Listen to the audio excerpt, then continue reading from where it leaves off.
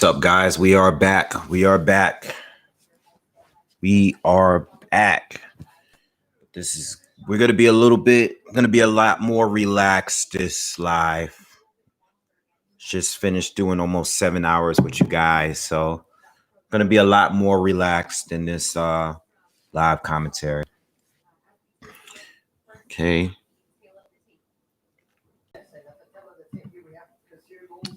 Yep. It's going to be a smaller group.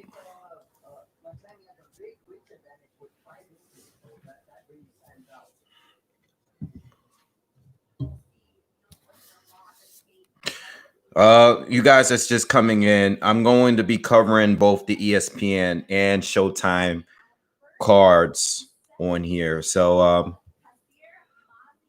I'm going to have them both up at the same time. So if you're just checking in, just know that I'm covering both Chris Colbert and Shakur Stevenson cards on this live. So I'm going to be up here with you guys for a while again. But we're going to be a lot more relaxed. It's not going to be like the AJ one.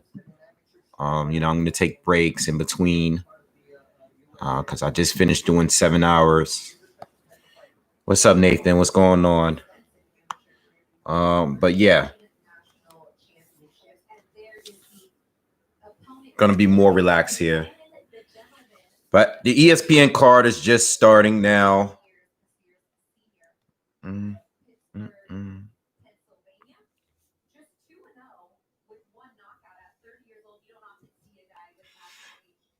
Yeah, man. What's up, Arlette, Deuce, The Awoken? What's up, guys? Oh, man. Going to relax, though. Going to be very relaxed. Check these fights out. Chat with you guys. What's wrong with this thing?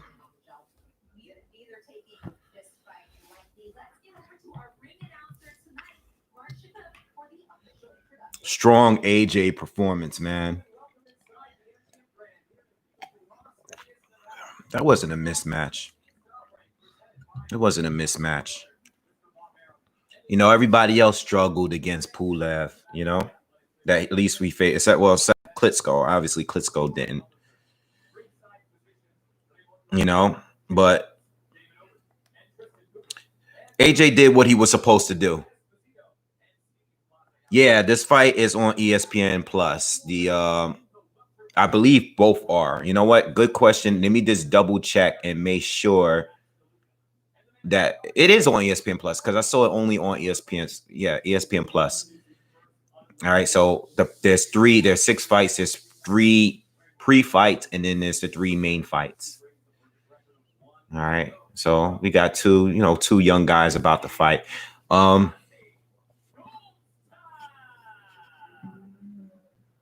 That was a good performance, That was a good performance. AJ did what he was supposed to do.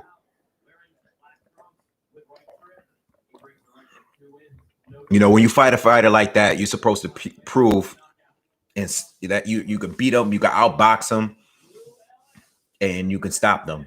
That's what you do when you step up. You don't have, poor performances. I just wish everyone held the same standards for AJ as they do with like Fury, for example. Because AJ can fight Pulev and people will be like, oh, AJ should have stopped him quicker. But Fury can fight like Oscar Wilde and, some of these other guys he's faced, Tom Schwartz, in between his fights. It's just 2 totally different standards. Deontay Wilder, don't even let me get started with him. Deontay Wilder, if AJ was fighting the guys that Deontay Wilder fought, he'd be criticized, Deontay Wilder can fight, who did he face? Gerald Washington. Like, if he fought Gerald Washington, people will slander him.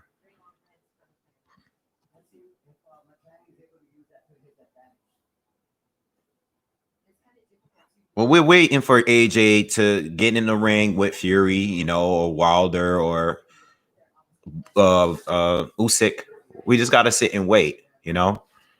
Hopefully, you get one of those fights soon. Hopefully, really Fury at this point because I just want to see Undisputed, you know. But if we don't get Fury, hopefully we'll get Usyk. It's just different standards, you know what I'm saying? It's different standards totally for Joshua. People expect the very best with Joshua every time he steps foot in the ring, but when it comes to everybody else, they can take easier fights. You know, this it's the challenges, the level of opposition is just different in who he's consistently facing. Pulev look average when he's fighting AJ, but when he look for everybody else except Klitschko, he looked great.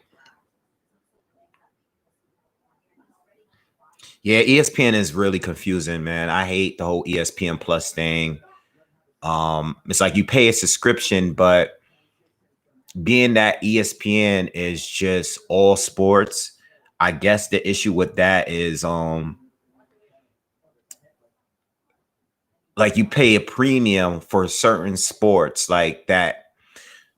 It's like you're paying a premium for hardcore fans. You're not really paying a premium because you're getting something exclusive. You're paying I mean, you are in a way, but it's just weird. You know, I just hate when they do ESPN Plus for the pre-fights and then regular ESPN for the main fights, or vice versa, or whatever way they do it. I think that is really confusing to a lot of people. I'm kind of used to how it works now, but you really gotta check and see before watching fights. And most fans don't want to do all of that. They want to just turn it on and watch the fight. They don't. Most fans ain't trying to do research on how to watch a fight. You know. No, I didn't see Teddy Atlas tweet. I'm gonna check it right now. I do follow Teddy Atlas on Twitter. So I'm gonna check it out right now and see what he was talking about. Let me see what Teddy Atlas is saying.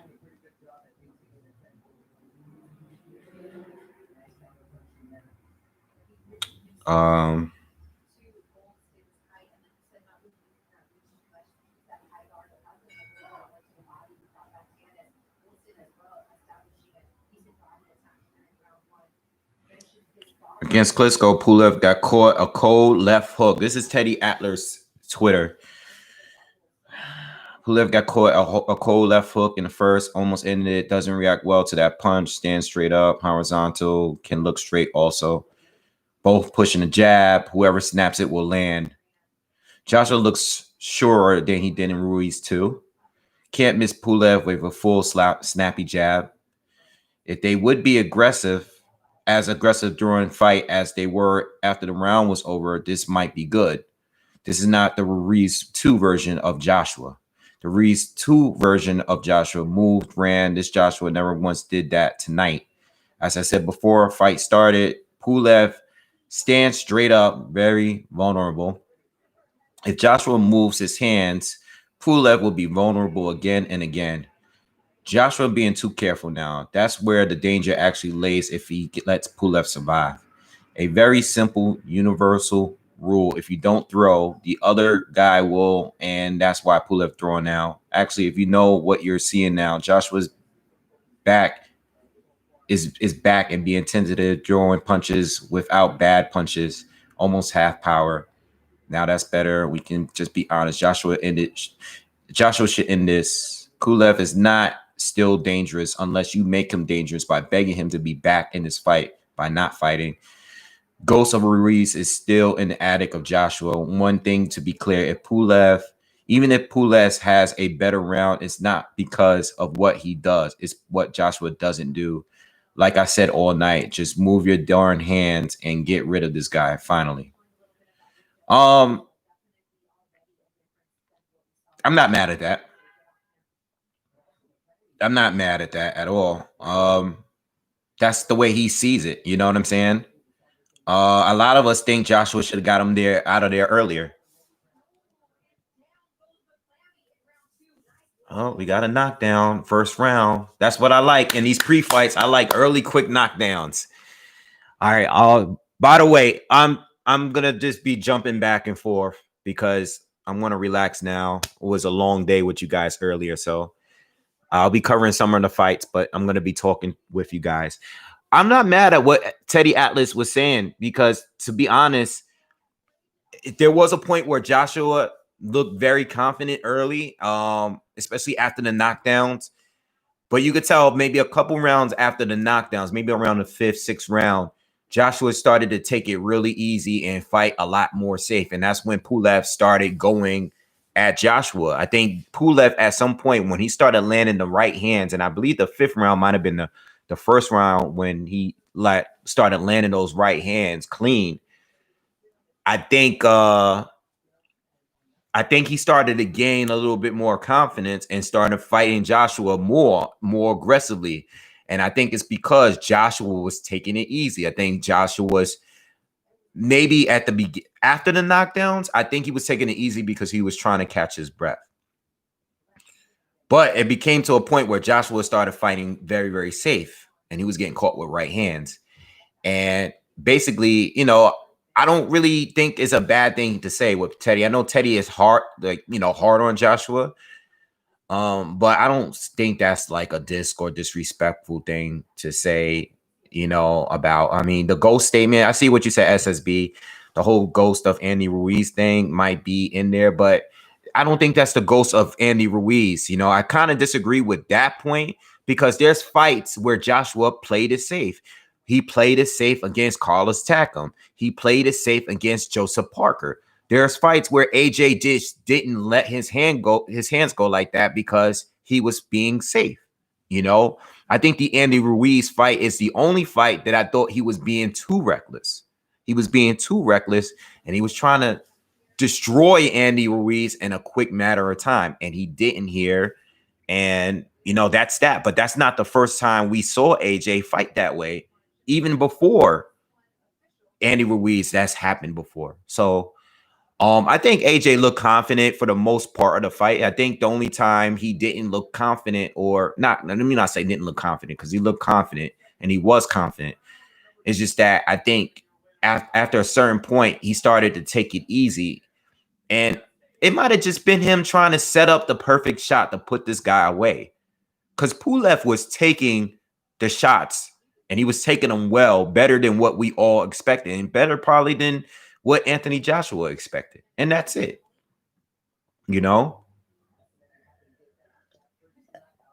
But hey, look, we're going to all see it a different way. Teddy Atlas, he sees it one way, and people are going to you're going to receive criticism, especially when you're fighting at that level. You're going to receive some sort of criticism. It is what it is,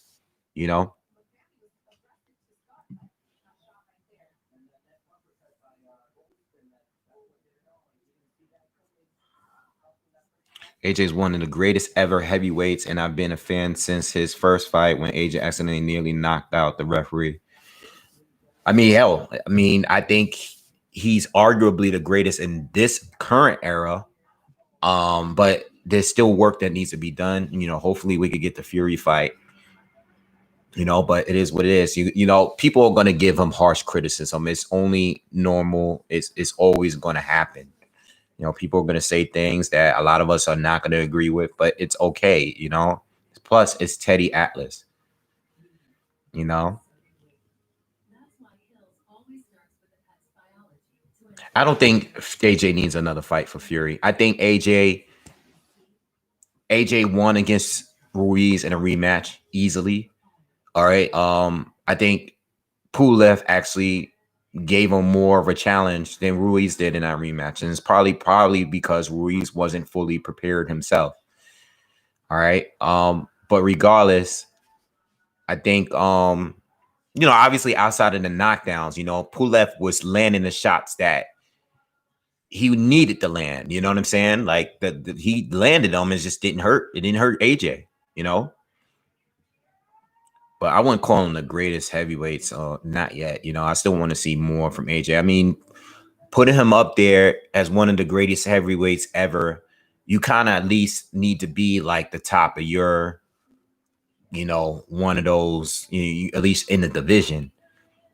like the top dude. I think he's one of the top dudes right now, but I still think he can do more. But I mean, listen, he picked up 3 championship titles. I mean, he has accomplished a lot, you know, but I still want to see more. You know, I still have questions, and I want to see what he does against Fury. You know, I got Lennox Lewis above AJ, absolutely. You know, I think Lennox Lewis' resume. Um, well, that's not fair because we're crossing 2 different eras. I think AJ is doing what the best he can do in his current generation. Yeah, you know, and Lennox did what he did in his generation.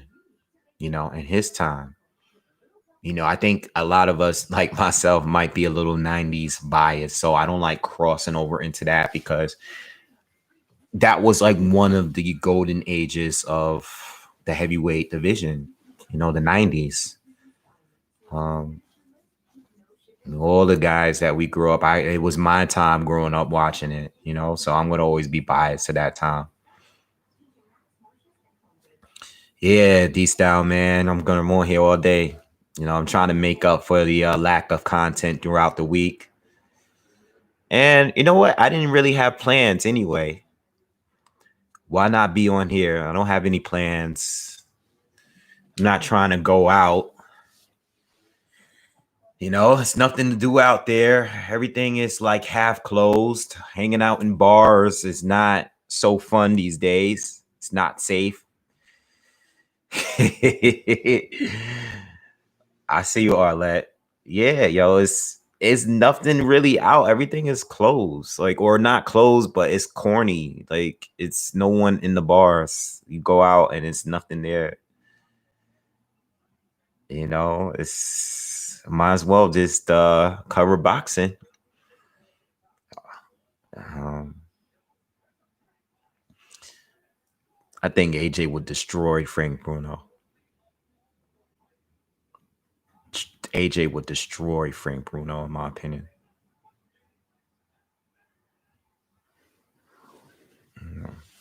Yeah, I don't think that. Um,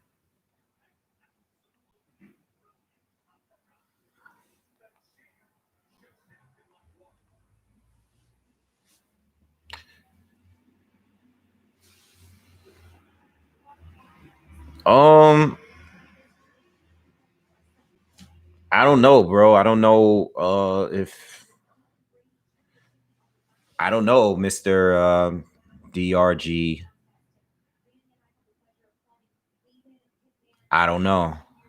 I really don't have an answer for that.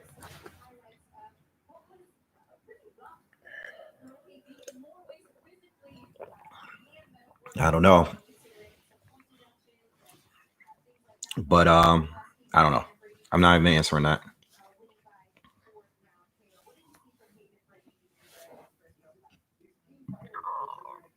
Bob, where's Bob talking about Pulev? Where is that happening?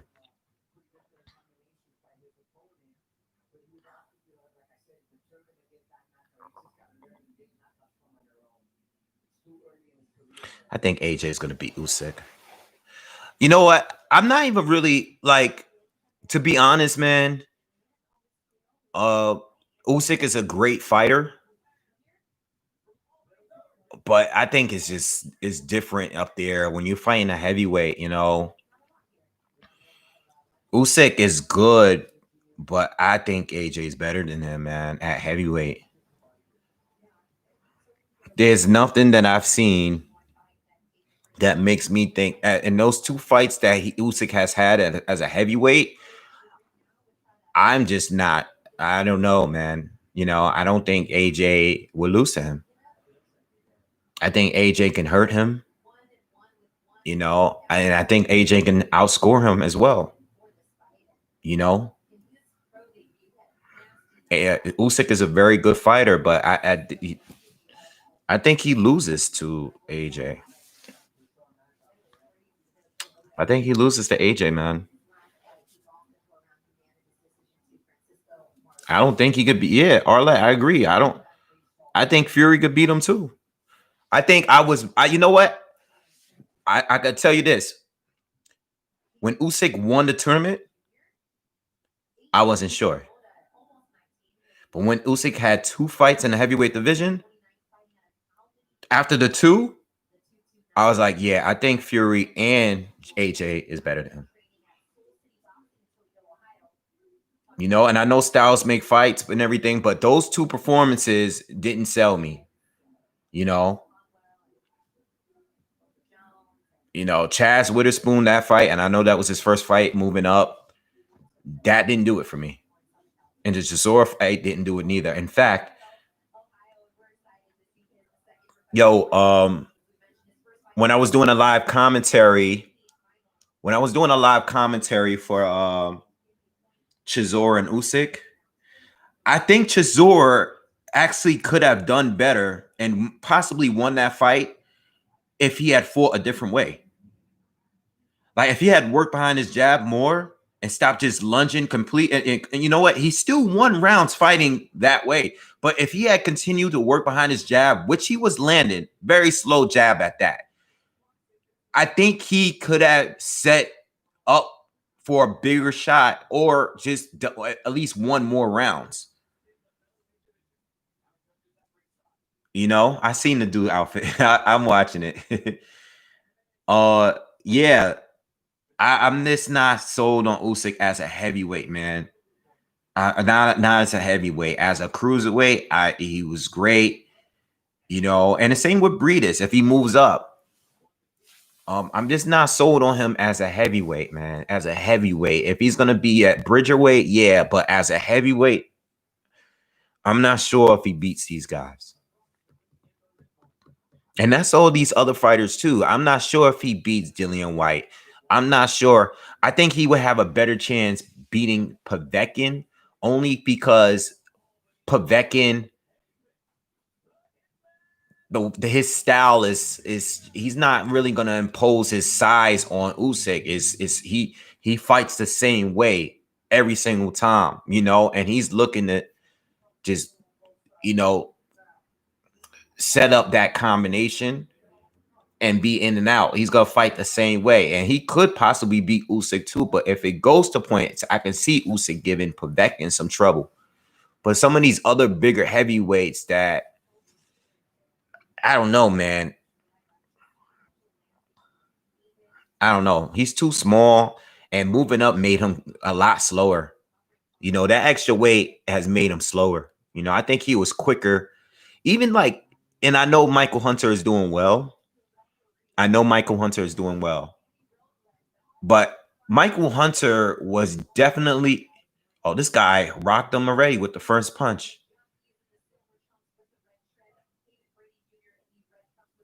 I think Michael Hunter was really much quicker as a cruiserweight.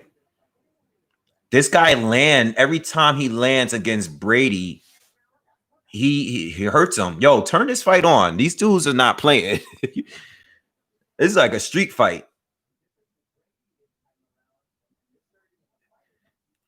Brady seems to land off balance every time he lands.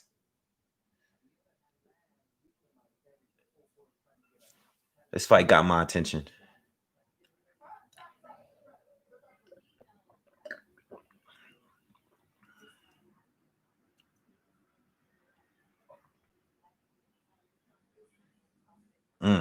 Nice counter by Brady.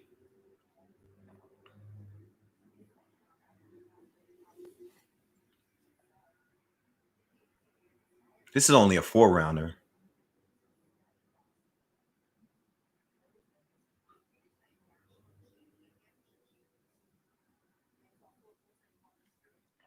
Now, so when a Showtime fight card starts, depending on what fight is on, because I think these fights are more of a priority tonight in this main event.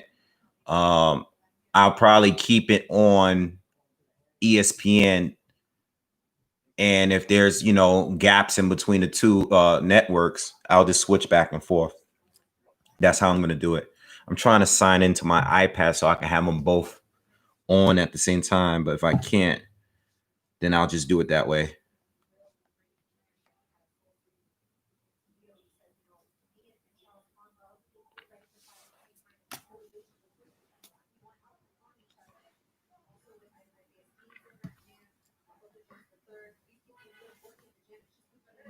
Yeah, Dillian White should just take it easy, man.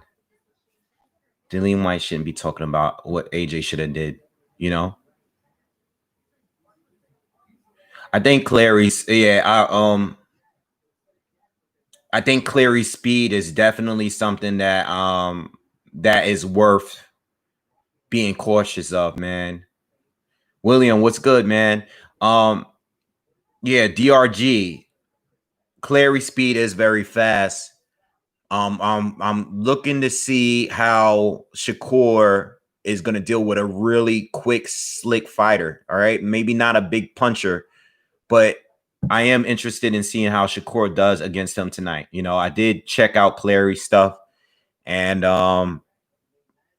it's not that I don't think Stevenson will beat him, because I think he will, but he's fighting a really quick fighter and a good counter puncher. Doesn't have a lot of power, but someone that fights similar to him. Plus, he's a southpaw, so I am very interested to seeing him face him. But you know, again, Shakur has fought guys. He sparred with guys. We know he sparred with Devin Haney, Lomachenko. You know what I'm saying? I don't think this guy is bringing anything new to his game, but he could. I could see him giving him a little bit trouble. Maybe landed more shots than we're normally used to seeing with Stevenson, because we know Stevenson has great defense. All right.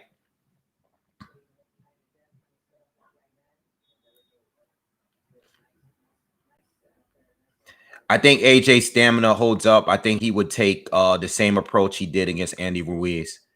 You know, I think it's all about working, being lighter, quicker, you know, and being able to move and fight throughout an entire.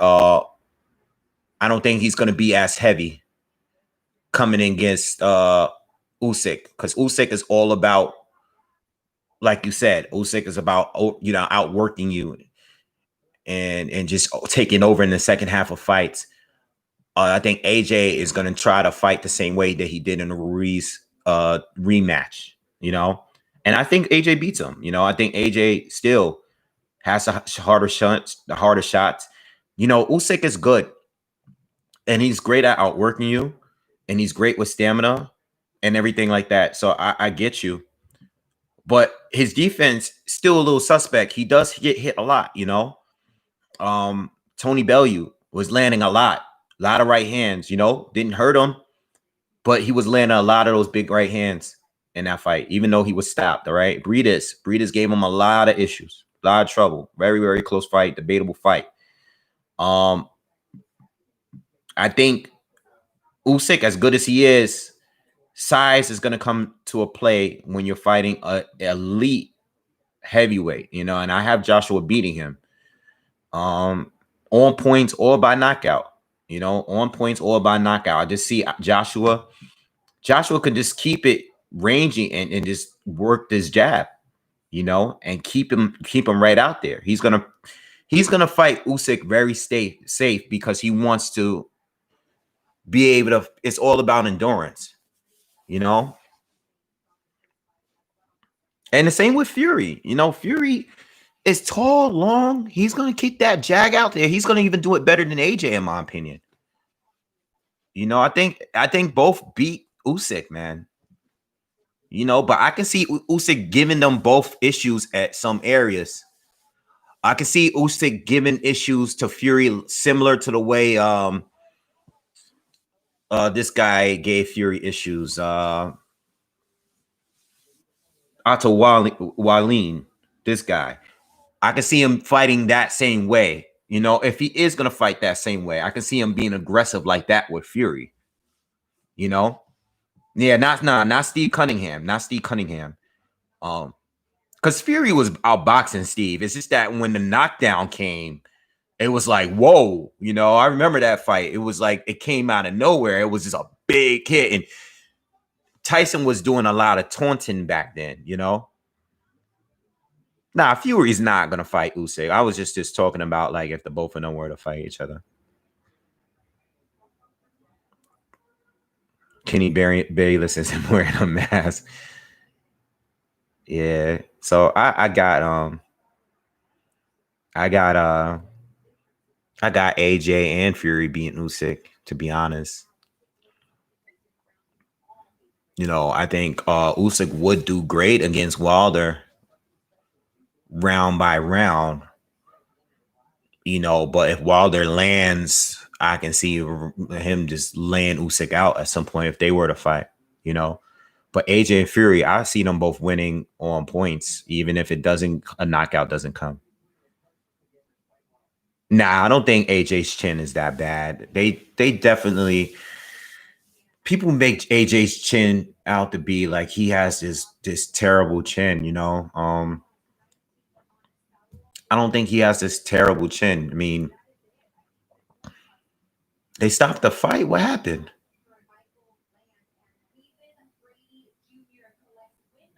They stopped the fight? Man, what happened? What was I about to say? Yeah, I don't think AJ's chin is that bad. I mean, you know, he got dropped by Ruiz. I would tell you this.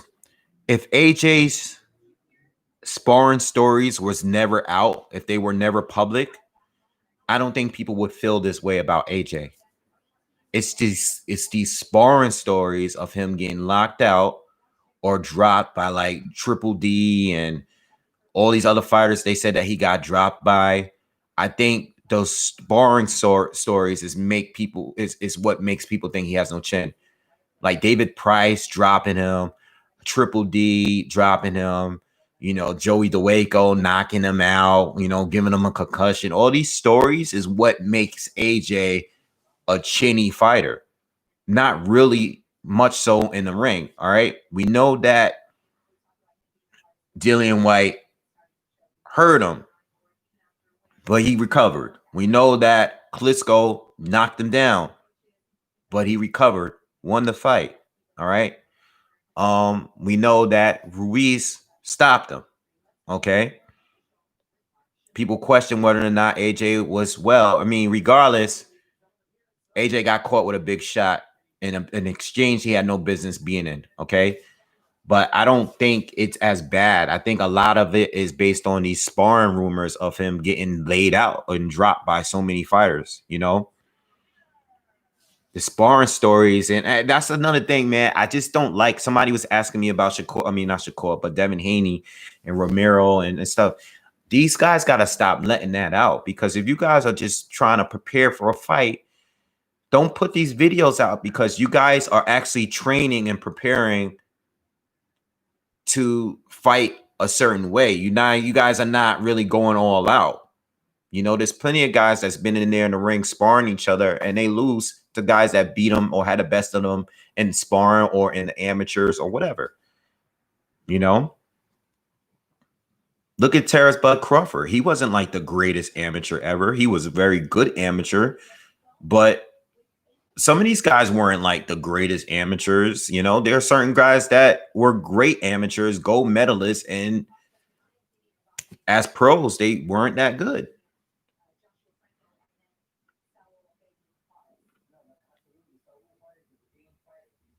You know, David Price is a huge puncher. He really didn't live up to his potential, man. Yeah, he really didn't. He really didn't. And let me tell you something. I remember that time. I remember that period. You couldn't say anything. British people love AJ. You know, he has the Fury fans out there. But David Price, before he lost those two fights, yo, people were crazy about David Price out there. They were crazy about David Price. Oh my God. He was such like, they loved him out there.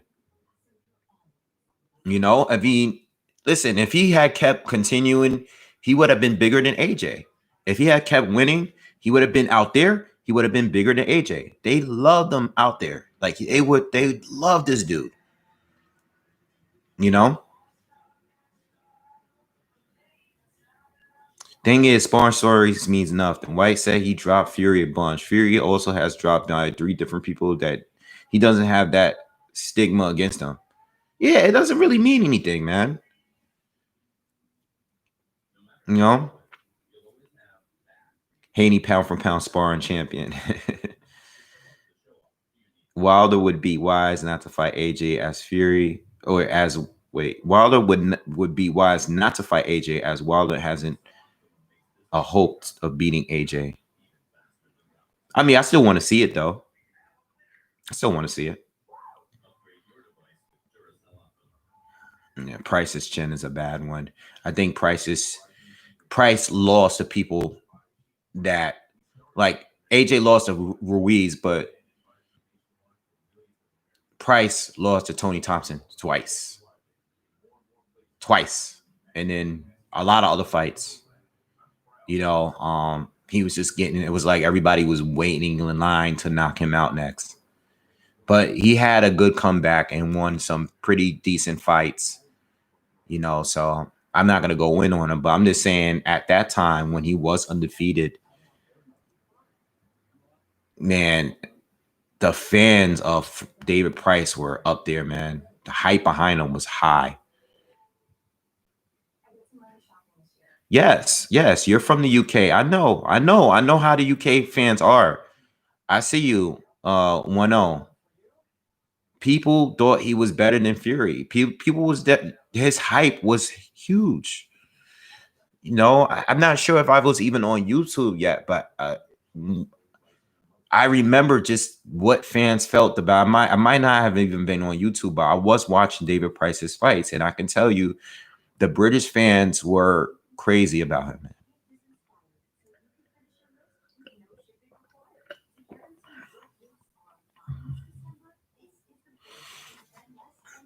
The main card, well, we got 2 prelims already done. 2 quick knockouts already. It's 8 now, so we got 1 more into the main card, you know, and then Edgar Berlanga fight. So, depending on the length of that fight, it'll be right after that, you know. But at some point, I'm going to be switching back and forth between this and the Showtime. So, this iPad is like freaking broke. I don't know what is wrong with this thing. It's like extra slow today. All right, whatever. I quit.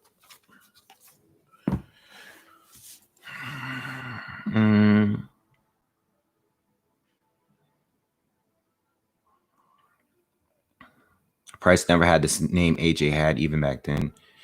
I had casuals friends talk to me about AJ since his debut. By the white fight, he was the biggest name in the UK. While the feet much better now. Fury has no real fans, just fans of skin color. When Fury beat Vladimir, no one cared. But when he beat him, being adversary Wilder and AJ's making him popular. I don't think Fury. I think some of that is true, yeah, because Fury. I don't know. The UK fans don't. I don't think they. I think they support him more now because of the Wilder fight. Yeah. I don't think people care. Yeah, I agree with that actually. People when Fury beat Klitschko,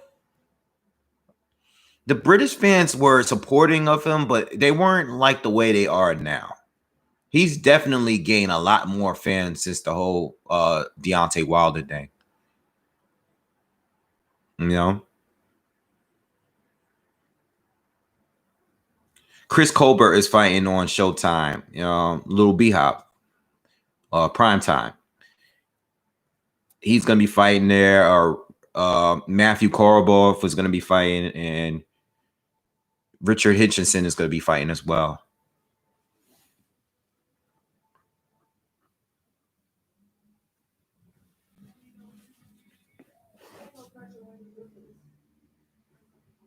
Yeah, but yeah, I mean, I definitely agree with, you know, Wilder and the Fury battle being a lot bigger than what the Klitschko win was. You know, I think when Fury won against Klitschko, it was big, but it wasn't like crazy, you know what I'm saying? People loved AJ more than Fury even at that time. AJ was big coming up, man. He was big. He was big. The UK fans was supporting him. Even when AJ was just having his few, like I started watching him right away as a pro. And like people were like going to all his fights. Everybody was talking about AJ a lot, man, when he was coming up. You know, it was a big, even his first professional fight, like the crowd was, people was going out there. He was big. He was big.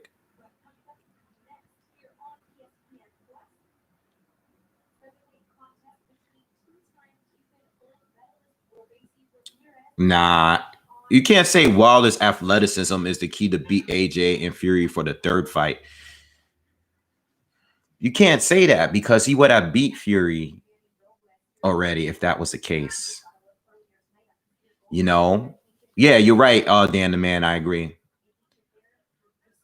I agree with you. You know, I think yeah, man, I think that Olympic gold, like once AJ turned professional, it was already a big deal. You know, you know what I'm saying? Like Tony Yoka was the last Olympic gold medalist, and I know he has a big French fan base. You know, but I don't know. You know, I don't know. I don't know too many. You know, I don't know how the following is with him. You know what I'm saying? As AJ is with the UK.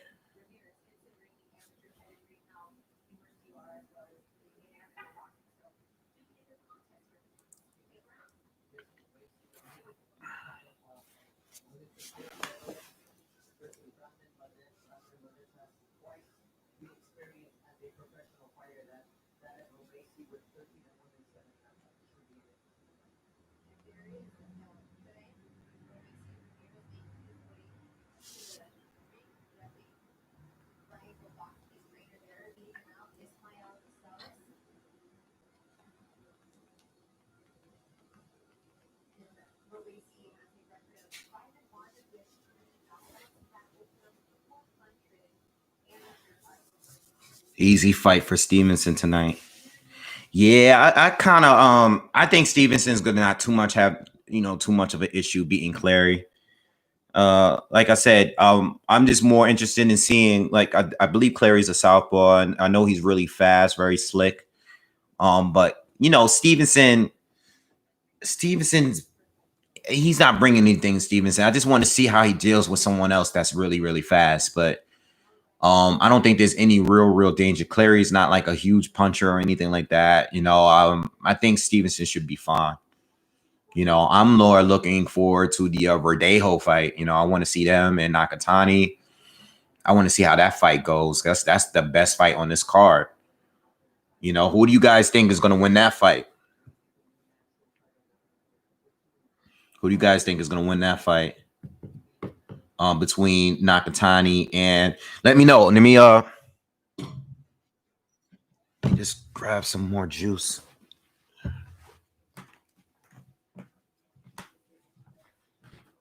You know, let me have a glass.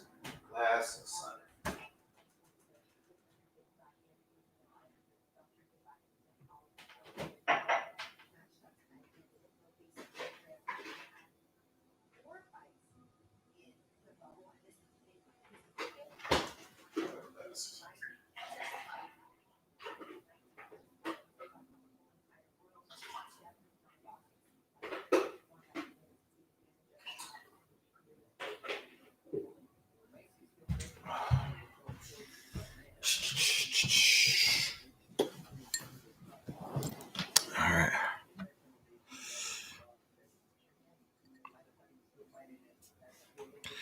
What tactics do you think AJ should have implemented if he fought Wilder?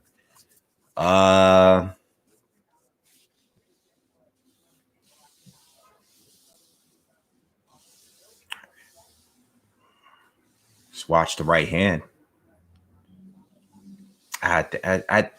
You know, the more that I think about it, like even when I watch, like when I watch this fight against Pulev tonight,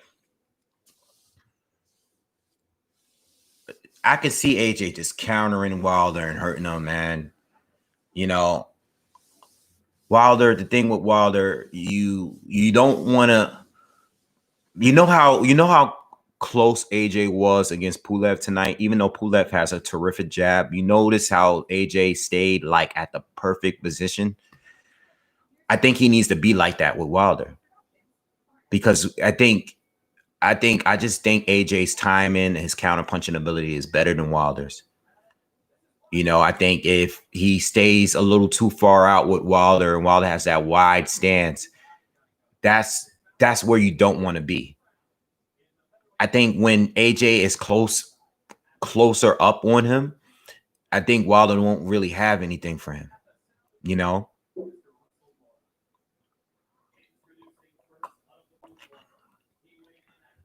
I think AJ at one point probably would have lost to Wilder, but not now.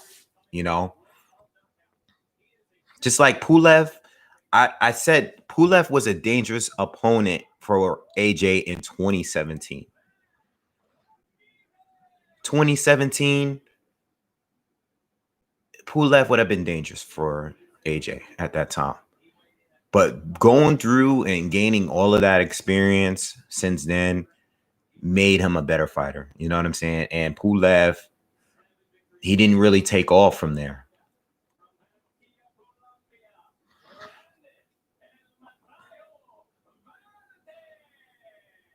It's not that I don't think Wilder.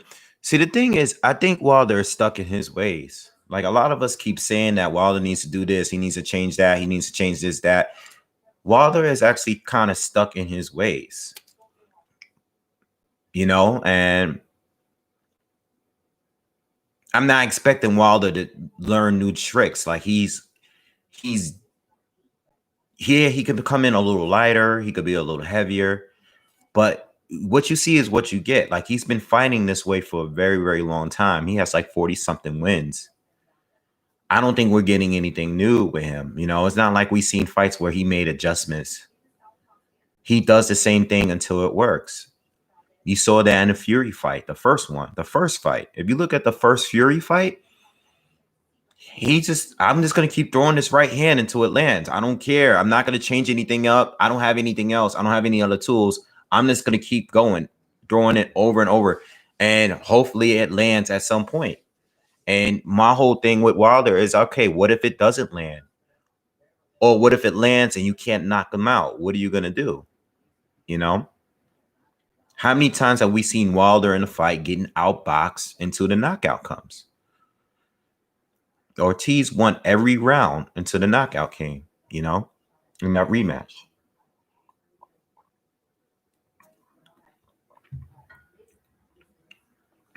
I'm ready to see Stevenson fight Bertel. I just don't know how that fight would go. I don't know. I can see Stevenson winning a boxing match until he gets chin checked. And that's how I don't really know how he would respond to that. I know he's a great defender, but I never really seen him get touched. So I'm unsure. You said you got Nakatani, Woken got Nakatani winning. Felix, you got Felix winning. Arlette. Whose win over Pulev was better, AJ or Klitschko? Klitschko. Klitschko. Klitschko. You know? But Klitschko exposed Pulev's flaws at that time. I don't know if you guys saw my breakdown last night, but I said that one thing that I noticed about Pulev since the Klitschko fight is that his defense was a little bit better, a lot better since the Klitschko fight. You know, I think his guard was terrible against Klitschko. And that's why Klitschko was able to just loop around it with hooks in that fight. I don't think it's so easy to do so today. You know, even with the feet, it's still going to make you a better fighter. It's still going to work on. It's going to make you work on certain things. I know Pulev is older and people are just looking at the age factor, but, you know, Pulev is more defensively aware than what he was against a Klitschko in that fight. AJ destroys Wilder on the inside. I agree. I agree. I agree.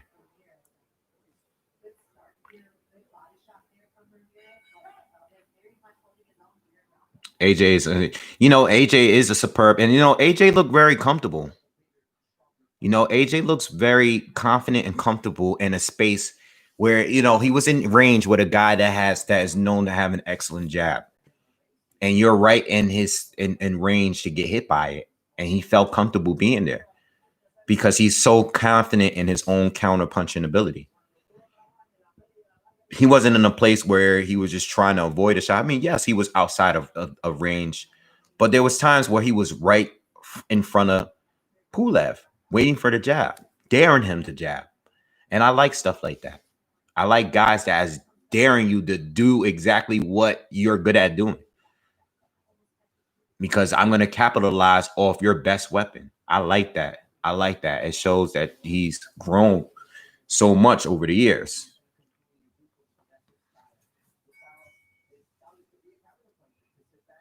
No, I don't think Charlo's knocking out Canelo. I don't think Charlo's knocking out Canelo. All right. I thought Charlo had a chance of knocking out Terenchenko, but he didn't. I don't think he's knocking out Canelo. Like, that's not. I don't think he's beating Canelo. I would be rooting for him to win. I support him. I want him to win, but I don't think he beats Canelo. Charlo against Jack Jacobs is, I don't know. I'll tell you one thing. I like Charlo's performance against Deverenchenko than Jacobs' performance against him. Even though, I'm just more impressed with right now. I haven't liked a Danny Jacobs performance recently, to be honest. But I do understand that Jacobs fight on the level of opposition. Jacobs doesn't look too good when he's not fighting guys that he feels is really dangerous for him. So if he were to fight Charlo, I would expect him to be on his A game, especially because they had like a little tension between each other.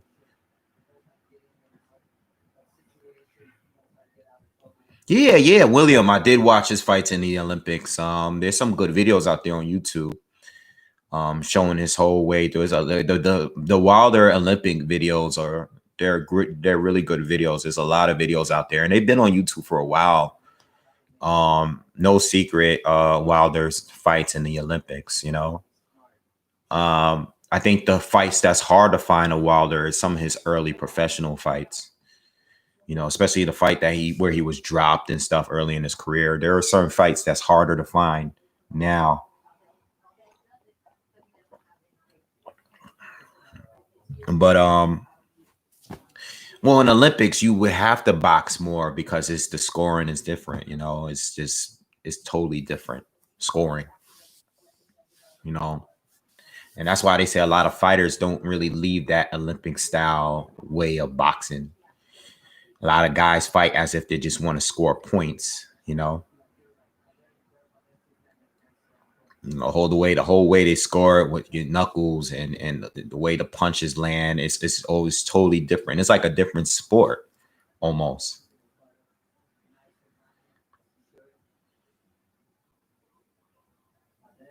I don't think Charlo would stop Jacobs, but I do think he has a good shot at winning.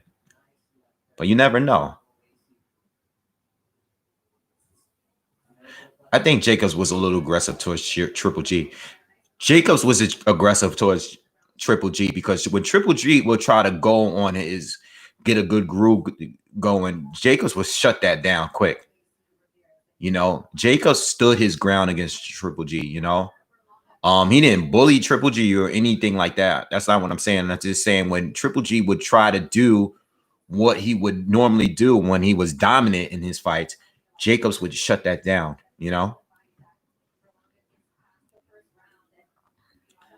We back, Wave. Charles, what's up, man? We back, Wave. Had to pick up my truck. Just finished the fight. Joshua looks good. I think I like the boxing, but if that time at the beginning, I still got Wilder. If they were to fight, I got Fury against both. Okay, got you.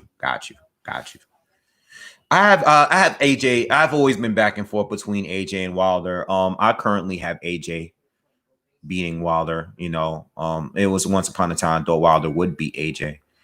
But I've always actually thought AJ could beat Fury for some reason. I just, in that triangle, I always looked at, Fury would beat Wilder, even though it was wrong. And I thought AJ would beat Fury and Wilder would beat AJ. I've always been back and forth. But everybody has different. Look, there goes Johan. I think AJ beats Fury and Wilder. Okay. Yeah, I think he beats them both now. I'm more sure about him beating Wilder now than Fury, though. Fury is more. I don't know what kind of fight Fury's going to bring. I don't know what the game plan towards AJ would be if they were to actually fight, because him and AJ are two guys that they fight. They have a different game plan for each and every opponent, whereas Wilder is what you see is what you get. You know what I'm saying? So it would be interesting to see that fight and how Fury would prepare for AJ. Is he going to come in heavier? Is he going to come in lighter? The box? I don't know.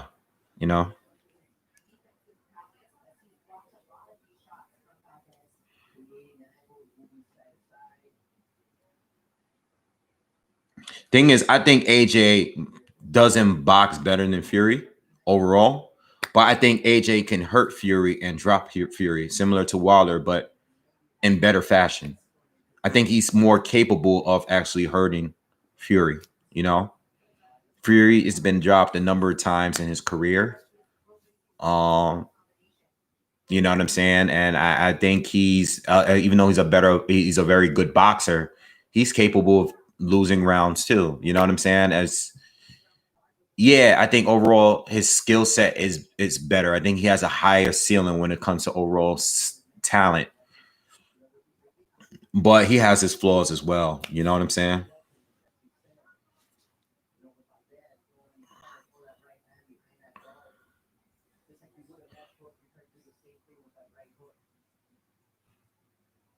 Mm. One of you guys, I don't know if if you're still here. I was speaking on Edgar Belonga earlier today, and basically saying that I just believe that he needs to keep doing what he's doing. I think they're marketing him well with these first round knockouts. I think it's cool, but I just hope that the sanctioning bodies don't move him up to a championship position, and he hasn't started. He hasn't even started like fighting better level guys, higher level guys. You know what I'm saying? I just hope before they put him in with a real test, like a real top guy, 168, they will put him in there with some guys that's going to make him work and win some rounds. You know what I'm saying? And we can see some other sides of him instead of just knocking out low level fighters in the first round. That's all. But I like him. He's good. I just want to see more. I haven't seen that much. I want to see more. Is he the goods? I'm sure he is. I just want to see it.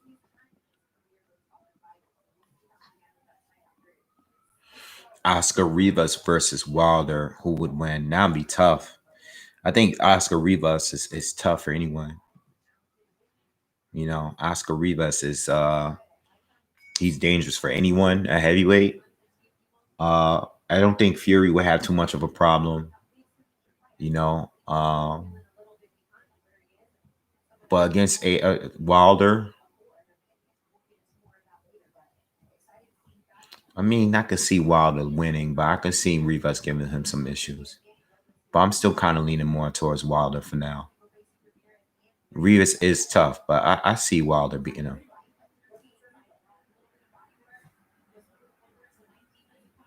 Pro, I seen your comment, and I hear you. Very low risk way.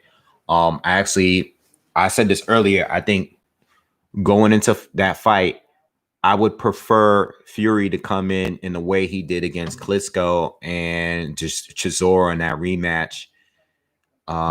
This is before he, retired from boxing. I think that would be his best way, not the aggressive way he fought against Wilder in that rematch, coming in heavy purposely to walk and take Joshua down. I think the better way to do it is to come in where he's lighter, he's quicker, he's more defensive against Joshua, and just try to beat him on points. His older way of fighting, not this most recent way, Crunk Jim way, where, I don't think that would be the way to approach to fight AJ. I don't think because Fury coming forward like that, not as defensive, not as quick, you know what I'm saying? Sitting down on his punches more. I don't think that's the proper way, You don't want to fight a guy like Joshua that way. He has to be the slicker, quicker boxer. You know what I'm saying? Just trying to outbox him. What's up, D Hodges? What's going on?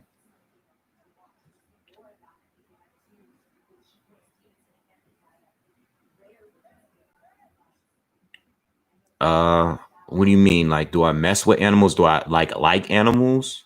Yeah, I don't mess with them, but I get what you're saying. But some people can see that and read that and think you mean literally mess with them. Like, I enjoy animals. Like, I'm an animal lover.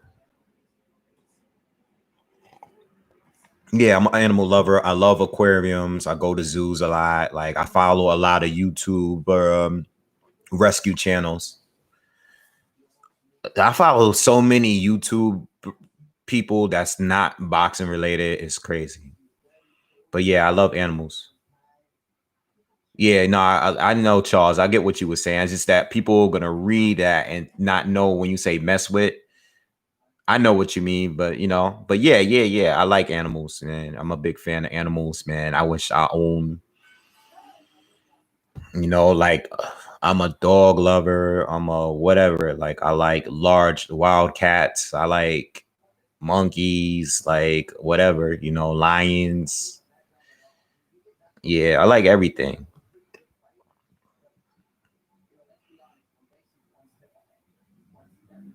Yeah.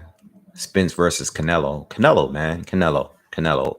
Any of these guys that go up to 160 to try to challenge Canelo, whether it's Bud, whether it's Spence, we were talking about this earlier, gets beat by Canelo, without too much of an issue. So,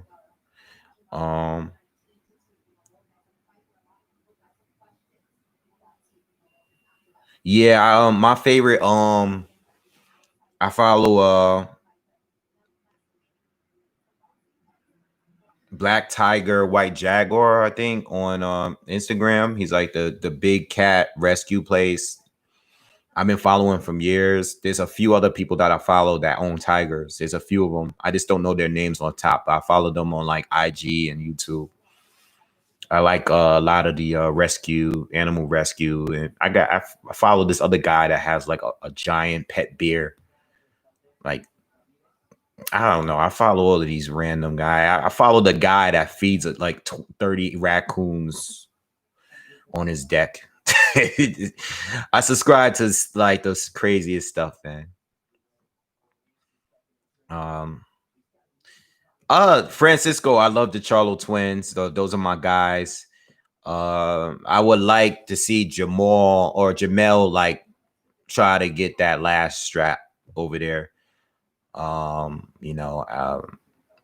Hopefully become undisputed at some point. I don't know if he has any mandatories coming up, but let's see.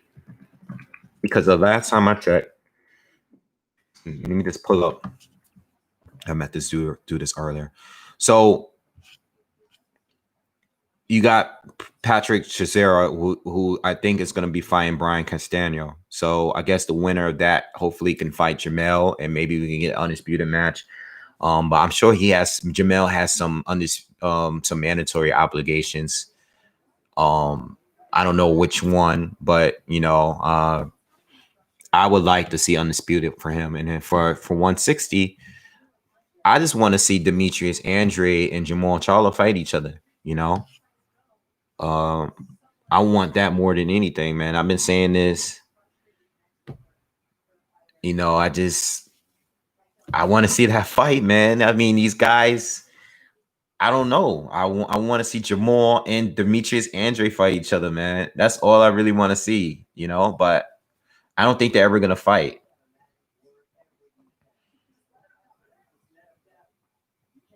Yeah, I think that the best chance. I don't think anybody at 160 beat 68 beat Canelo.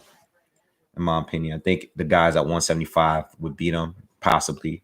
You know, better BF, those dudes. You know, better BF and Bivol. Those will be hard fights for Canelo. You know, I'm not saying he would lose to them, but those will be real tough challenges going into those fights. Um, yeah, I don't know. Errol probably walks around heavier than Canelo. He's a bigger dude. I don't really know about that. You know, I don't know about that now. Maybe at one point, maybe, but I'm saying like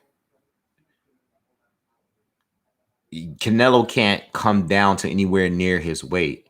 You know, if Canelo tried to even come down to 154, I'm not talking about walking around. Like if they both walk around at 190, Canelo's still naturally bigger. Like he's a wider guy. You know what I'm saying? He's wider. It's not just the weight. I mean, Canelo is naturally a bigger guy. They're at the same age, but one can still go back down to 147. Canelo can't go back down. Canelo is naturally bigger than Errol Spence. It's not just the weight, like it's the way, you know what I'm saying? Like he has more mass than Errol Spence, you know? It's like same thing with Kell Brook and Triple G. Triple G don't weigh that much, but when he was standing next to Kell Brook leading up to that fight, you can see the mass in him is bigger than Kell Brook, not just the weight. You know what I'm saying?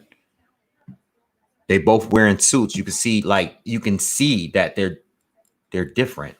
You know what I'm saying? Like Kell Brook is a big welterweight, but he's able to come down more because he's a smaller guy.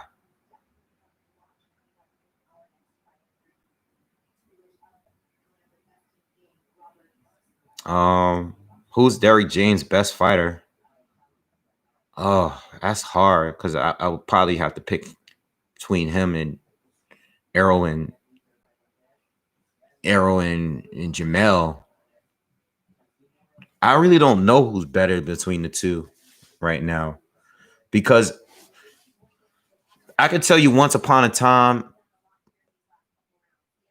I would probably had said Arrow, but I'm not sure, man. I'm really not sure. You know, I would love to pay to watch a sparring session between those two. You know, but even if they had sparred, you know, you're probably not going to really get the full best between the two because they're actual friends, you know? I'm not really sure, but it's one of those two. I don't know how that real fight would go if they were to fight each other. You know what I'm saying? Um, I definitely would like what Errol was doing with his boxing more, you know, with his jab. I think he works jab a lot better than Jamel does at this point. Even if Jamel has had more success with Derrick James, I think he used to work more behind his jab before he switched over. But now he's better with his power, you know. He's more explosive than he was before. So, you know, it's one of those fights where, like, I think Errol would just be beating him on points. But if Jamel can connect and land and hurt him, again, he could change the direction. I was saying this about Spence. I mean, not Spence, but Bud. If Bud was to go to 154 and fight Jamel Charlo, I think Bud would be outboxing him. But if he gets caught, I think Jamel is more likely to hurt Bud over the other way around. You know what I'm saying? So I'm just not sure, man. Jamel Charlo is real tricky because he's a guy that can definitely be outboxed, but can you win? You know, it's like similar to with Wilder. Like you can outbox him and score points and win rounds, but can you actually beat him? I don't know. Yeah, I heard Errol beats Jamel at sparring, but I heard that too, and I was gonna bring that up, but I didn't bring it up because that's sparring. You know, I don't know if he can really beat him in a real fight because these guys are not putting in their full. Jamel is fighting to knock you out, and I don't think they're sparring like Jamel's not going to spar Errol to knock him out in sparring. He's just not going to do it. And even if so, they have headgear. You know what I'm saying?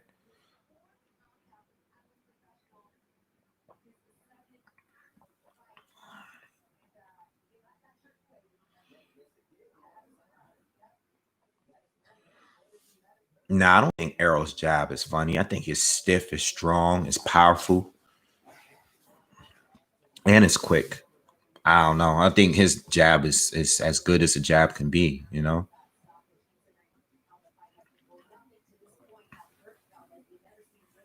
I really want to see Caleb Plant fight David Benavidez. That would be great. I like David Benavidez a lot, man. He's a beast, man. I actually want to see him. Like I always want. I mean, I want to see Canelo fight all these guys at 168, but I would love to see that fight. I think that would be an awesome fight. Benavidez against Canelo. That would be a good fight. I like Benavidez. His defense is kind of suspect, but he got good hands. He can counter good. He's quick, throws good combos, has power, tall. I would like to see him fight Canelo. That would be a good fight. I think Plant is gonna, if him and Plant for each other.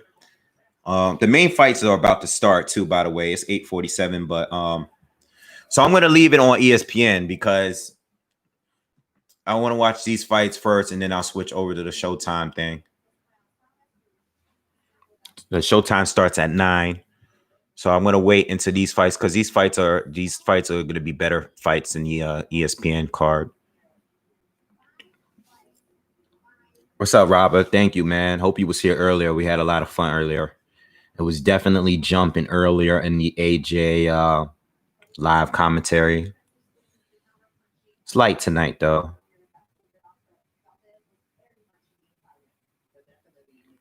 Yeah, David Benavidez is a beast, man. He's a beast for real, for real. Canelo could hurt. I mean, that would be a good fight. I want to see that fight, man. Sometimes I sit here and think about what fight would be best for Canelo at 168. Sometimes, I feel like I want to see him fight Saunders because Saunders got that hand speed. He's a southpaw. Same thing with Plant. He has that hand speed. He's a southpaw. They both counter good. They both move good. It'll be a real technical fight. But then you think of Benavidez, and you'd be like, all right, maybe he don't fight like those two. But man, he got power. He's a fun fighter. He can bang. He can trade with you. He got fast hands. I don't know, man. Like, those are all good fights. He's fighting Callum Smith, which is cool, too. He's probably the most proven at 168. But I don't think the styles match up that well, The styles don't match up as well to me as the other fighters do. And that's just my personal opinion. That's not fact or anything. We got a flyweight fight coming up. So Juarez is going to be fighting Jesse Rodriguez. All right, so I thought the main fight was going to be next, but it's not.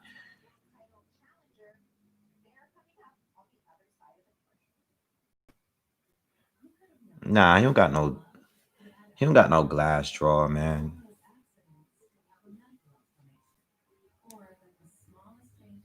Nah, Plant does have way better defense than David. Yeah, David's defense ain't. I said his defense was suspect. Like his defense is not that good, you know.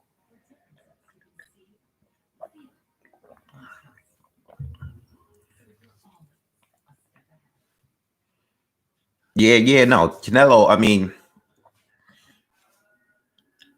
I think the way to beat David probably goes to that body. His body is definitely exposed, but that would be a good fight. All those fights, Canelo could do a lot at 168. 160. You know, I just want to know if he's ever going to go back to 175 and test the waters up there.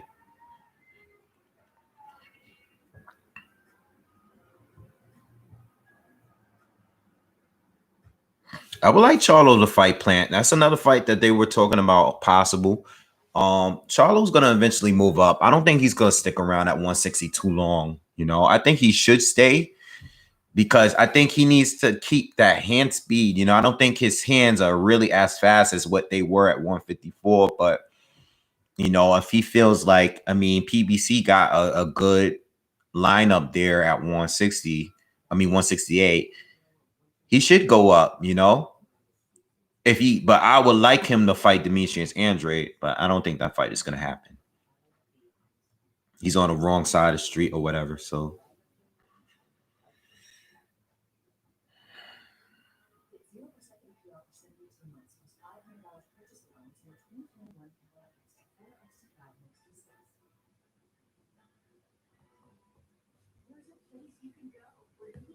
Jamel or Jamal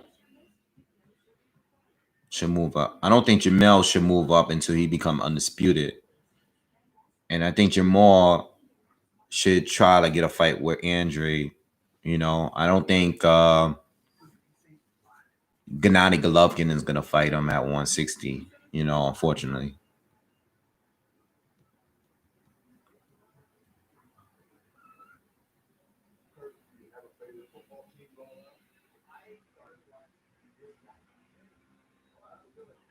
Yeah, Plant really doesn't have like a great name yet. I think as good of a fighter as he is, his resume is kind of weak, man. He hasn't really fought anyone yet, you know. Um, he doesn't have anyone on his resume at all like that, you know. Jose Uzcategui was a good fighter, but that was his best fighter on his resume. That's really not better than anybody else that the other fighters got on their resume, you know. At least we could say with Benavidez, he has Darrell on his resume, which is a better win than Uzcategui, you know. And then Billy Joe Saunders, even though he doesn't have a great win at 168, he does have some good wins at 160. You know, Callum Smith, at least he has George Groves there. You know, he did win the World Boxing Super Series, so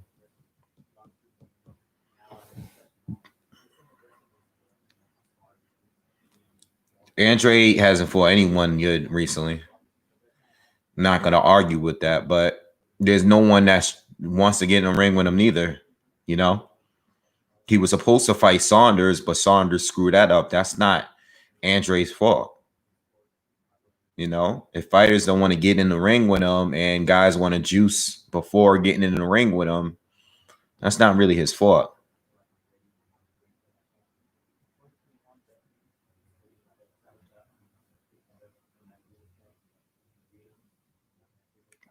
You guys got to at least know, like, no one's really trying to fight him, you know?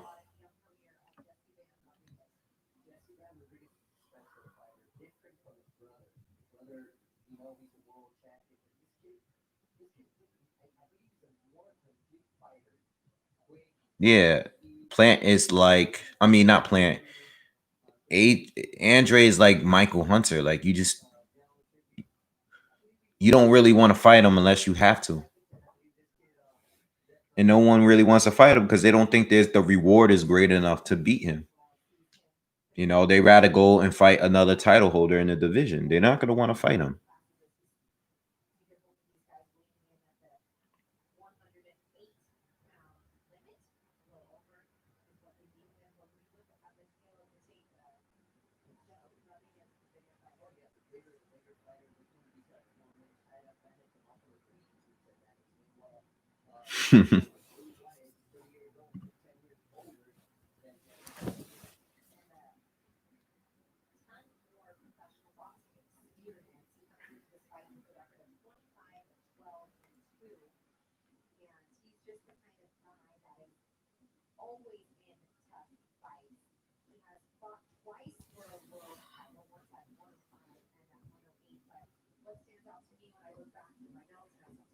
Andre versus Munguia.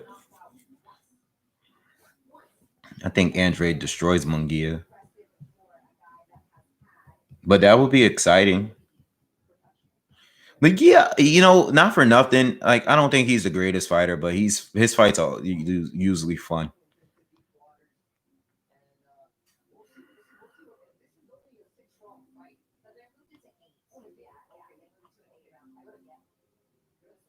Nah, Munguia's in the same division. Munguia's at 160, so is Andre.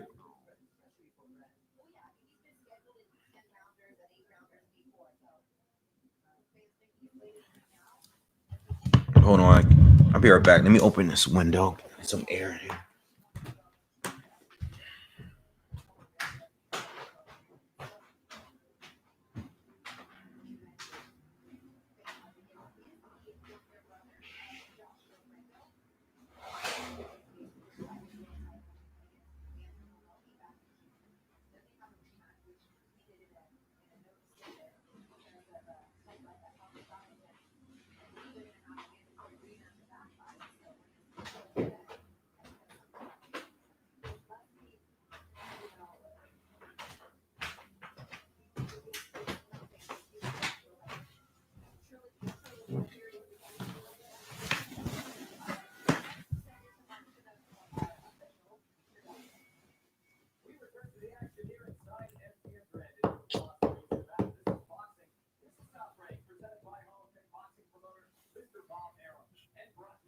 Yeah, I think that's the issue with Andre. I think he gets a little too wild. I have Jamel Charlo beating him though if they were to fight right now. I can definitely see Andre getting caught out there. He gets a little too wild, leaves himself open, But I think a lot of that also has to do with the people he's been facing. I think a lot of guys that he's been facing don't really respect him like that. I mean, he don't really respect them, and he just fights wild and he goes crazy.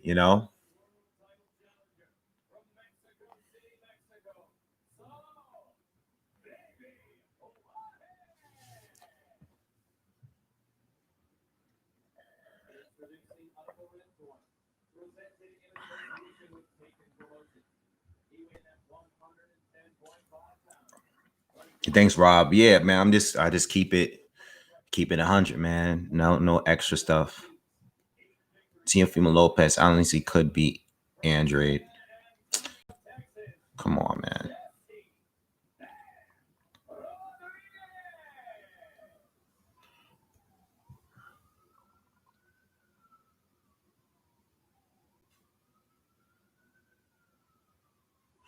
I think they're just showing this fight because the knockouts were so quick. These guys don't even look like they're in the same weight class, man.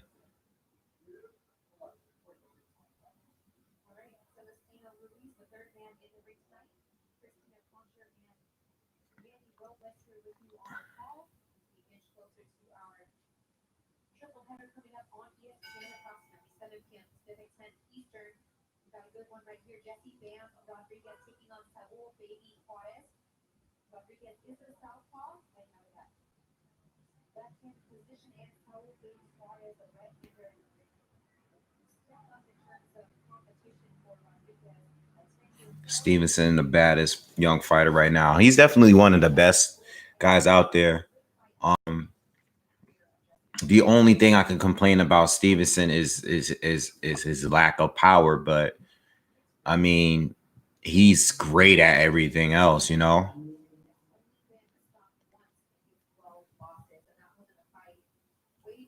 Larry Holmes is definitely one of my favorite heavyweights. He's not my favorite. Mike Tyson is my favorite. I'm a big Mike Tyson fan, so but I love Larry Holmes. He's one of the few that I love. I love Holyfield. Obviously, I love Muhammad Ali. But Larry Holmes is up there. He's one of my favorite heavyweights. I love Lennox, man. I do. I'm just not as big of a fan as some of the other guys. I think he's more. I think he's better. I'm more of a fan of some of the other guys I just named.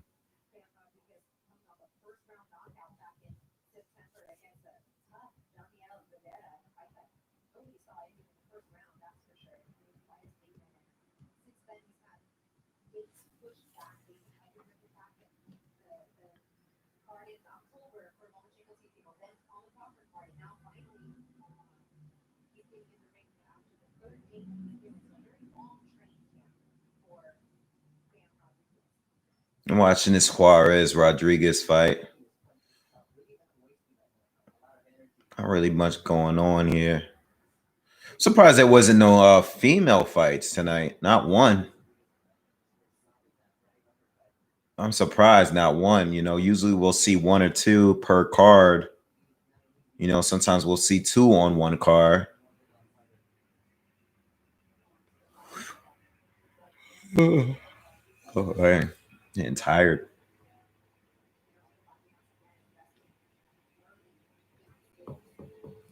What are you guys debating here?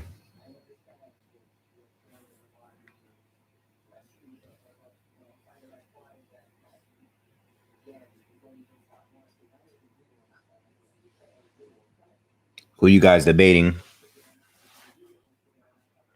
Trying to see.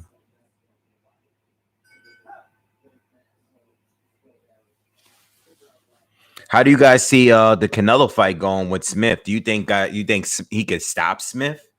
I think he beat Smith, but I don't know if he's gonna stop him. I think he's gonna win a decision against Smith. I don't see him. I don't see him Canelo stopping him, but I think he's gonna beat him.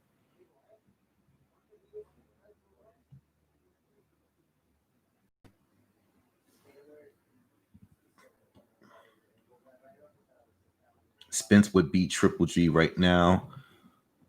No, I wouldn't say that.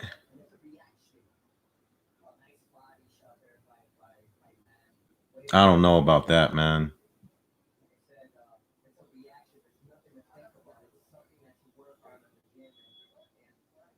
I don't know about that yet. I don't. I don't know, man. I don't know. I don't know about all of that. I got to see how Triple G looks next week, though. But I don't know if Spence can just go up and beat him right now. I think that's a little. I think that's a little too much. But I think Canelo fights him in a trilogy, and if that actually happens, I think Canelo's gonna destroy him in the third fight. I think Triple G should just leave that alone. You know, uh, I know he feels robbed and cheated, but I don't think he should fight Canelo anymore. Canelo already got his game plan down packed, and I just don't think Triple G could do any better than what we've seen already. Canelo's going to knock out Callum Smith in rounds 9 to 10. You think it's going to be a body shot? You just think he just stops him in whatever way? You think Smith can use his reach to win, providing he keeps a cool head? I think he could, but I don't know if he's disciplined enough to do that. Like, I don't know if he can do that for a whole fight. He wasn't even able to do it with John Ryder. John Ryder was still able to get on the inside and bully him at times. And I think Canelo is just better at closing the gap than John Ryder. I don't know I think even if Callum tried to keep Canelo on the outside, I don't know if he can maintain that. You know what I'm saying?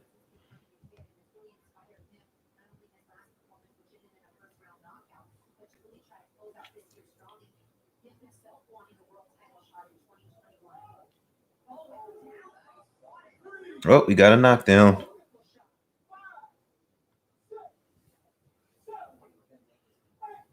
It's not gonna make it. Fight over. Let me tune in. I'm gonna turn over to Showtime real quick. See what's going on over there with the Showtime card.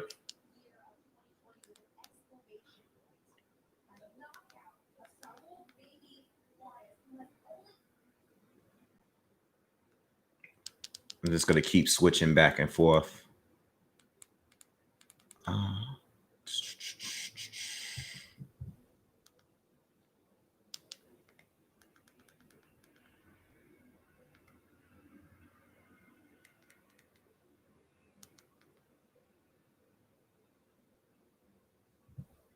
Pre-fights are still on. If you're looking for the Stevenson fight, Stevenson fight didn't start yet. The main card is about to start. Showtime card is just now starting.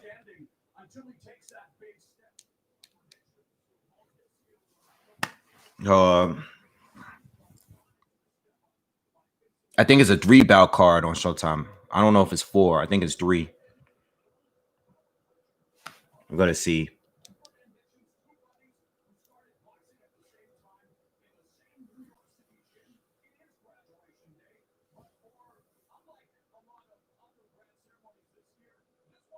Canelo turns belonging into cornmeal. Yeah, way too soon to be speaking. Way too soon to be going there with that talk. You know, way too soon. We gotta see a lot more first. Abner Maris, I'm watching the Showtime. This turn to Showtime. Abner Maris looks like he's been eating good. And he's been out of the ring for a long time. I can't remember the last time I see Abner Maris fight. I think wasn't he supposed to fight Tank like a couple years ago? Let me look up Abner Maris and see the last time he's actually been in a ring. He's been doing commentating. Yeah, he didn't fight in over 2 years. He hasn't fought since he fought Leo Santa Cruz.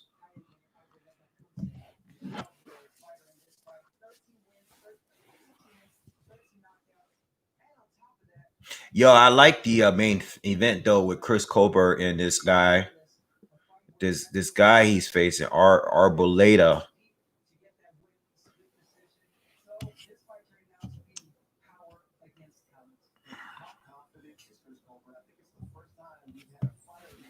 I'll turn back. So I'm gonna switch back and forth with this and the ESPN card.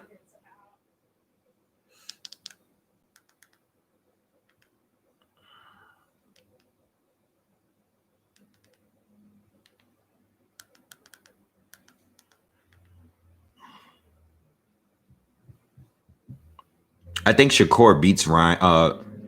I think Shakur beats Ryan and Haney. I agree. I think Shakur beats. I think he beats both. I actually agree with you.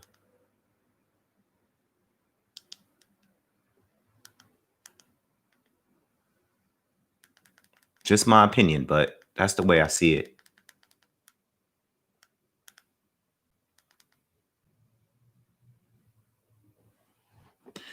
I don't even think it's about being small. I don't think he's that smaller than those guys. I think he's beat some off this talent. You know, I think Ryan's obviously a bigger puncher, but Ryan's just really upright. I think he's just I think Shakur would just be too quick for him. And then I think Devin Haney is a very good boxer. But I just think Stevenson is better. I just think Stevenson's better. I don't know.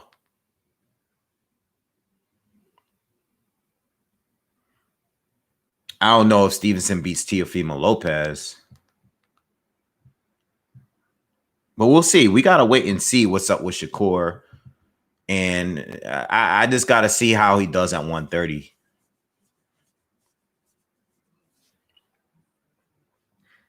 But when it comes to Ryan and Devin, I can probably say the only thing he lacks between those two is power. You know, everything else he can match them or he's better at.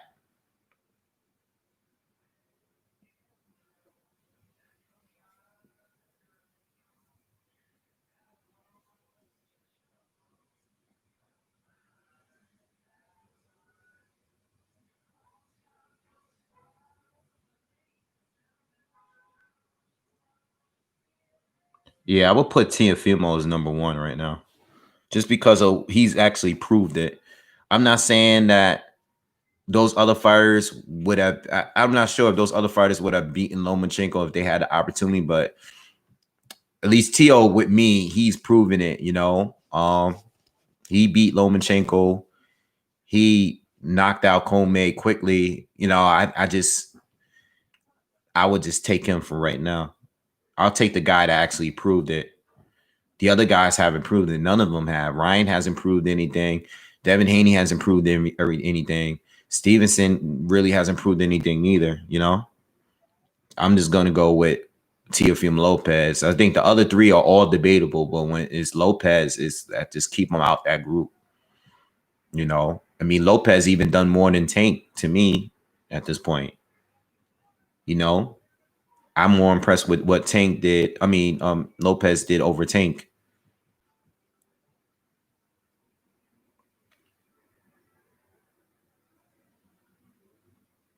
I would pick Shakur versus any fighter at 130, 135. I mean, I get it.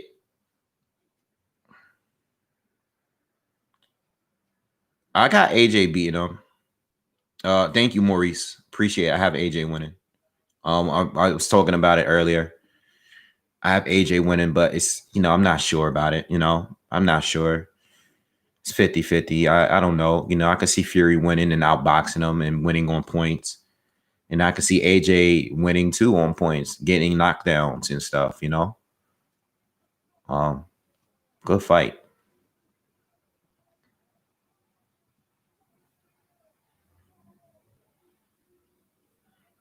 Leo ain't easy to beat. No, he's not easy to beat. I'm not saying he's easy. I'm talking about Lopez, though. I think Lopez wins are more impressive.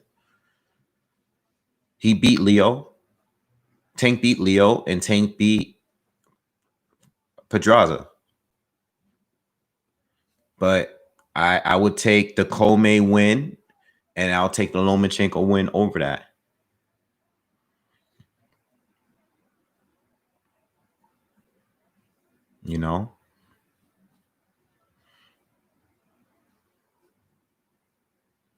I think at one point, at some point, we're going to see a lot of these young fighters fight. I mean, they're all young. They all came in around the same time. Tank is a few years older, but he's not that far off.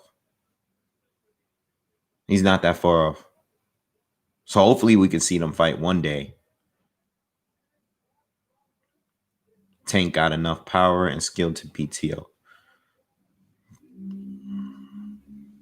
We got to wait and see, man. I think Tio's better than Tank. I think Tio's better than Tank, man.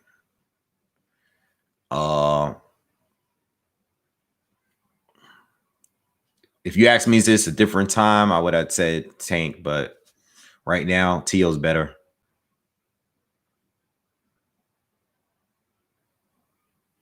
Loma was scared to fight with Lopez. It's because he's scared because it's the way to do is fighting him. And I think that's the problem. I think people is more concerned about why Loma didn't want to didn't fight him and attack him. And I'm like, are you watching and seeing what Teofimo doing? That's how you neutralize your opponent. You take his best weapons away. That's what you have to do. And that's what Tio did to Lomachenko. He wasn't just scared. He was scared for a reason. It was what Teofimo Lopez was doing. He doesn't get enough credit for what he was actually doing in the ring that night. You can't just neutralize a fighter like that. You have to be doing something to make him.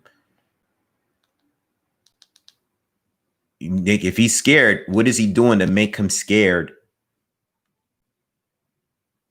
to come in and be as aggressive as he normally is? He's aggressive with everybody else. He was aggressive with Gary Russell Jr.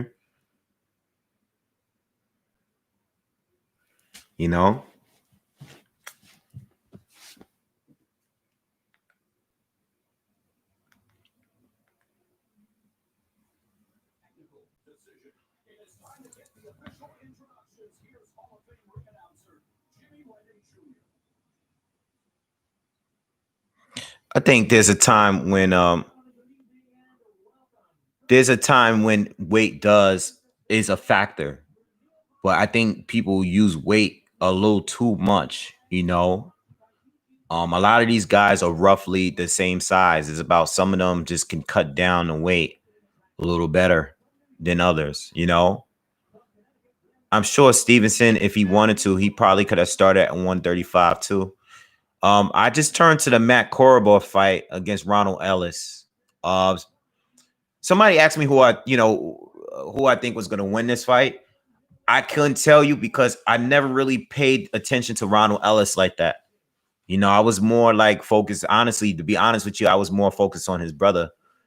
I'm very familiar with Matt Korobov. I know what he can do, but we haven't seen Korobov since he injured himself in that Chris Eubank Jr. fight.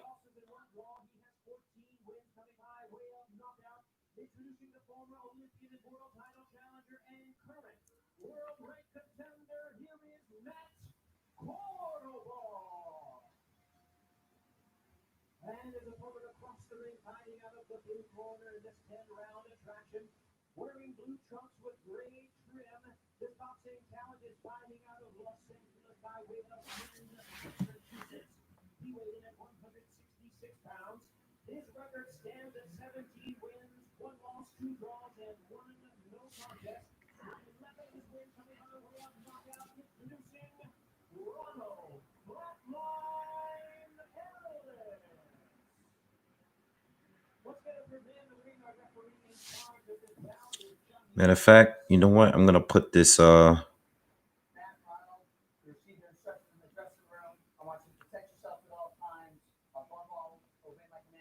me see what's up with the. I'm waiting for this Edgar Berlanga fight to start. Let me turn. And we've seen this in the previous Berlanga fight. Is it Berlanga? I keep saying Berlanga, but it's Berlanga.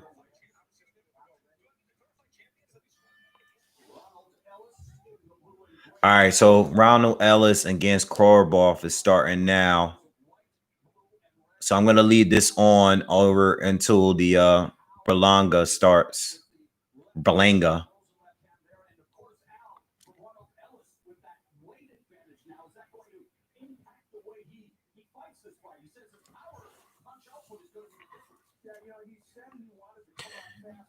Ryan's downfall is his footwork. I think it's more than that. I think his chin is just there. I think he is. I just think his chin is out sometime. I watch him and I think that's gonna be a problem with him. That's why I'm unsure about this Luke Campbell fight. Not sure, man. I'm just not sold on Ryan yet. I mean, this fight is definitely with this fight with Luke will definitely make me a believer if he's to look impressive and stop Luke. But for right now, I'm just not sure about him.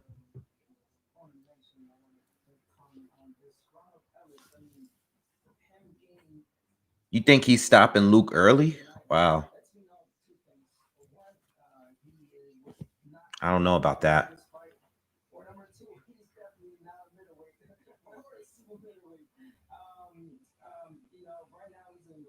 Matt Korobov has so much more potential. I think after he lost, he just kind of disappeared.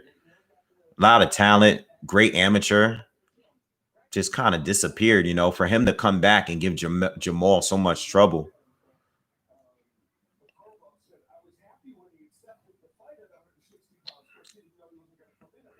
Korobov has a nice straight left, man. He's a sniper with that shot.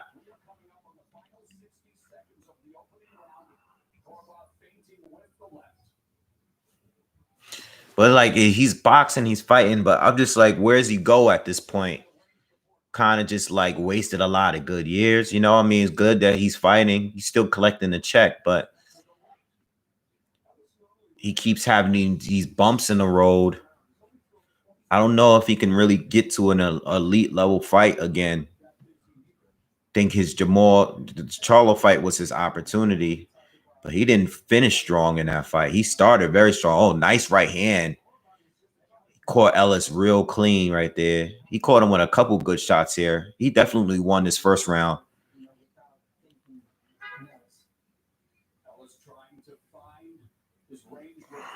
I'm not listening to the commentary. I'm watching. I have the ESPN fight on too, but I have the volume low here.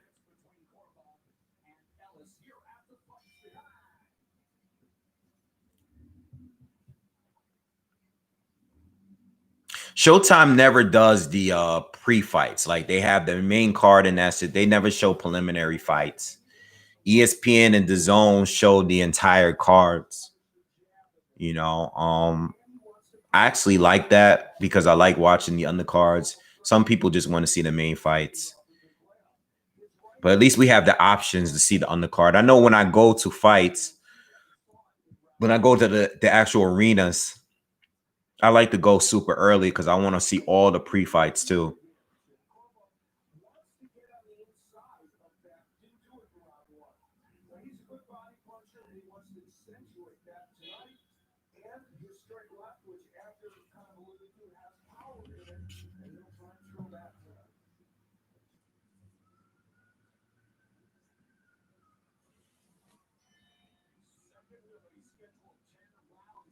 All right, second round.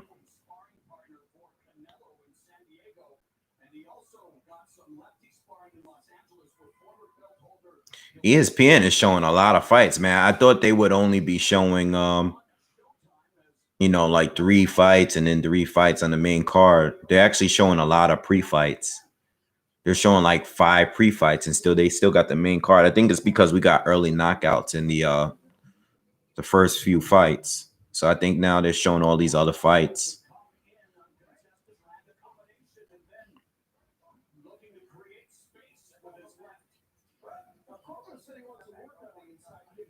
Nah, you haven't missed anything yet. Still pre-fights. The Showtime started. The Showtime card started. I'm watching Matt Colbert versus Ellis right now. Ronald Ellis. This is the first fight on the Showtime card. So we're still just watching this, just hanging out watching this. Not much action going on in this fight right now, not yet.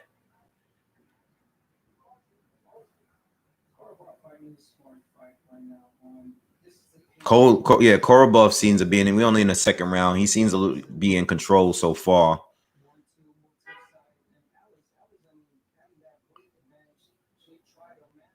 Nah, no kids. No kids.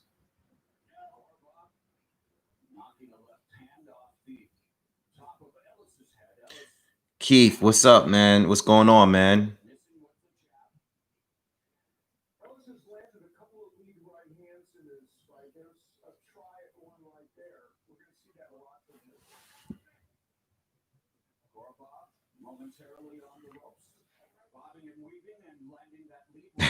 All that.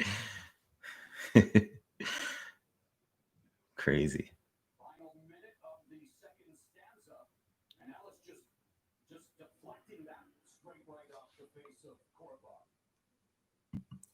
Oh yeah, Tyson Fury's on Twitter talking crazy. Let me see.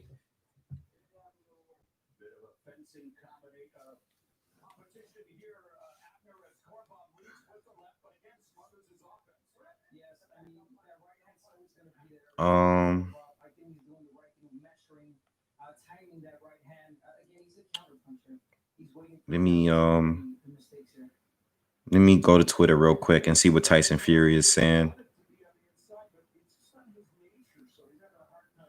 I mean, all Tyson Fury got to do is just fight this dude, you know, and we can just get it on. I know these guys want to make it an undisputed fight, but you know, I mean, you don't have to. You could just fight each other and get rid of that one belt. I don't think they should let one belt ruin the fight.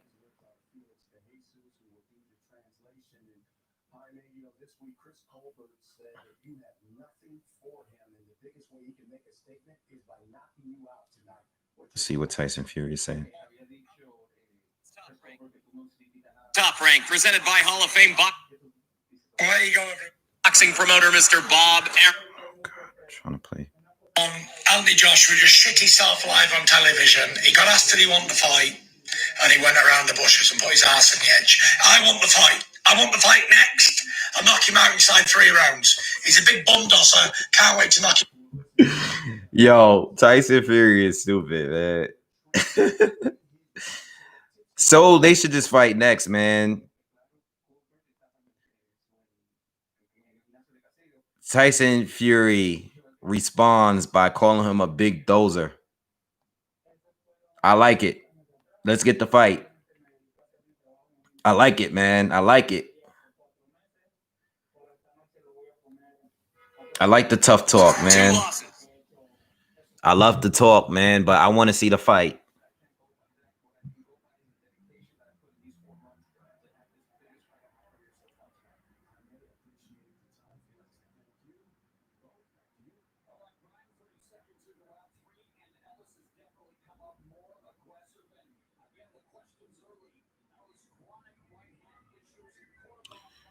Should Wilder fight the winner of AJ and Fury? Should he get an opportunity at it again? Yeah, I mean, what is he gonna do in between this time, though? You know, because most likely Joshua and Fury gonna have 2 fights, just like he did. So if they have 2 fights, what is he gonna be doing in between that time? Like, who is he gonna face? You know, I still want to see the AJ fight. I'm not really as interested in the Fury fight, like a third fight. I'm not, but I mean, I wouldn't be mad at it, you know, but I kind of want to see AJ fight. Win or lose, I still want to see AJ and Wilder fight. Nice right hook by Colbert. Yeah, so I mean that's how I feel about that.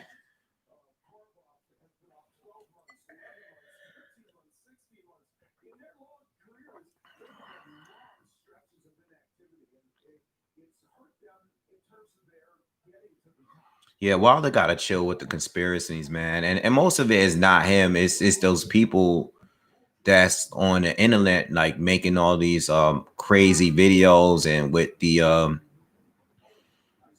I think he should have left the whole spike water thing alone, man, because it's like people spend time on the internet just looking and rewatching these fights and looking for holes and looking for ways to expose these conspiracies, and they did. And it's just leave it alone. The whole thing with the water and like, I don't know, man.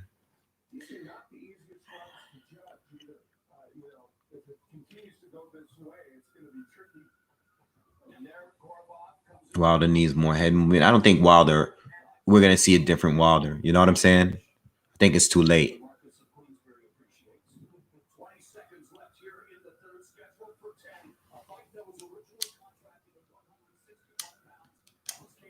Oh, Ellis got Colbert with a nice shot right there.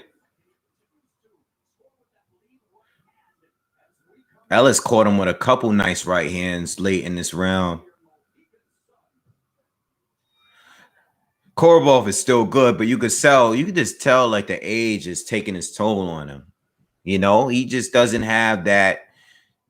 He's not as sharp as what he used to be. You can just tell. Still very good, but you can tell the age is catching up to him. You know, I think once upon a time, Ellis would have been someone that he would have ran through, you know, but not today. This is a competitive fight, just because Colbert is just he's past it a little bit.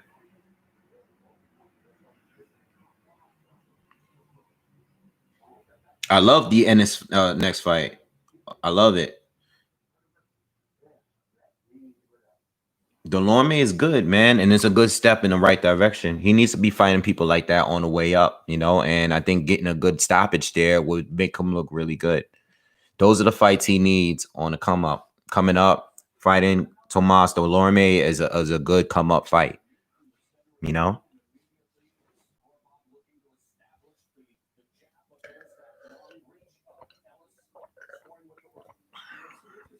Oh, they're interviewing. Hold on, they're interviewing Bud.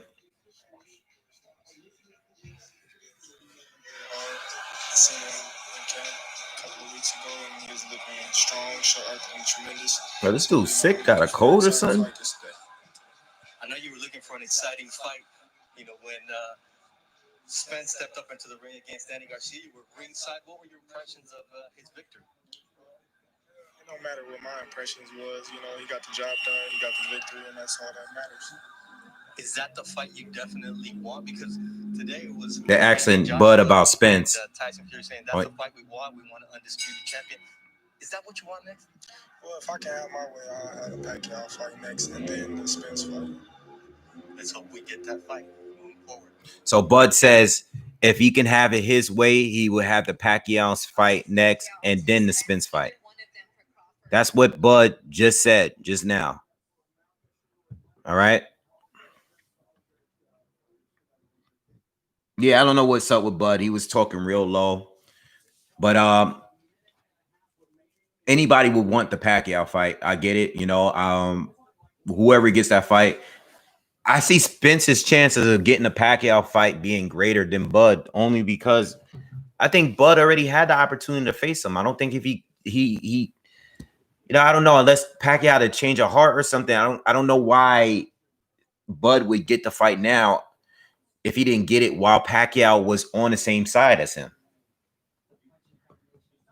You know? So I don't know, you know, how likely that fight is. But me personally, and I'm gonna say this, I don't see Pacquiao fight either one of these guys.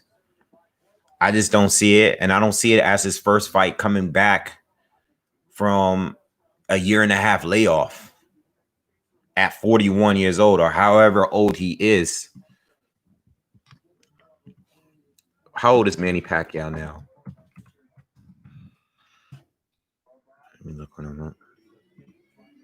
Pacquiao is 41. Pacquiao is going to be 42 in 5 days. So he's 42. And he hasn't fought since last July. You don't come back. By the time he gets a fight with his next opponent, it'll probably be like next spring, next summer. He's not going to come back at 42 years old after a 2-year layoff to fight Errol Spence or Bud Crawford. You know what I'm saying? I just don't think it's going to happen.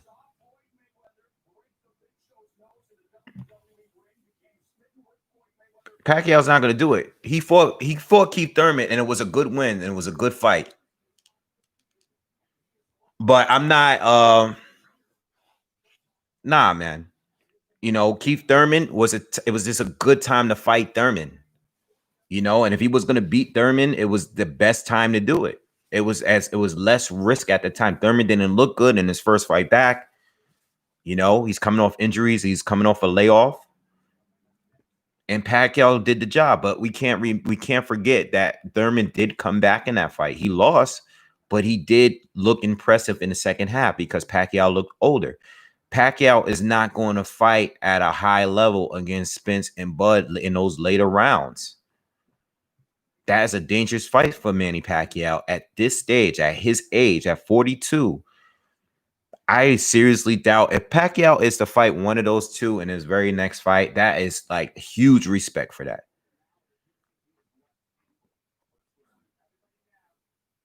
You know, Errol and Bud are much tougher than Keith right now, or when Pacquiao fought them. And he probably would lose to Porter too. I think he has a better shot against Porter than the other two, though. I think Pacquiao fighting just what happened. All right, yeah, Korobov is done. He needs to retire. They're stopping the fight. Matt Korobov has an ankle injury, and they're stopping the fight. They stopped him with his shoulder in a Eubank fight. He needs to stop. He's done. He needs to retire. These injuries are just no good for him, man. It's time to go. It's time to go, man.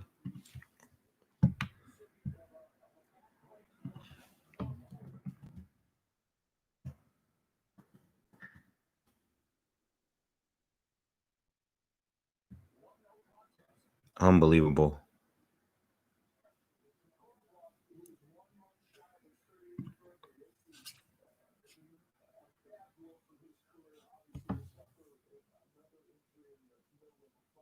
Pac-Man's trying to get money. I think Pac-Man's trying to fight Conor McGregor, you know? It's a big money fight, and it's a winnable fight. He's not going to fight Spence or Bud. Neither one of us getting them fights.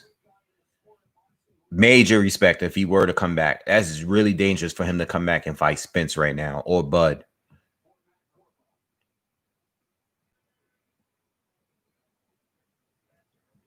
I don't get mad at the two of them wanting Pacquiao. I get mad if we're not speaking about Pacquiao, people don't want them two to fight. You know what I'm saying? What I hear is people say, nah, Bud should fight Porter first. Why? You know? Nah, the Matt Corbo fight is on Showtime.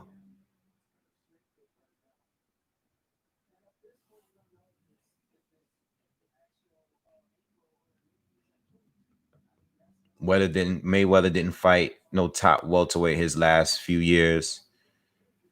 I mean, he fought Manny Pacquiao, and then he retired fighting Andre Berto. Everything after that was just celebrity fights. You know? Andre Berto was probably the easiest fight he ever had in recent years. And I mean, before retirement, you know what I'm saying? Like, he went out with that fight.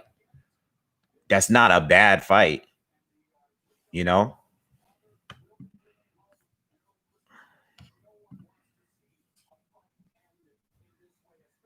Manny had just fought Adrian Broner.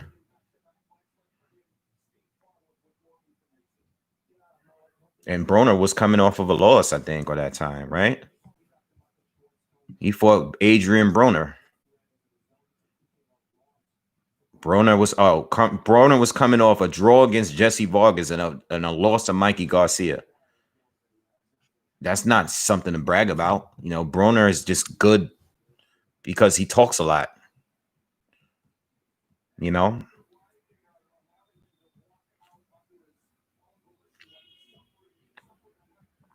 Yeah, Korobov needs to retire, man. He's done. He's done. They keep putting him on cards, and it's just not right. He's a good fighter, but his time has passed, and he's getting injuries in fights that have nothing to do, you know, ankle injuries, shoulder injuries. Fights are getting stopped. Guys are collecting more wins against him, you know. Had this recent controversial draw, like, why? It's over, man, you know. He wasted a lot of his good years. The Berlanga fight is next on ESPN, by the way. Richard Hitchinson is going to be fighting Aryenis Mendez, and that's a good fight. That's a good step up from him. Mendez was pretty good at 140 at one point.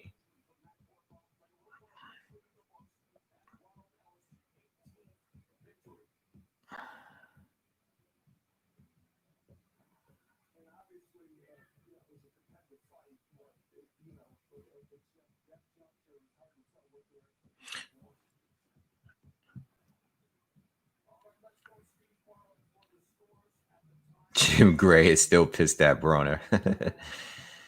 Broner has skill when he's for real. That's what everybody say. When I'm still waiting to see when he's for real. When is he for real? Like, I think we've seen him for real. I think he lost when he was for real.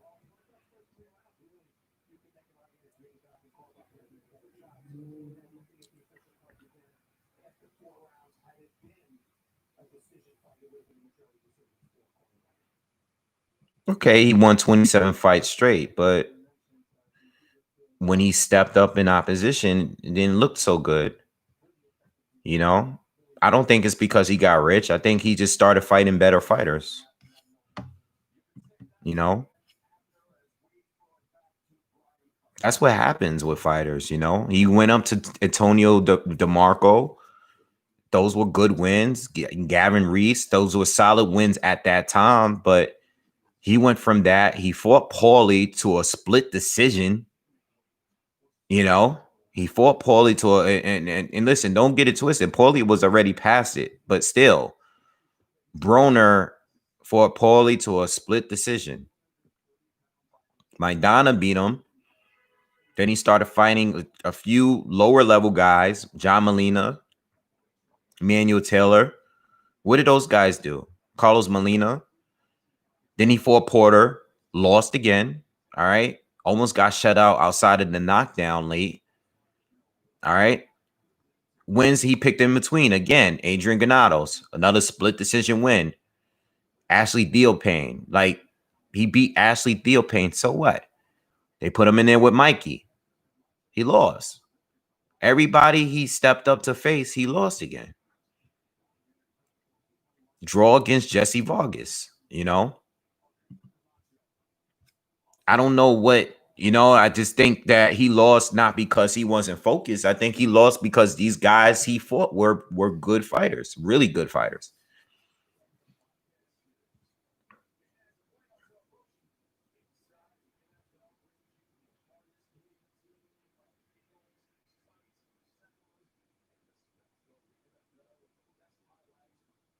Yeah, but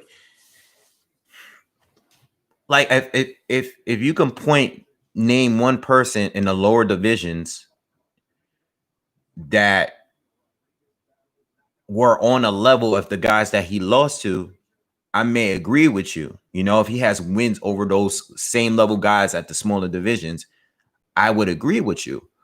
But he doesn't have any really notable wins in those lower divisions. You know what I'm saying?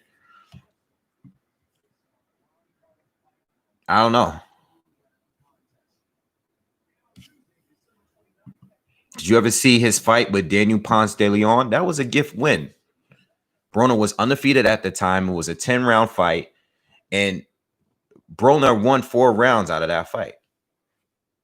You know what I'm saying? And that was in a lower, that was way earlier when he was hungry or for real, I guess.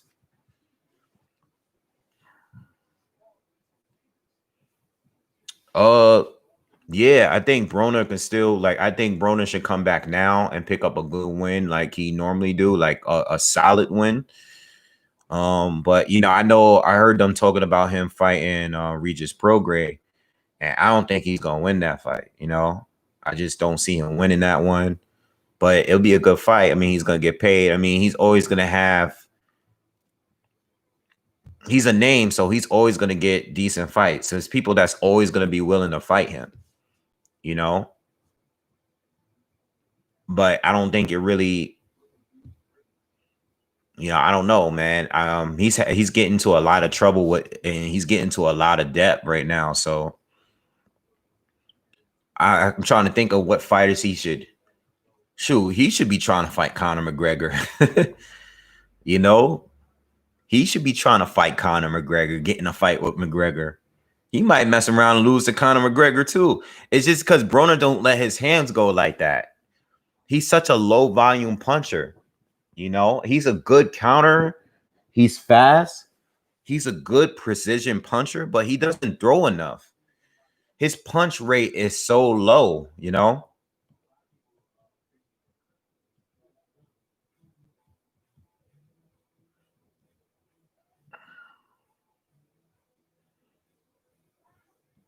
I don't know if he blew through 40 million, but I think he blew through a lot of money. And all these lawsuits and stuff, all these court, like I heard now the judge is got some other situation when he's paying like 4 million. Like he's down 4 million. Like, come on, man. Like, damn. I feel bad in a way, like he's made these decisions, but like I used to say this early on my channel, like when I first started, and I was to talk about Broner. I'm like, man, he's just out here he's just having too many kids. He's just doing too much, man. He's moving a little too fast. And I was worried about him years ago, and now like looking at him and he's still getting into situations. I just like, damn, man, this guy never he really never grew up, man. I don't know. He's still gonna make fights, but now it's like I feel like now, like if it's true that like all this money he owed, if it's true, I feel like now he's just fighting just to pay off his debt, you know. Like now you're not even fighting and making money to enjoy the money, the hard work, the training. You're doing it to pay off like debt from lawsuits and stuff.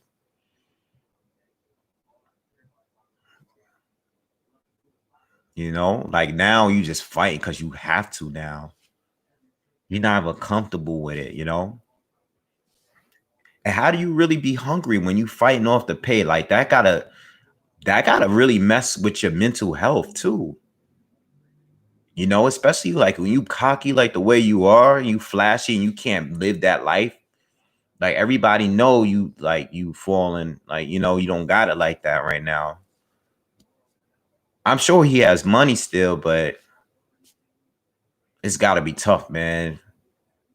But you know, we don't really know everything. We only know what's being reported. You know, I'm sure he has money somewhere, but that gotta really mess with your mental health when you like you used to live in a certain kind of lifestyle and you gotta pay all this money off because of lawsuits that you and all this mess you're involved in. Gotta suck. He is rapping now. He might as well rap, man. Like, look at the people that rap today. Like, I don't know. I don't like the new rap like that. He got 10 kids. Yeah. It's crazy. My wife is from the Philippines. She's a champ.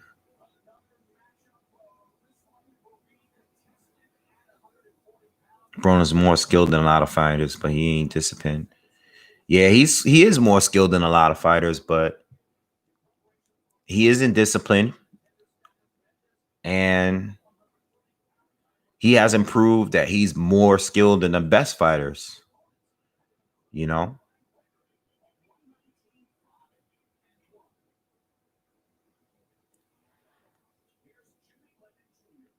Broner might not just be that good.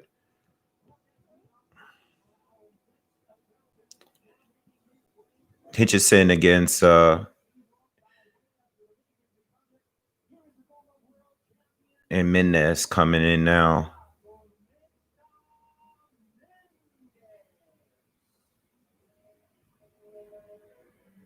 I remember Mendez fought Barthélemy on ESPN, and it was that whole controversy with the knockout. It was like after the bell. I don't know if you guys seen that fight years ago when Mendez fought Barthélemy at 140 or 135.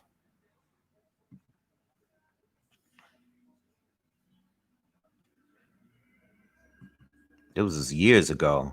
What year was that? I don't even know if I was on YouTube yet. Oh, I was on YouTube. I think I did talk about it. Yeah, Rancy's Barthélemy like knocked them out like after the bell, and they actually made it a no contest later. Oh, I remember when Robert Easter knocked them out. That was a crazy knockout. You guys remember that knockout when Robert Easter knocked out Mendez? That was crazy. That was one of the best knockouts that year. Whatever happened to Rancy Barthélemy? I haven't seen him fight since that horrible fight between him and Robert Easter Jr. That was like the most boring fight of 2019, I think. Where's Rancy's Barthélemy? Let me look him up. The last time I heard he was going to fight Broner. Yeah, Barthélemy hasn't been in the ring since he fought Robert Easter in the beginning of the year last year. He's going on 2 years without a fight.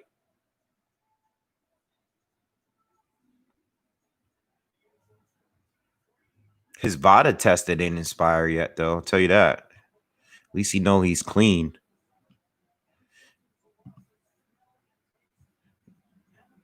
Oh, I forgot. Yeah. Well, no, Robert Easton fought Adrian Granados last year. Oh, I remember that fight. That was a very debatable fight too. They gave it to Robert Easter, but a lot of people felt Granados won that fight.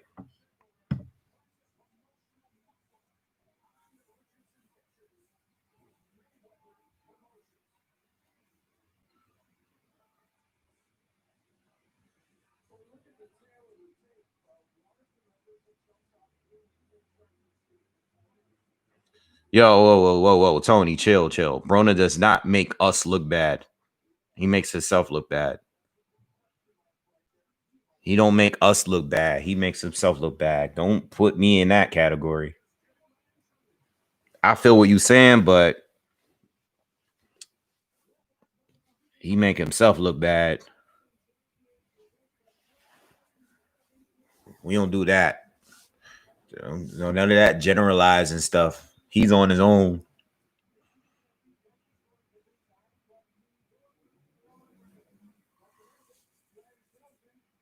You know, Sean Porter don't move like that. I heard Broner and Tank Davis had a fight outside the ring. You know, I was about to say something, but I'm not gonna say that. I'm sure they did though. But yo, yeah. Anyway, shout out to Tank and Broner. I ain't gonna say nothing. But yeah,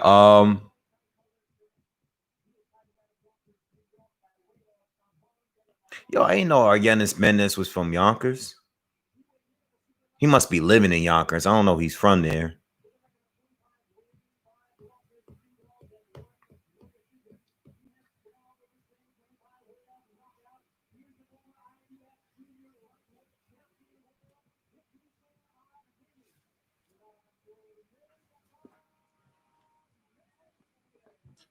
Yeah, but if the media is making a narrative, it doesn't make us look bad. Like, unless, you know what I'm saying? Like, I get where you going with that, but at the end of the day, that's Broner. The media could try to spin whatever they want.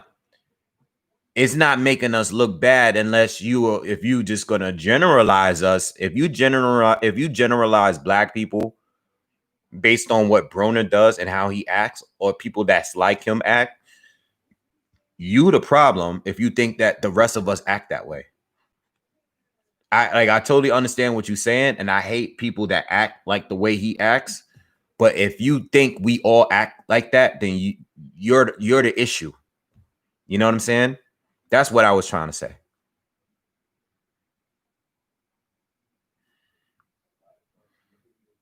They had a lovers quarrel. You said it. I didn't say it. You said it. I didn't say it. But I hear Tony. I get what you're saying. I just, with the whole like he making us look bad when dudes acting stupid. I don't want to be like, we're not in the same category, And it doesn't matter what the media does to paint the picture and stuff like that. Listen, I get that, but Broner's responsible for himself and nothing. Like, he's on his own island living there somewhere. Like, I'm over here doing my thing. He's doing his thing. Everybody's doing their own thing.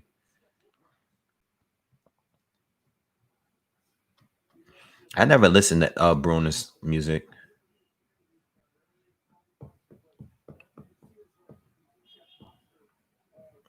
All right, so we got Hitchens versus Mendes. Hitchens.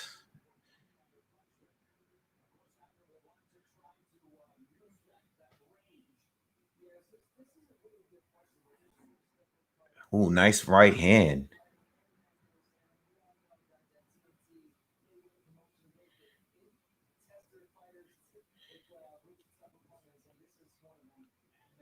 Hitchens is from he's from Brooklyn. I've been watching him for a while. I remember I actually seen him as an amateur before he went pro.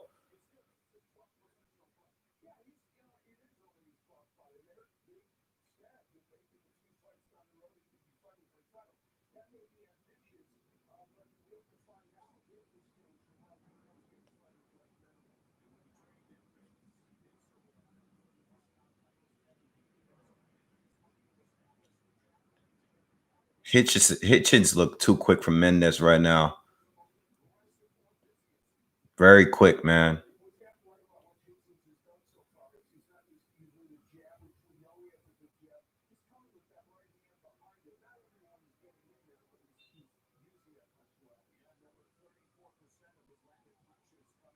I seen a picture of him training with Mayweather. Mayweather's actually training a lot of fighters. I think that's pretty dope that he's been training a lot of these young fighters out there in Vegas, you know. That's dope. I was happy to see him on there.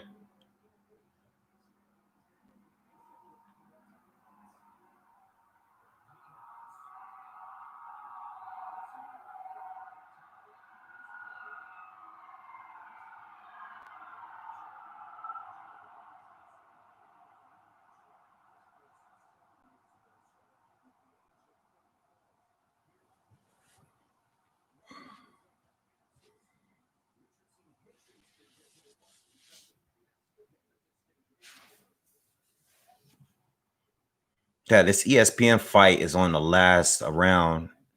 Edgar Berlanga's next after this fight. I'll turn back to that when that starts. Oh, man.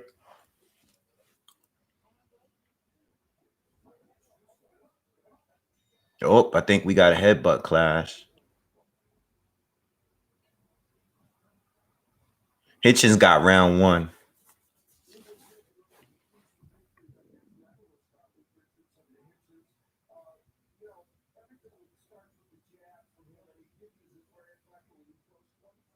Mayweather was always going against training as his talent is too talented for him not to train boxers. Yeah. You know, I feel you. I just you know, Mayweather, you know, I'm glad he's training fighters, you know, but you know, Mayweather is you know, he always strike me as a guy that was just worried about him, focused on him, you know. I'm sure he takes care of a lot of people. I'm not saying he doesn't, but you know, just to be in there prepping and I never saw him. I never thought I seen him training like multiple guys out there. You know, I think it's good that he's doing that. You know, I mean, he's free to do whatever he wants, but I'm glad that he's been in there training. You know, I would like to see him in somebody's corner once. I don't know who it would be, but I would like, you know, I know when he goes to these fights, like when he was at the Tank fight, you know, he was standing and screaming on the sidelines, but I would love to see him really like being behind somebody's corner one day and really giving instructions and stuff like that, not yelling in his, you know, flashy outfit. I mean, really, because I think once a fighter is in the corner, I think he should be focusing on what his coach is telling him. And when I see Mayweather screaming from the side, it's kind of like, all right, you got to listen to your coach or you got to listen to Floyd. You know what I'm saying? So I would like to see Floyd actually sitting in the corner, standing in the corner, one of his fighters one day. You know, I know he's really big and famous, and I know that would put, you know, a lot of exposure on the fighter, but I think it should be done. You know, you should really be in your corner or the corner coaching some of these guys like Tank or whoever. You know, I don't know if it's Tank or Devin Haney. You know, Bill's with Devin Haney, but I know he's trained with Bill. I mean, or Devin. I know he's trained with you know, Hitchens, who's fighting now. Whoever, you know.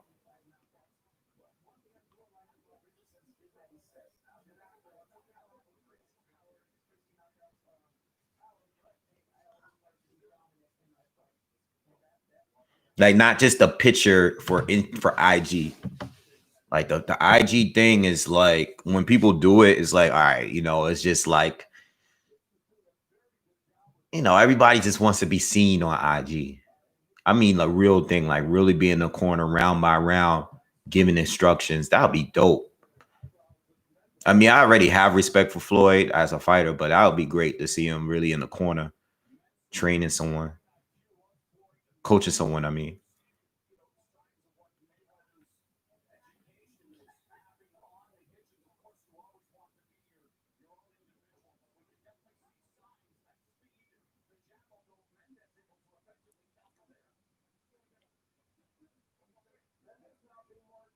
yeah, Mendes is being more aggressive. Hitchison's doing a lot of moving.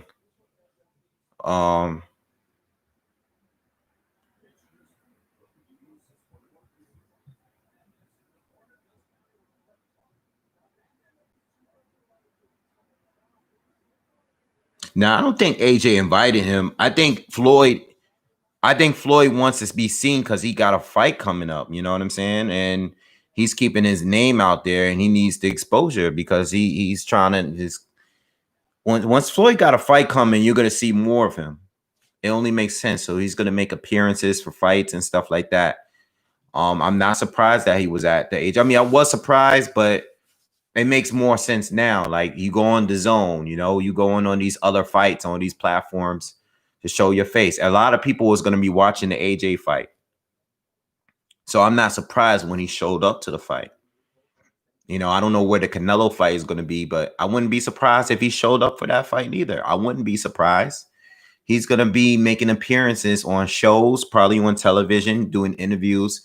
We're going to see him on social media more because they got to sell the fight, you know, and got to keep the momentum going because let's be real. This fight was announced a week after Jake Paul knocks out Nate Robinson, which was the thing of the week. Like everybody was making memes about this fight. You know, everybody was a big thing on social media. Mendes landed a nice hook there. You know, Hitchens got to be careful.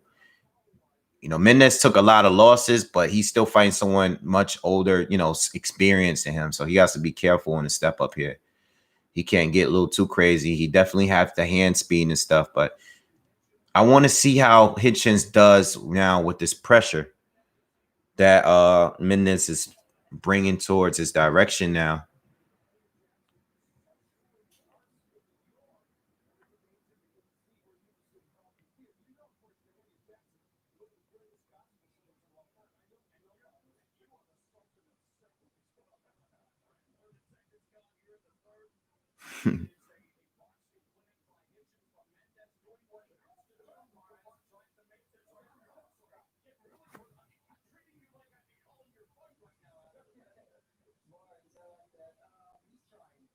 What boxer do you guys feel dresses nice?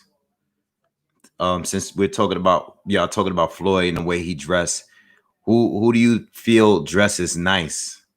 Like which boxer do you think stands out every time they dress up for a fight?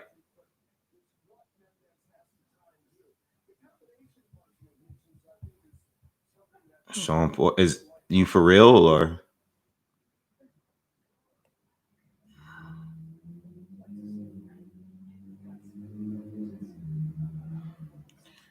I mean, Sean is a classy guy, but I don't like the way he dressed. I don't like his suits. I make fun of his suits all the time. I wouldn't wear anything I've ever seen Sean Porter wear, but that's just me. That's his style. No disrespect. I like the way I was gonna say that. I was waiting for you guys. I like the way the Charlos dress. I think they're good dressers.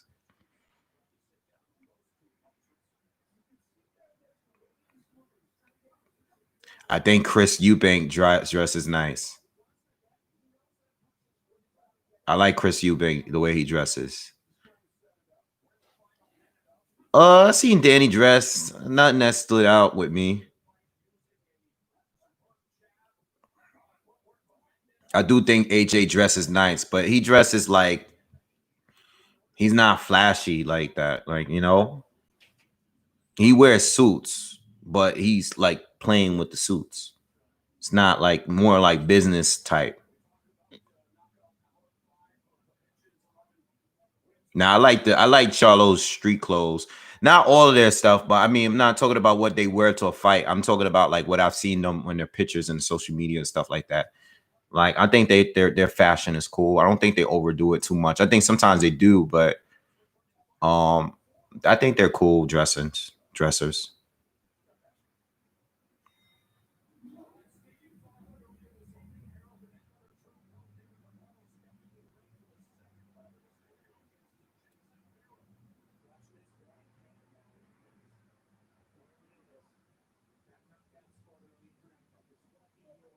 Canelo dresses very well. Glad somebody said that. Canelo and Cotto dresses well. I think Cotto dresses well when he's in a suit, real clean, like real clean watch, cufflinks. Like I notice little things about that. Like I think Cotto used to dress pretty well whenever you seen him like going to a like a fight, like press conference or something like that.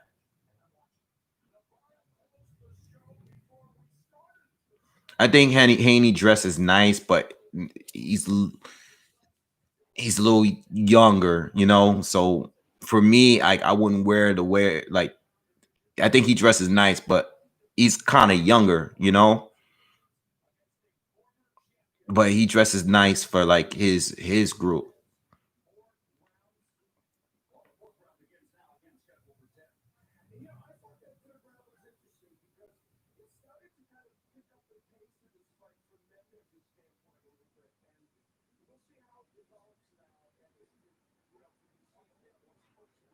I haven't seen much of Ryan Garcia.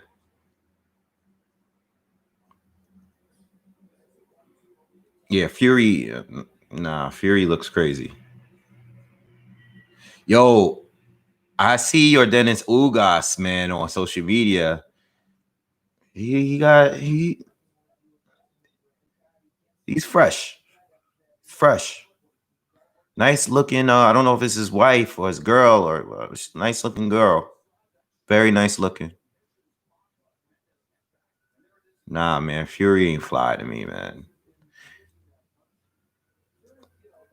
He wore that Muhammad Ali suit too much, man. I felt like we kept seeing him wearing the same 2 or 3 suits. I'm good.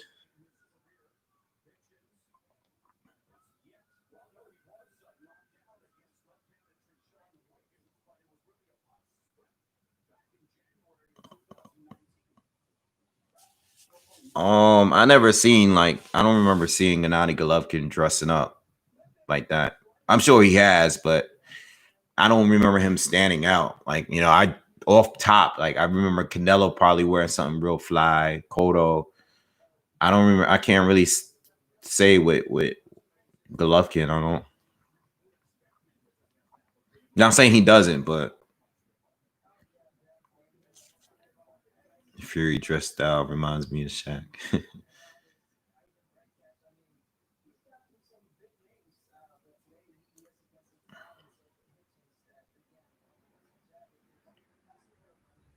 I think I was just talking about him earlier. I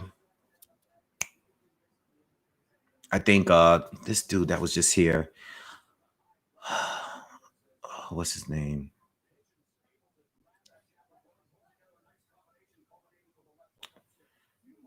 I was just talking about him.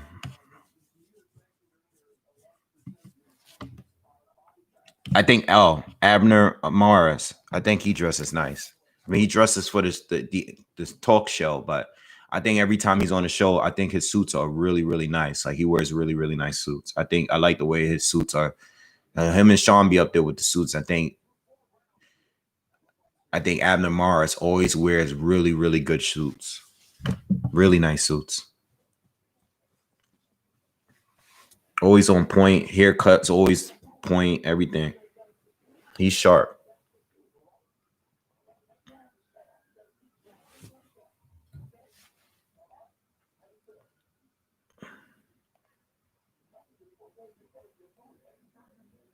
All right, now I'm confused because where is the fight for? Okay, so I guess the undercard is done. So you have to look for the Shakur Stevenson main card, which is in a separate thing, and it hasn't started yet. So you have to exit. Oh no, see, they did it again. So the main card is on regular ESPN. It's not on, and I know some of you asked me this earlier, but it's saying that it's on ESPN. This is so confusing, man. Let me turn to this, man.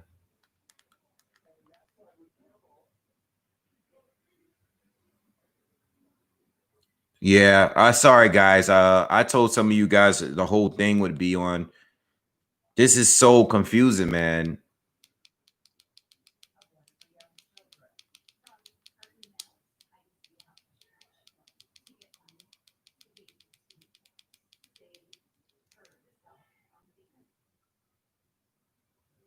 All right, so it's on regular ESPN channel now.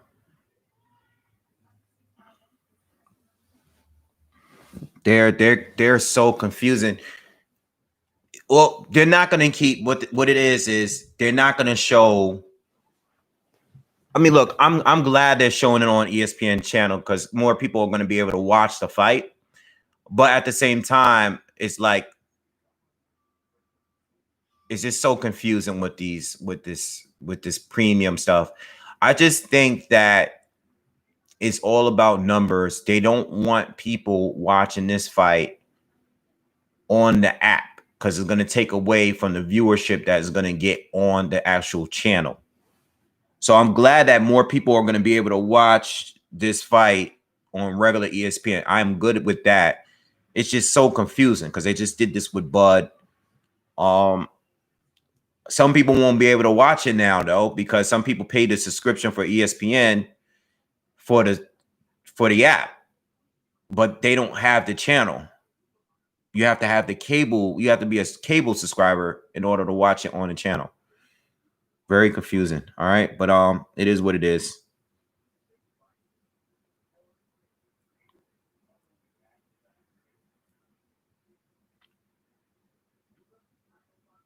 Thank you, man. I try to do as many videos as I can. You know, I have a lot of stuff going on outside of my boxing channel, and you know that's why it's very hard for me. You know, certain weeks I have weeks that are a little bit slower.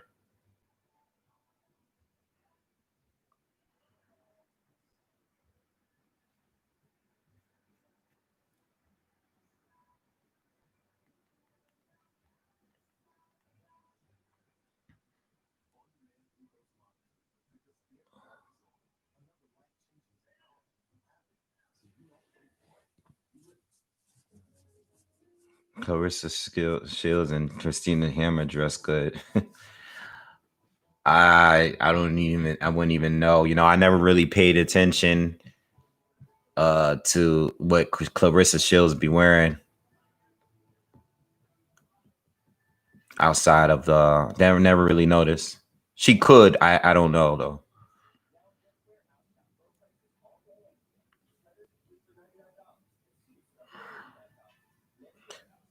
No, I didn't lose interest in it. It's just that I turned from it because I was trying to find. I'm gonna go back to it. I was just trying to find the ESPN fight, which it hasn't started yet because football's still on. Just like what happened before with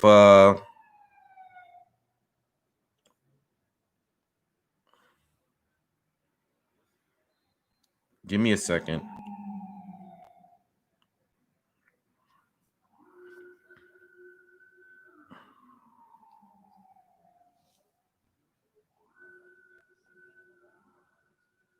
Yeah, I'll turn back on that fight. It's just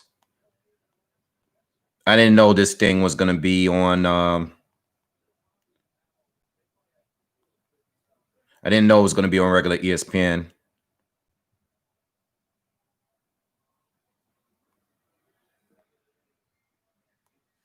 All right. All right, I got the Hitchersons back on my phone.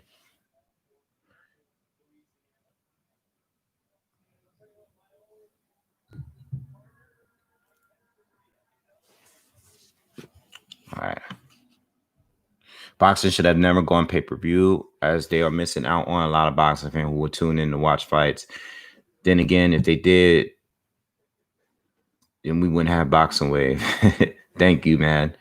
It's all about money, man. It's all about money. And I'm sure the reason why they do this is they want to give more exposure to the main fighters.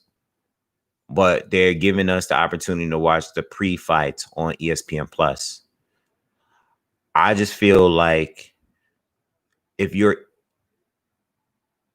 I know why they're doing it. I just think it's annoying in a way because they want the mainstream public to be able to watch these fights.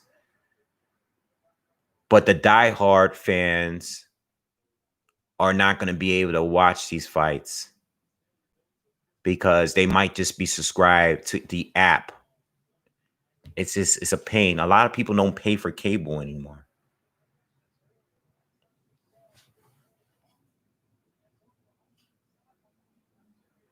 Thank Mark. Yeah, hit that like button, man. Hit that like button.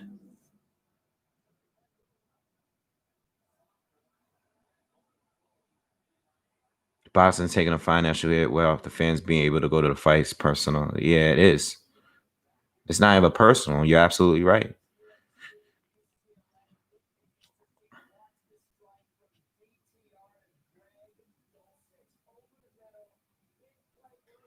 Yeah, I don't know about I don't know how good Clarissa's gonna look in the MMA world, you know, because she's just starting out. I don't know if it's gonna work for her. I don't know. You know, I don't know. I was listening. Shout out to Ring Boxing IQ. I was listening to his channel the other day, and he was talking about this. And he was basically saying that he thinks a lot of it is the promoter's fault. He think if Clarissa was fighting on the zone, who promotes female boxing heavy, Clarissa would probably be making more and getting some more exposure. She's not getting the exposure she needs on Showtime. And he made, I mean, he's more of a female boxing expert, you know. I follow it very casually compared to him. But everything he said in the video makes sense. You know, shout out to him. Make sure you guys subscribe to his channel. He's a great channel. But it made a lot of sense. And I didn't really think of it that way, you know, because these female fighters that Eddie Hearn is promoting, they're getting paid more, you know, and he's making them a priority over there, you know.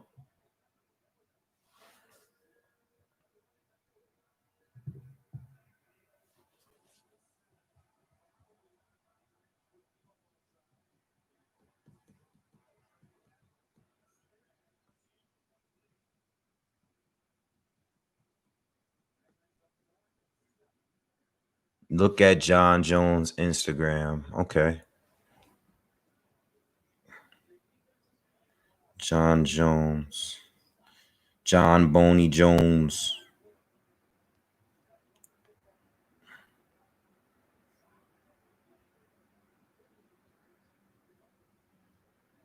Johnny Bones.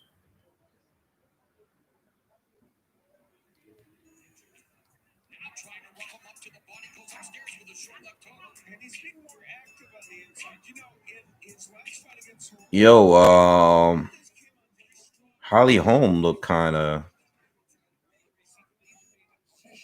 I didn't know she had. Yeah. Just leave it at that. I didn't know she was. You know, back there. I didn't know she had all that back there.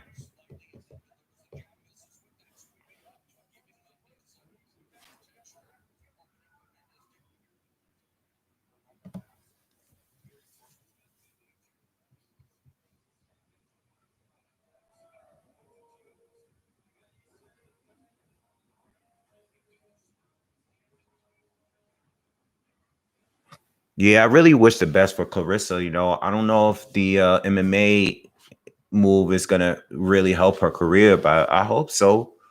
You know, but I hope she doesn't just like totally give up on boxing either. I hope she can find a way to do both. I don't know if you can do it, but I don't know if they're gonna pay her the kind of money she's looking for over there. You know, but we'll see. We just gotta have to wait and see. People have crossed over, but I would still like to see her box.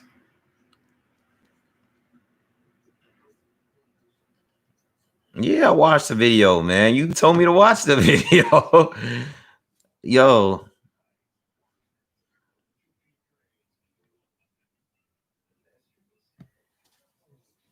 Yo, thanks, Mr. Bones. Yeah, I'm laid back, man, especially tonight. I mean, I've been on here all day with y'all. I didn't really have any plans anyway, but to watch boxing. So, why not? You know?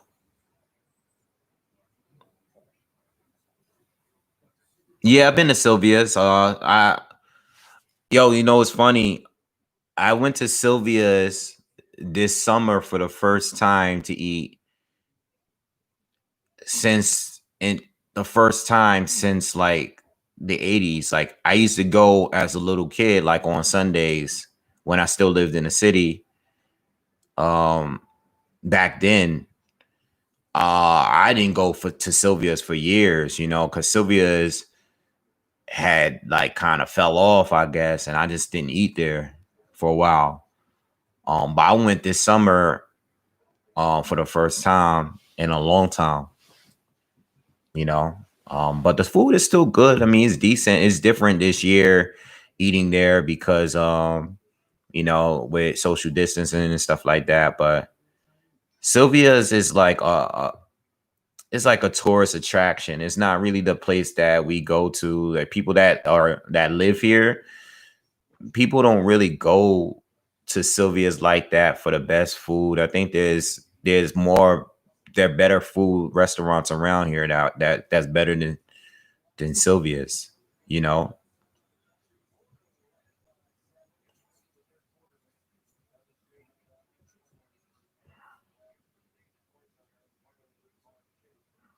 But yeah, I mean, there's other restaurants. If you're ever in the area, I can definitely give you a few. I think Melba's is better than Sylvia's. I like going there every once in a blue. Um, let's see. Like overall, like because Sylvia's is on Lennox. I think the restaurants on 8th are better than the ones that's on Lennox. Like if you go to 8th, that's like if you go between like 116th and down, you probably got better restaurants over there.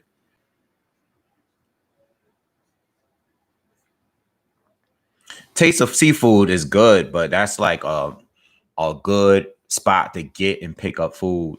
I go there all the time. I actually had it the other day. I go to the one on 135th, but it's not a sit down and eat spot.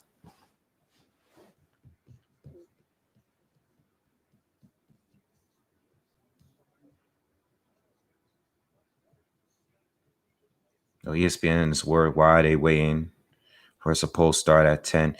Yeah, because they're doing football. So, football is going to always be a priority of boxing. They're going to make these guys wait till this game is over. Again, why? I mean, again, I guess it's good because it's coming straight after a college football game, a big college football game. You go straight into boxing right after that. Some people are just going to turn it off, and some people are going to probably just keep their TV on and continue watching. And they're going to fight. They're going to watch Edgar Berlanga come out and knock some guy out in the first round. So it's good exposure for what, Edgar Berlanga and stuff like that. But for boxing fans, like we're sitting here waiting for the fight to start, and we're not getting a fight.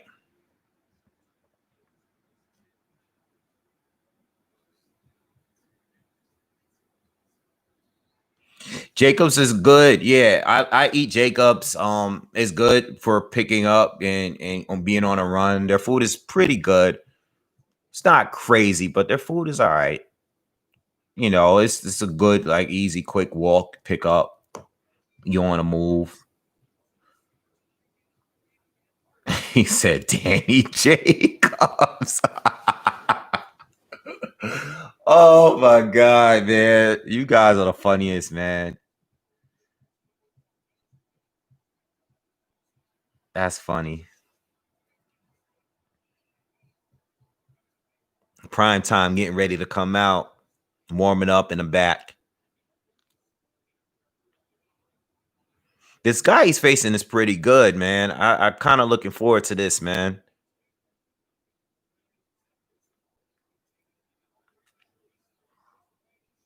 Presto, what's up, man? Never been to Dubai. Never been out there yet. I'll be making it out there hopefully within the next couple of years. Always wanted to go. It's on the list of places to go. Nah, a lot of the places are closing this week starting. I think it's over. I think indoor dining is over. I think the last week or two they started the curfew for places where like it was like 10 p.m. I'm just not going out anymore. Dinosaur Restaurant got good wings, and that rum punch that they make is good. I forgot what it's called, but the dinosaur punch or whatever it is punch they got over there, the orange drink, that's good. I used to get drunk off those back in the day. Great restaurant though. It's been there for a long time now. I remember when it was new.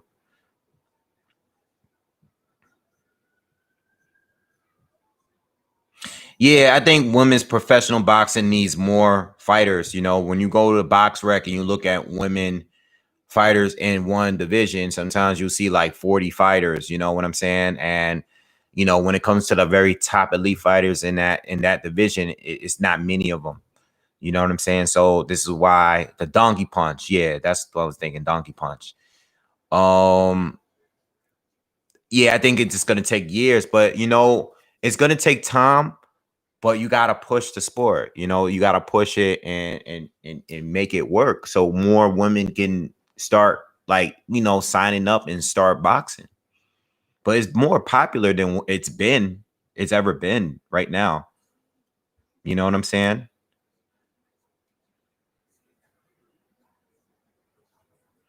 Yeah, it is too much gap. And that's the issue that I have with the sport so far. You know, outside of naming a few that's in the division, there's a large gap between the very best and the not so good. You know?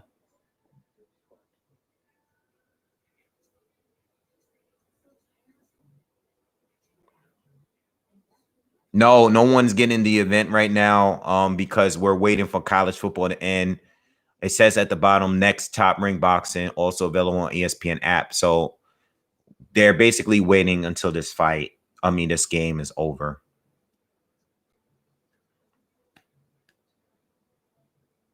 Amanda Serrano's good.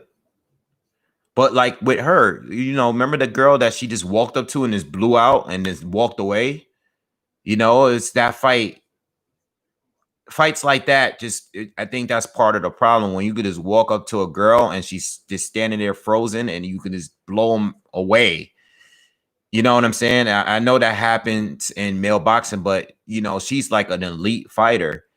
And for you to just walk up to a girl and just knock her out like that, it just shows that, you know, unless you're not fighting the really super talented in that division, you can just blow out all the other girls, you know?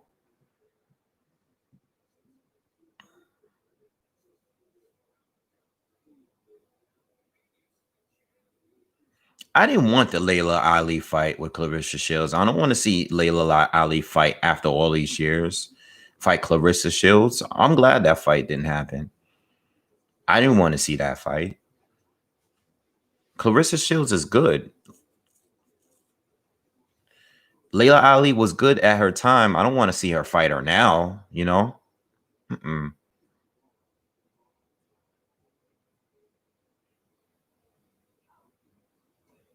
Yeah, the dinosaur mac and cheese is good. I haven't been there in a long time. I haven't been to Dinosaur BBQ in like at least 3-4 years. But I used to go. I used to go for a comedy show every week. Years ago, my boy used to do a comedy show there every week.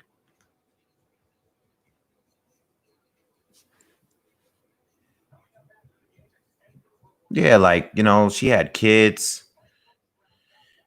I don't want to see fighters come back and they're fighting the top fighter right now. You know, that's like, you know, we just saw Tyson fight Roy Jones. Like, imagine like Tyson comes back and fight Anthony Joshua in his first fight. That's not, it shouldn't happen, you know.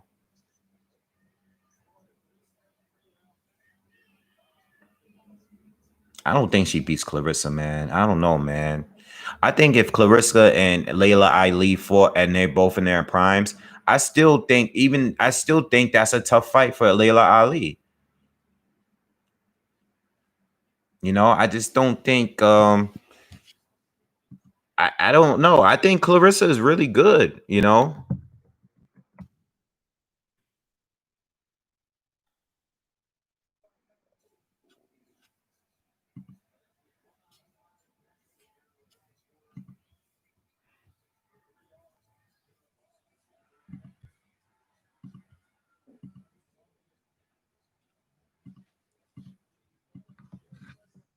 One second.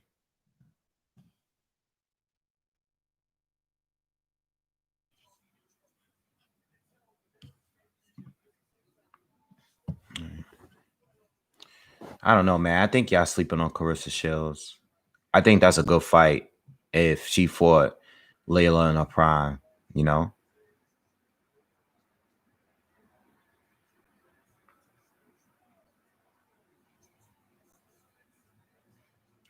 Have I ever been to Footprints? Sound familiar. Where is it? Is that in the city?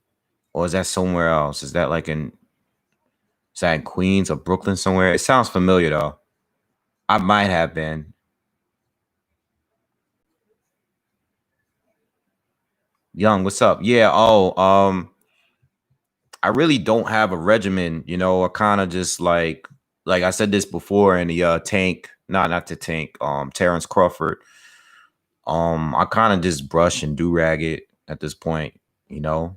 Um, have a warm towel, you know, on your hair, leave it on there for a minute, brush it down, and then sleep, you know, put the do rag on every day. Whenever you're in the house, leave it on, you know. If you want waves fast, get like a wave balm, you know, like a cream, but make sure you have to soften up your hair. But I don't do that anymore. I haven't done any of that in years and don't really need to at this point. But if you want the waves to spin crazy, you gotta warm hot towel, do the wave grease, brush it, do rag every day, over and over. But you have to soften the hair with hot rag, you know. But I haven't done any of that in a long. I'm too lazy for that. This is the lowest it's been as far as like, it's if I had pictures of what my hair looked like when I was in like college, when I cared about that, waves were crazy, out of control. I was just walking past people, they was just throwing up. Like, it was crazy. People was getting sick. Like, my waves was crazy back in the day.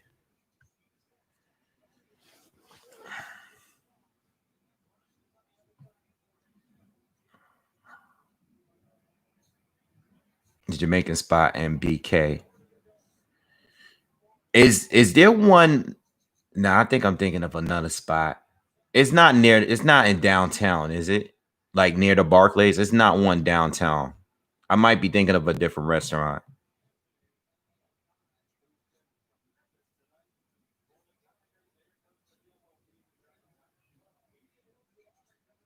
Yeah, man, I'm going bald.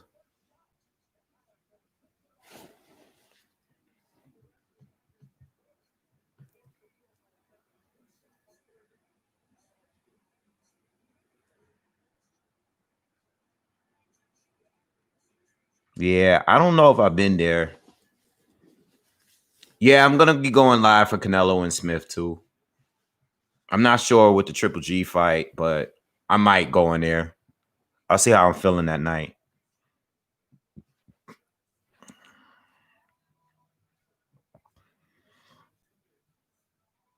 I really don't go to Brooklyn that often.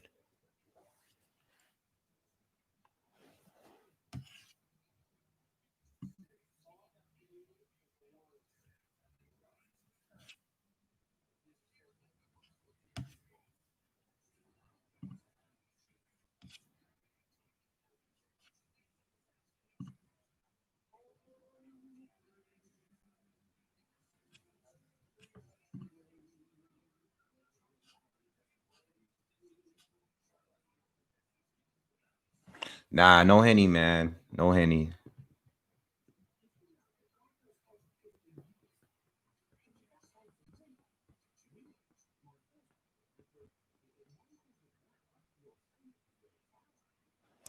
Nah, never lived in Brooklyn.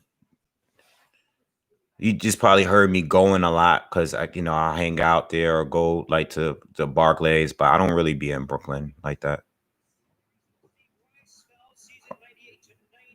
Wait, they're giving us scorecards for hitches and bin nest.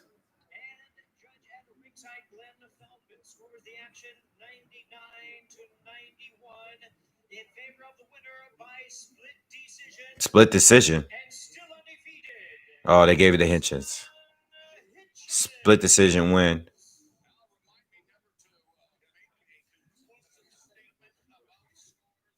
All right.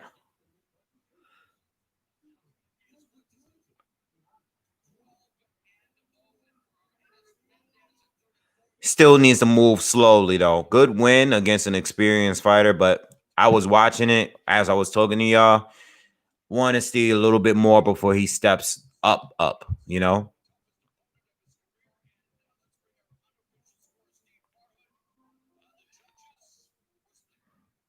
He's up at 140. 140 is tough. So take it easy. Don't move too fast. Still needs to develop some more.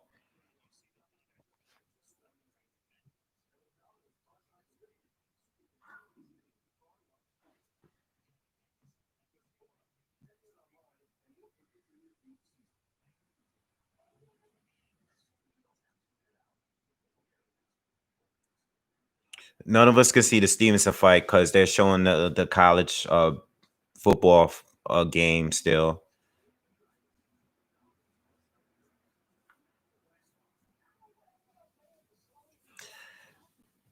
I don't know where the best seafood spot in the city is. I know my former favorite seafood spot. It was Francisco's down on I think it was on 14th Street or 21st. That was the best seafood restaurant in New York. That was the best one. That used to be like my family's secret spot. We used to always be there.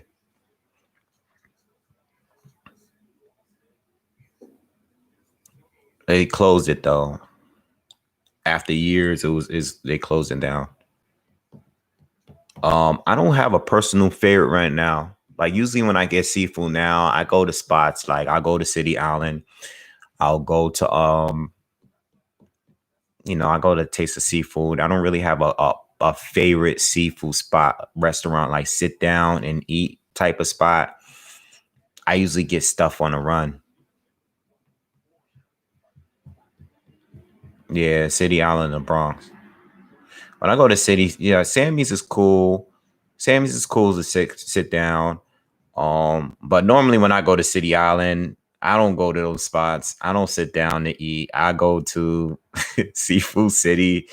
I get my Henny Colada. I'll get my shrimp. I don't really go fancy with City Island. I just go to Seafood City or I'll go to the place. Yeah, like I go, that's it. Yeah, I just eat outside. I get my fried shrimp and French fries. My favorite Harlem spot, I probably still go to Finest on 145th and St. Nick. That spot been there since before I was born. Like my dad used to take me over there. We used to walk over there and go there like years ago. No, I do not like Red Lobster. But Finest is my favorite. It's really small. It's not a restaurant. You just come in and walk in into this little area. You order and you just pick up the food and be on the run. They have this fried fish, shrimp, French fries, but it's a quick grab and go. It's just that the line, if the line might be a little crazy sometimes because everybody's out there just standing and waiting. But that's an old school spot that I still go to. It's still my favorite spot. Yeah, it's downstairs. Yeah. Yeah, it's by Subway, and Dunkin' Donuts is over there. Right on 145th and St. Nick.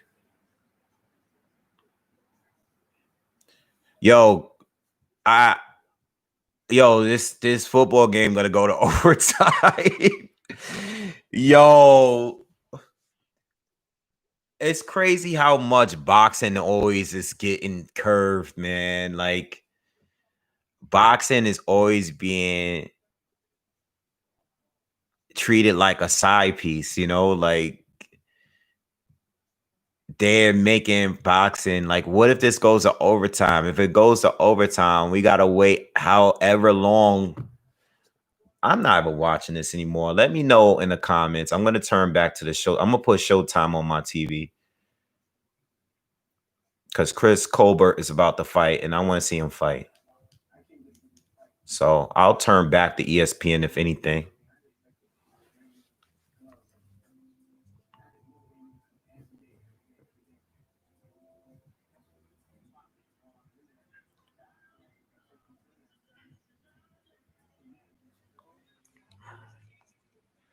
Yeah, if you guys looking for some kind of boxing to watch and you have Showtime available, turn into Showtime.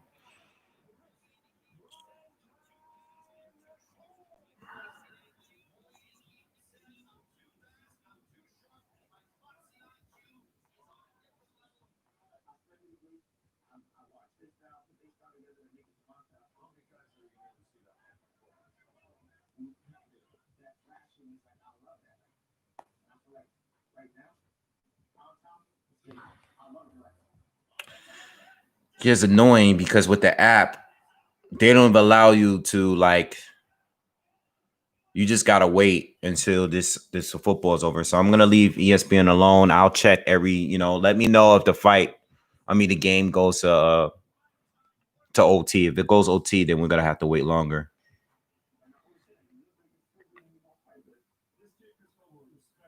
BoxingWave always takes a backseat to these other sports.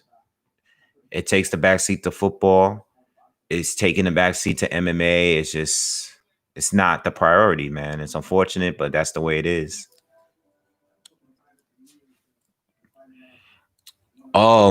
Best burger spot? That's a good question. It really depends the area. I wouldn't say Five Guys though.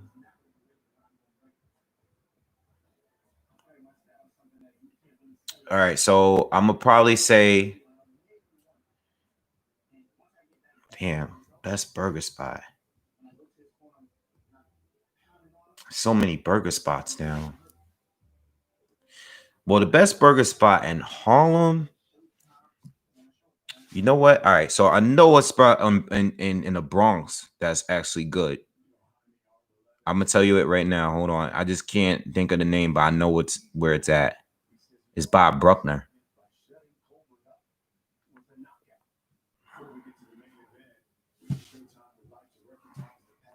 Spot of Bruckner. I'm gonna tell you.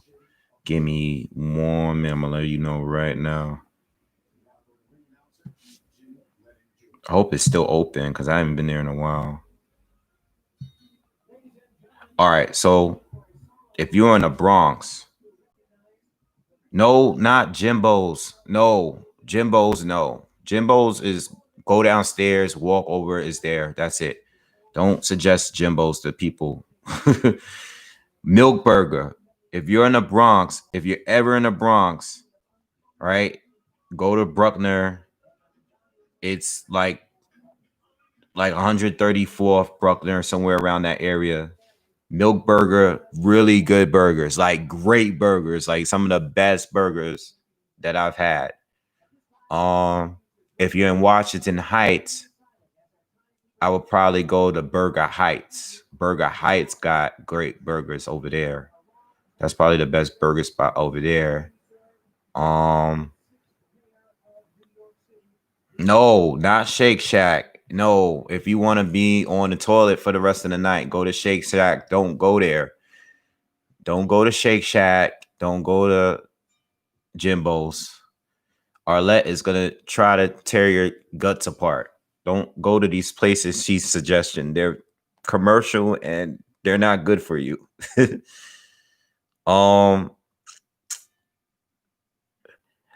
I know this spot that is not a burger spot, but I know they got good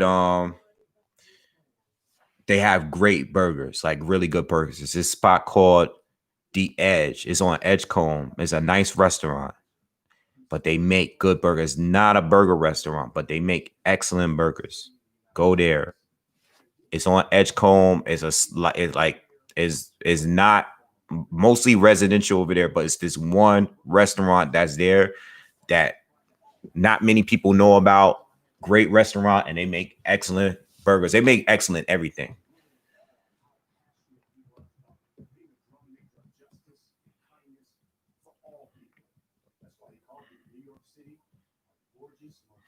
I never been to Chicago, but I heard Chicago pizza is incredible.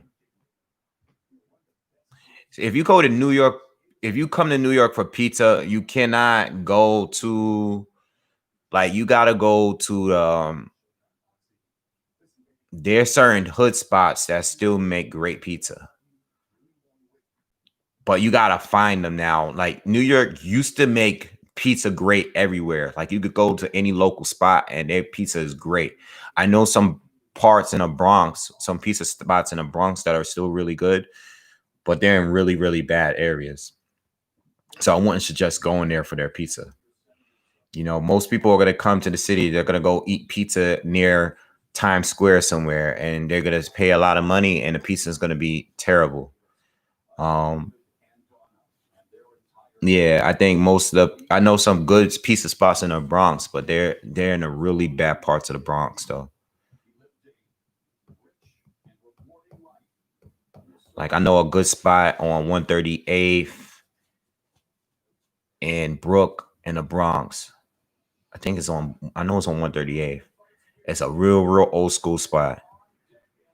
It's like another one of those spots where you just walk in and grab some pizza.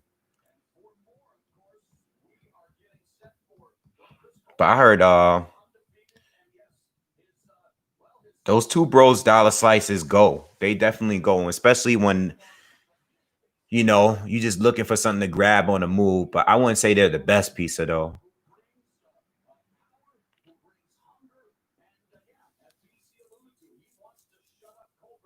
No, I'm not scared of the hood. I'm trying to tell y'all not to go if you just coming out. Like I go to these places, but I wouldn't tell a tourist to go to these areas in the Bronx to get the pizza. You know?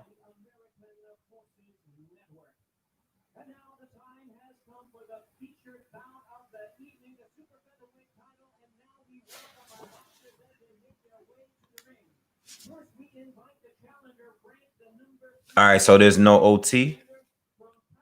I do want to see this fight on Showtime though, but I'm gonna turn to ESPN and see if the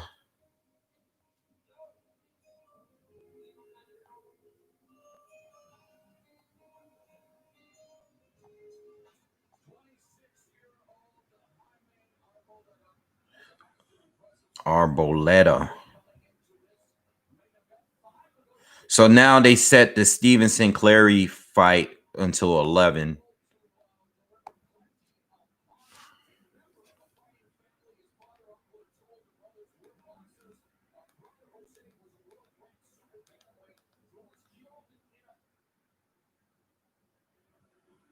All right, so no ties, 37-34. Let's see how the end of this fight goes. I mean, this game.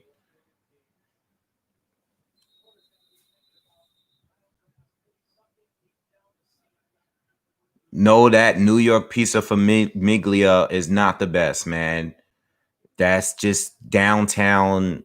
It just be everywhere. It's not the best.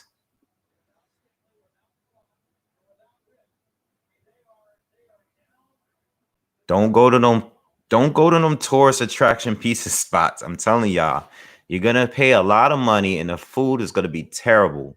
Don't go to the matter of fact, I do know a spot on the Upper East Side. I mean, it's my boy's pizza shop. He owns it, but I know a pizza spot on the Upper East Side, which is a very, very good area that you can go to. Let me tell y'all. Give me y'all good information tonight. Like, we doing great. Talk for New York talk.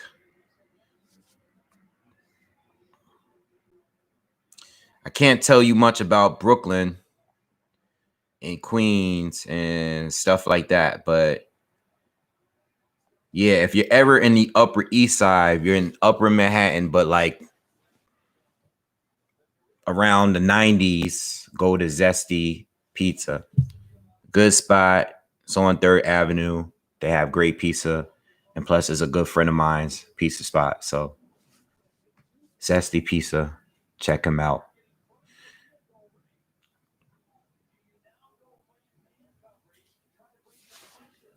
Come on, man. Prime time is always go wear something crazy. Not surprised.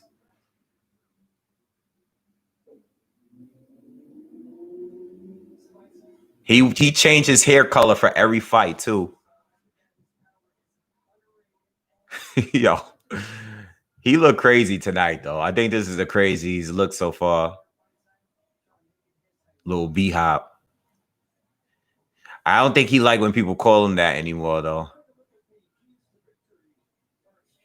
Yo, he opened up a chicken restaurant in Jersey too recently. I seen him make an announcement on that on Instagram.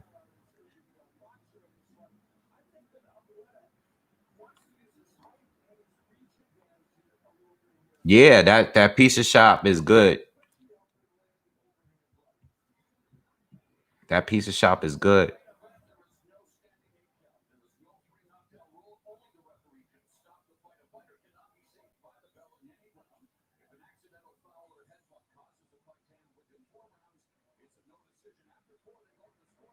Has it been reviewed by Pizza Rat? Little Caesars. Yo, I ate Little Caesars so random, like a few years ago. I was in East Harlem and I was just driving and I just stopped by there and I just bought one of them cheap like $5 pies. Oh, I had to go, like, that tore my stomach up so bad, man. Never again. I can't eat Little Caesars, Domino's, Pizza Hut. What's the other one? I forgot what the other one is. All those commercial pizza places, I can't eat that food. Papa John's, I can't eat any of those, man. Ugh. I think those was cool when I was a kid, but as an adult, I can't eat that food.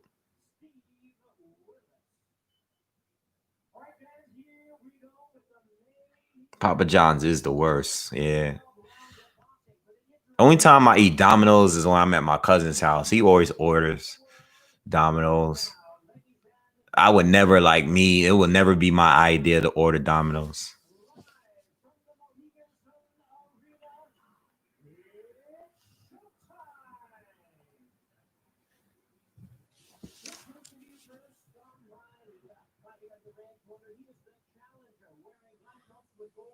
Yo, this kid got power, man. I don't know, man. Primetime got to be careful with this one. This dude could fight. I don't want to see no upsets tonight. Not with no New Yorker.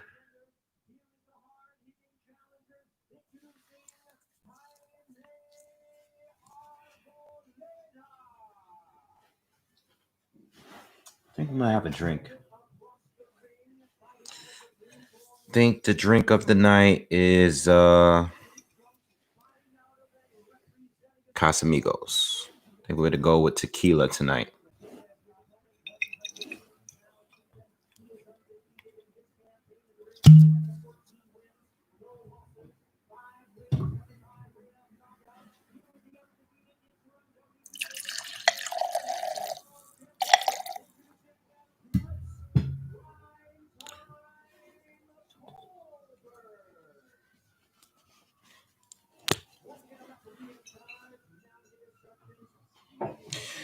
Hold on, let me grab some ice.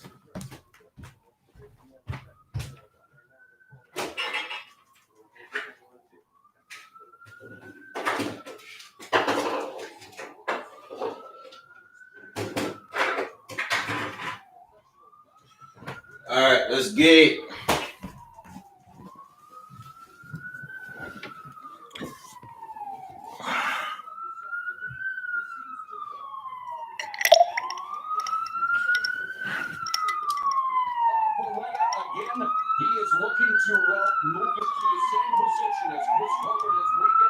Yeah, I'm watching this Colbert fight now. It just started round 1.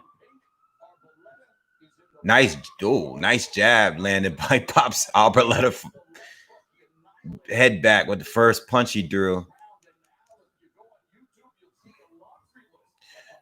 Arboleda looks bigger than Prime Time.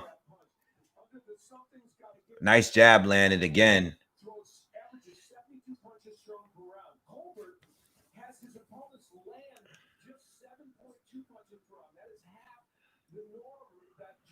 This guy looks bigger than him, man.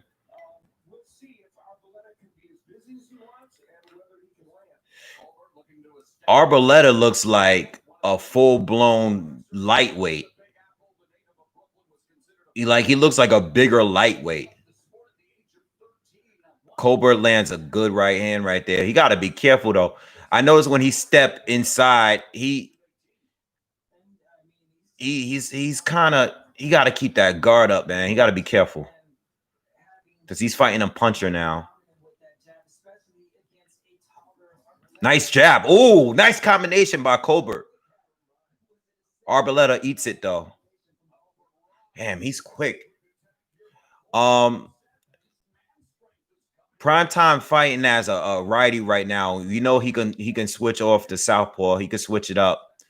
But he just switched. I just said it, and he just switched over to a southpaw now.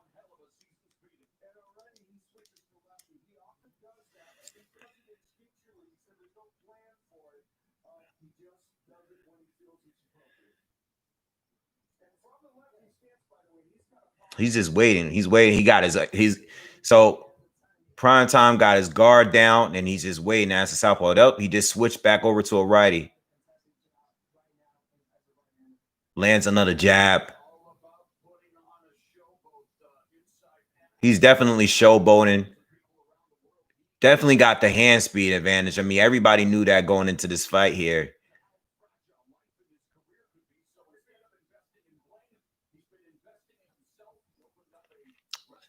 Arboleda lands a right hand.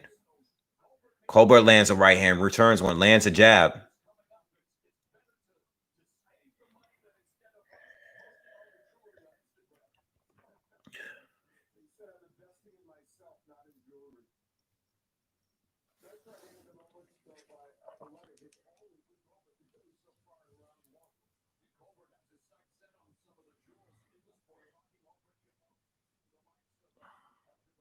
Good round from both.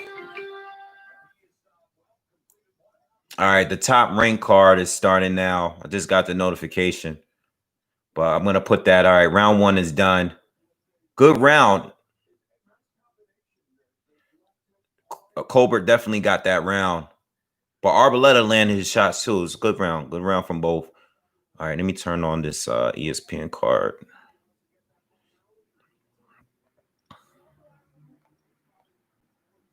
Give me a second.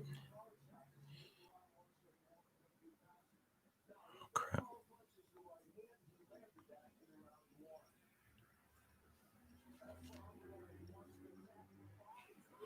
Edgar Berlanga is in the ring. They're getting ready to fight.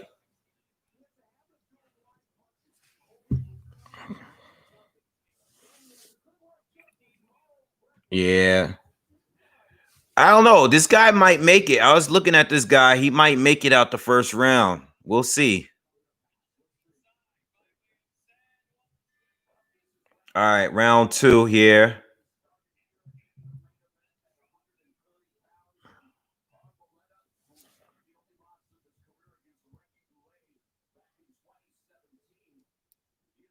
It's just a waiting game right now. They just standing there in the center of the ring, just waiting.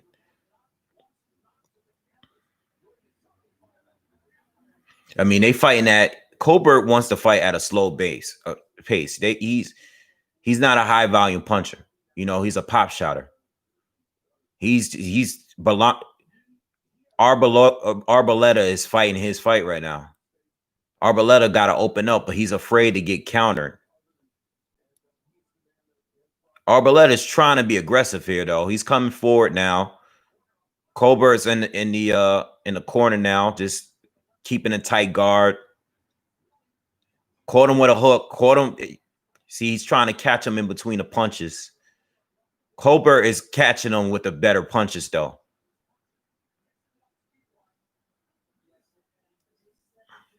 Oh, the Berlanga fight is on. Let me just do this fight because this fight might end in 1 round.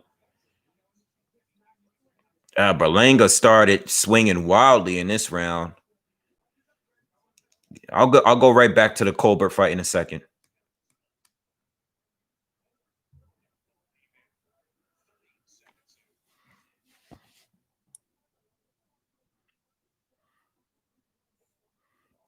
I just want to see if he's gonna knock him out in the first round. Oh, he caught a jab. Sierra caught him with a good shot. Berlanga's coming in really aggressive already, man. He's trying to get him out of here. We almost a minute into the first round.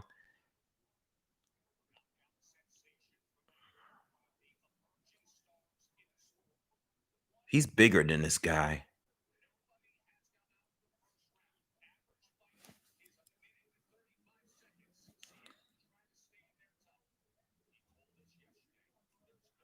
Oh, he's blocking the shots. He's down. Sierra's down. Yo, he's blocking it, but this dude hits so hard. Like, you can just see he's punching around his guard, man. He took a knee. Sierra's back up, though. We halfway through the first rounds. So Berlanga's doing combinations. He's not gonna make. Oh, he lands a right hand. The ref is getting ready to jump in. The ref wants to jump in. Yeah, he's just guarding. He's not fighting back. He's gonna stop the fight. He's going down. He's about to go down. All right. He didn't stop. He didn't stop him yet. He gave him a standing. He's giving him a standing 8 count.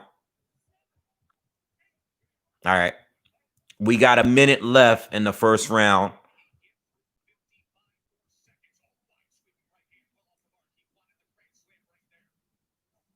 Oh, he's just going at him. Berlanga's just throwing bombs, man. He's trying to get him out of here. It's 40 seconds left. It's all about whether or not this guy is going to survive, man. It's not even about the fight. It's like, all right, this guy is trying to knock you out. Is he going to be the one to survive? He's just trying to survive, man. This fight is not competitive. He got him down again. He's stopping the fight. It's over. Another round 1 knockout.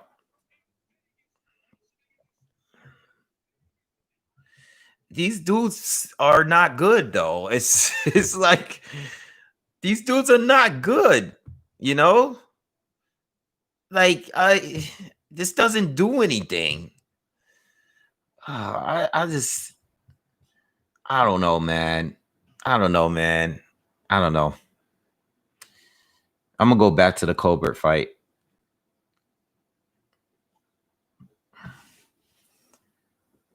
I'm going back to the Colbert fight. These don't do anything. You know, these doesn't make you better. Like, you just come in and you got power. We know that. You got punching power. But these things are not like, let me show you something.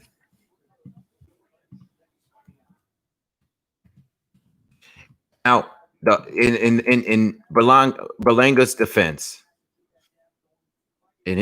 he's only 23 years old. Okay? He's only 23 years old. But,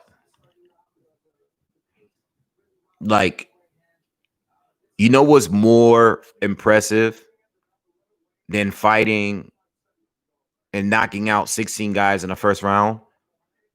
Fighting Tauroris Cloud in your 7th professional fight or 6th professional fight. Fighting Gabriel Campillo in your 9th or 8th professional fight. You know what I'm saying? Like, that's more impressive. Fighting those guys in your 6th and 8th professional fights is more impressive. You're not knocking them out in one round, but look at the difference. If a guy that can fight, and I'm talking about Beterbiev, obviously he's a more decorated amateur than Berlanga. But what I'm saying is, it doesn't mean anything that you're knocking out these guys.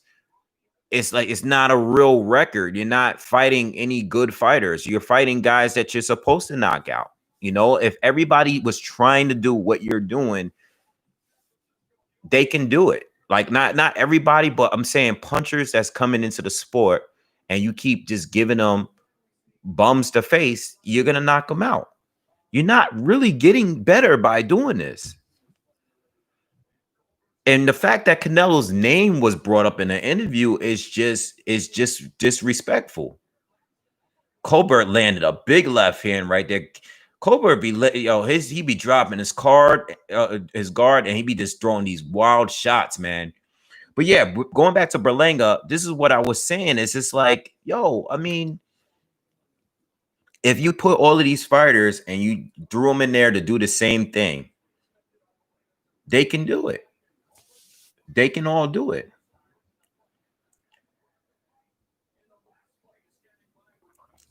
But I think the good thing about it is it's good exposure, it's good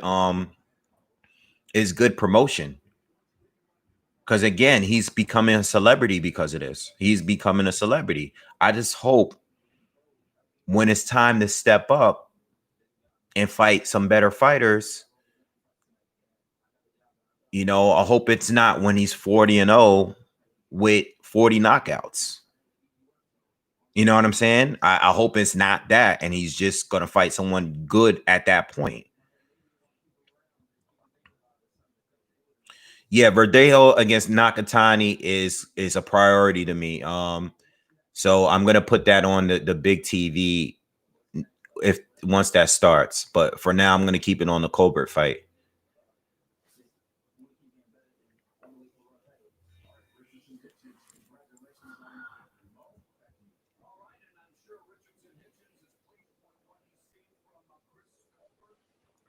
It's a good win, and I hope he keeps going. Hope he keeps pushing. But this first round knockout streak thing is all promo, it's all marketing. It's not really a real thing anymore. Like, it's cool, but we know who type of people he's facing, and these are not the top guys that he's facing. He's not facing the top guys. He's not even stepping up.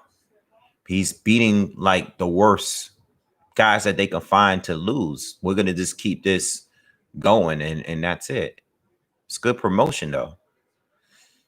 Colbert is having his way with Arboleda. I mean, Arboleda is a good puncher, but he's just not getting any real good shots in there. Colbert's defense is just too good, and he's switching from righty to lefty.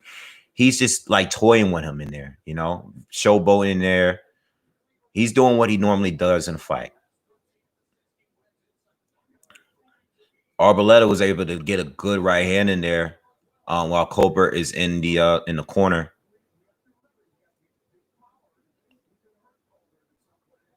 But Colbert got to be careful because he's scoring well, but he has to be careful with this guy. I think the showboating is cool, but he has to be really careful with this guy. This guy can punch, and he's getting in certain times he's getting close to landing that right hand. Got to be very careful. But he's displaying some good defense. But this is not going to win the round. You know what I'm saying? Like right now, this guy is outworking him a little bit.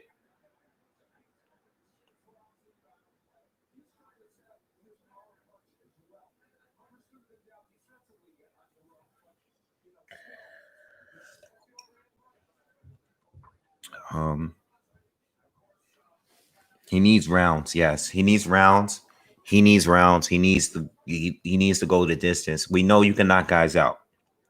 Let's see you go some rounds. Put him in there with someone that's going to give him some good rounds.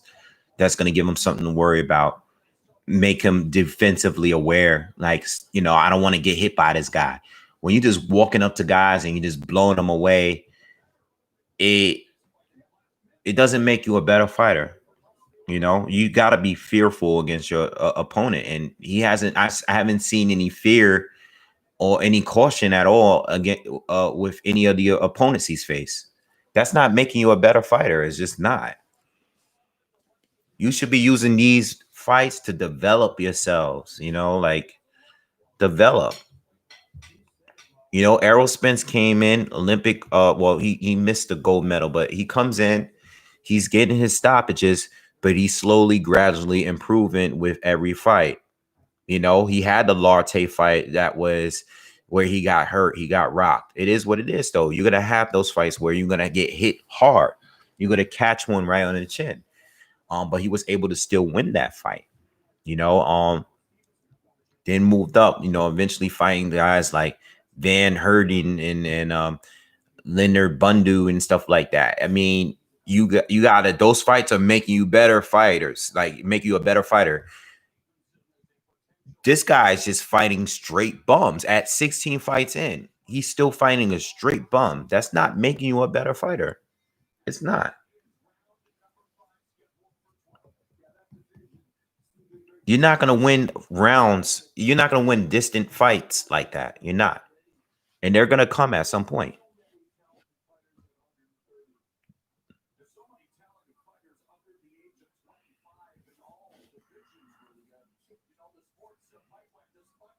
Thank you, man. Some of y'all been here all day. I've been here since noon. Shout out to everybody that's been here all day.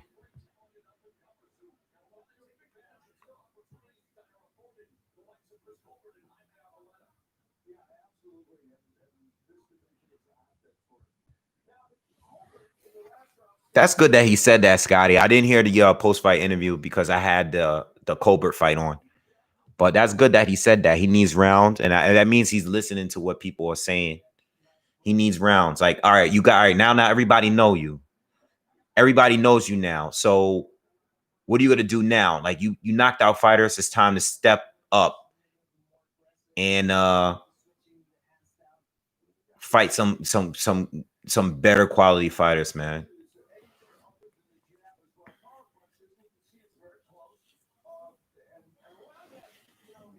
Like, Colbert is just making a miss, but he's not doing much offensively neither. Like, I want him to counter. I don't like when fighters are not making their opponent pay. Like, okay, you made a miss. Cool. You keep making a miss. All right, cool. You're showing good defense. He's dropping his guard and he's toying around with Arboleda.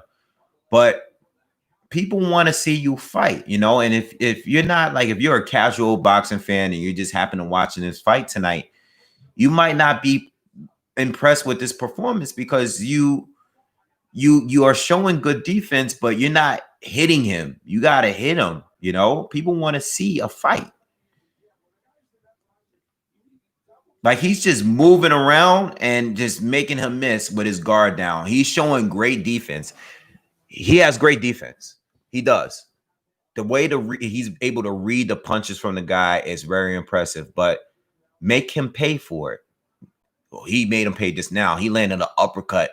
Really, really clean.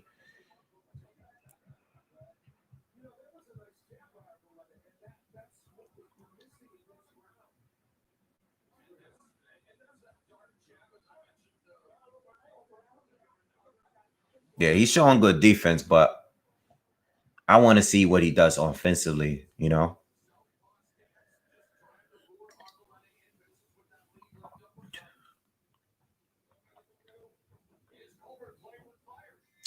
I don't know, man. I don't like the way this fight is going. How do y'all feel about this fight?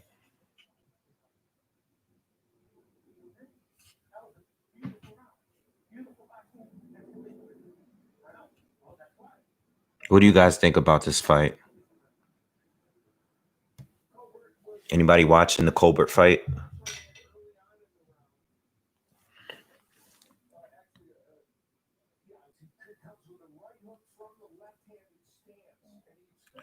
I'm going to turn back to the ESPN card.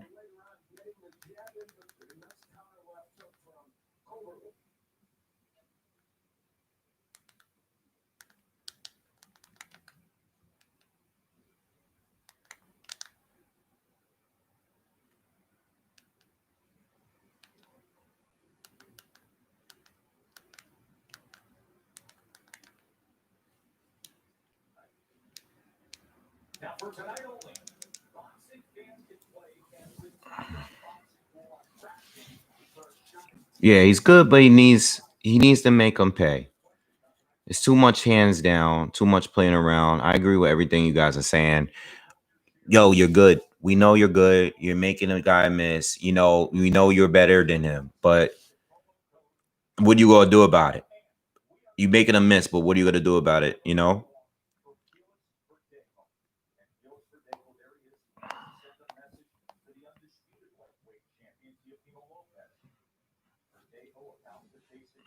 This should be a good fight, man.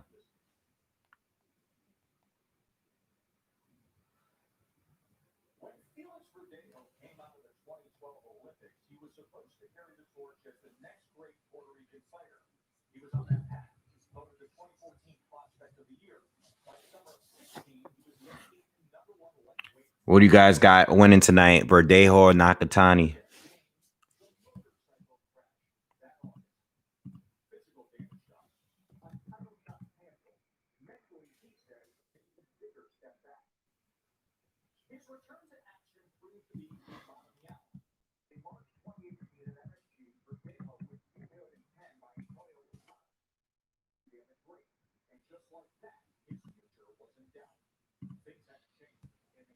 Verdejo?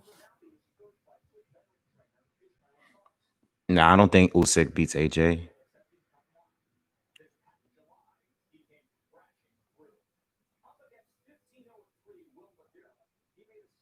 Yeah, no, I think prime time. I think prime time is as good as the top fighters, but you know, I want to see like what you can really do offensively when you're in a serious fight. Like, I want to see you fight serious because I can't tell how good he is when he's just toying around. You know, there's a lot of good boxers out there that was good at toying around. Then, you know, when it came to fighting really serious, you know, I don't know, you know, didn't look too good.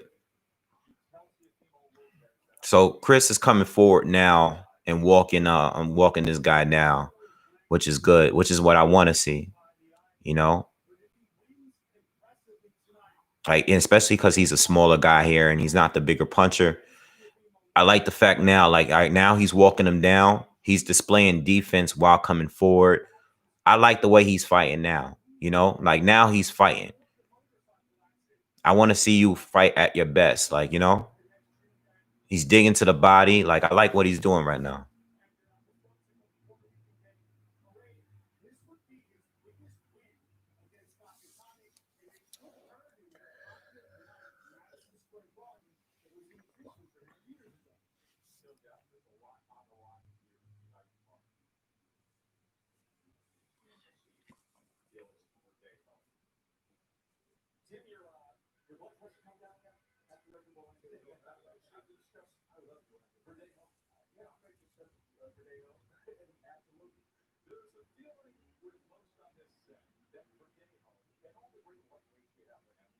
Even ESPN's it could be that like the picture can be better. It's a little it's not like the zone, but it could be a little it looks unfocused sometimes. And I'm watching it on cable. I'm actually not using the streaming app right now. You know, I think Fox be having it has the best photo. I mean, not photo, the best video. Showtime's is very clear. Watching it the Showtime, it looks really, really sharp.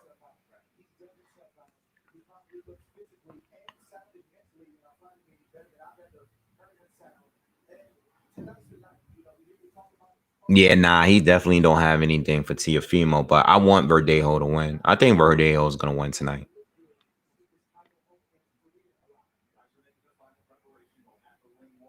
Yeah, maybe it's the cable. I'm watching it on the cable instead of the app. I normally watch on the app, but since it's on regular TV.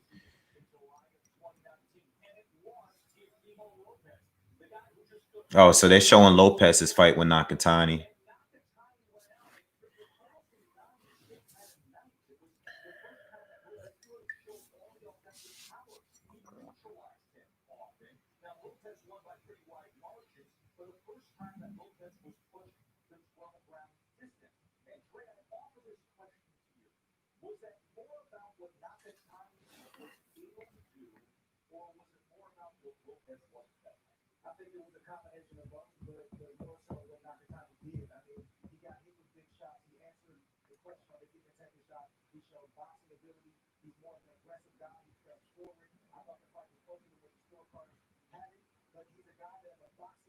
We in round 7 in the Colbert fight.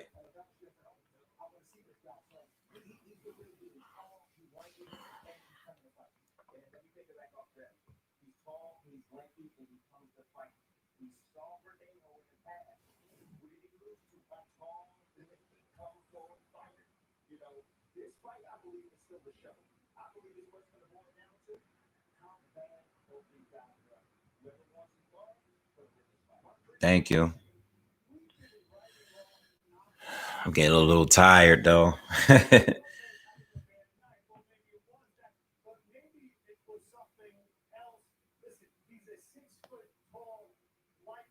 But it's always fun hanging out with y'all. It's always fun. It's always a good time.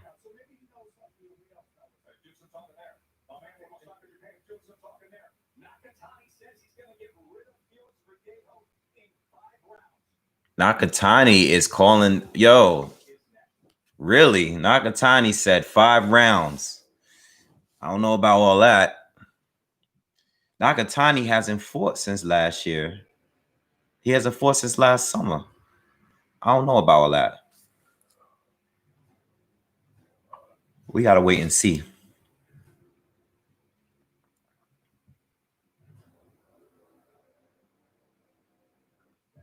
Yes, I have. Yes.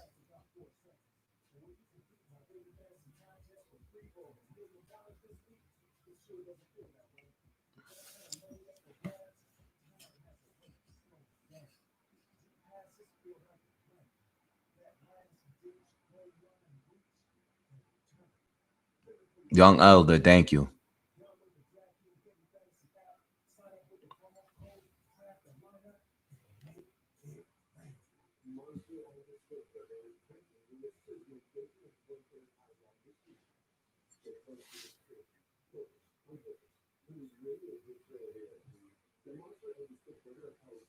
Wait, did Colbert get knocked down or he just like fell over? Let me see.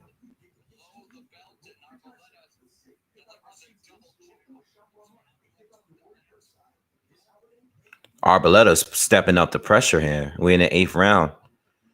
Throwing combinations, has Colbert against the ropes. Arboleda, if he was smart, he would keep that pressure going. And you know, just try to bully him. You know, he's the bigger guy.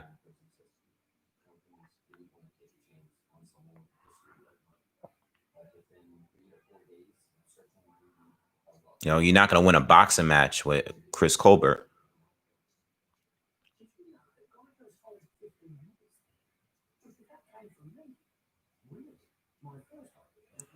It's a lot of tying up. It's starting to become a wrestling match. But I like the fact that Chris Colbert is fighting, though. Oh, low blow. Was that low? Chris Colbert is down.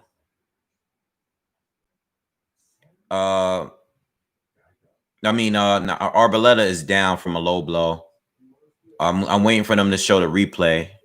The referee is getting Arboleda some time right now to recover. I'm waiting to see the replay. I know Chris Colbert threw a combination to his body, but all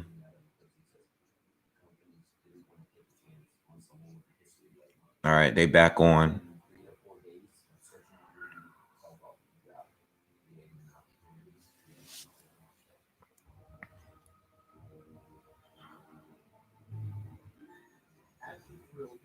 Nice counter right by Colbert.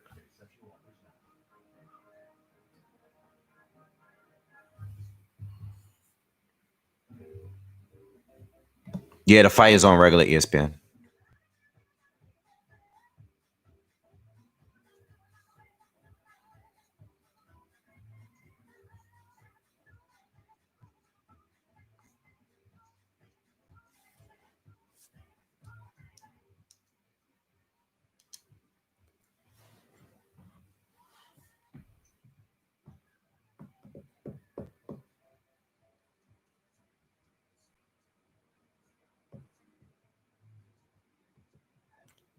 Colbert still on the move. Arboleda, he's back to making Arboleda miss, but he's not really throwing much. I think Colbert really just doesn't like to let his hands go that much. You know, to be honest, I think that's what it is. I think he just likes the pop shot. You know, just pick his spots. I don't think he really doesn't want to throw that much. You know, I mean, defensively he's good, but he's not throwing a lot of shots, man. And I think he wants to keep it that way.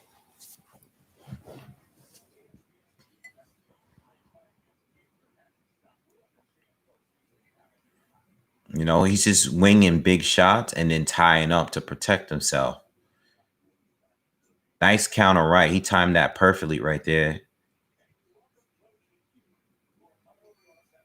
He has good defense, so I'll give him that. He has very, very good defense.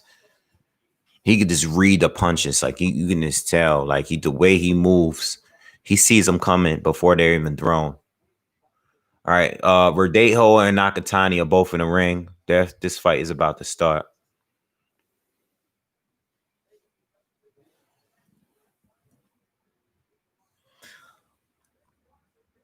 Oh yeah.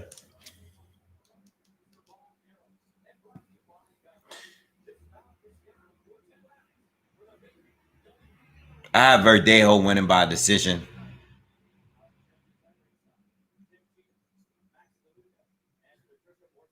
Nakatani looks big, man. He looks big. Look big. He's one of those guys, like he's just a bigger guy that can squeeze the weight. I don't know how he does it. He looks big at 135, though.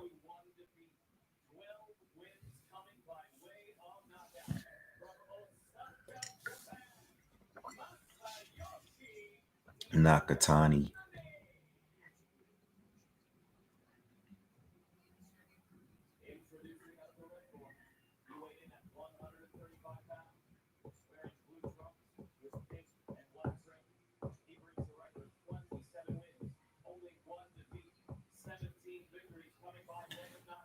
Verdejo's ranked number 5 at the IBF.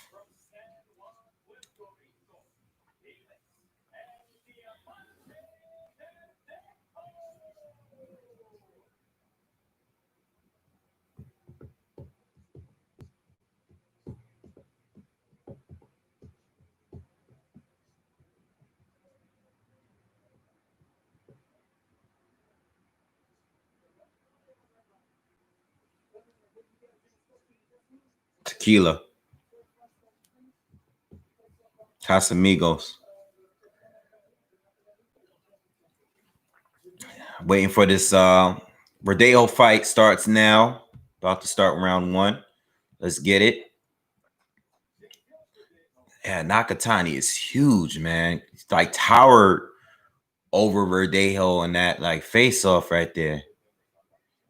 I hope Verdejo win, man. I'm rooting for him, man. Round 1.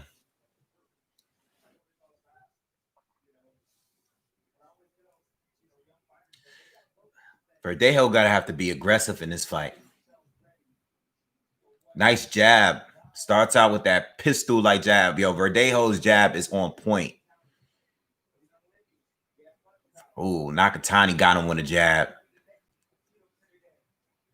Another jab to the body by Verdejo.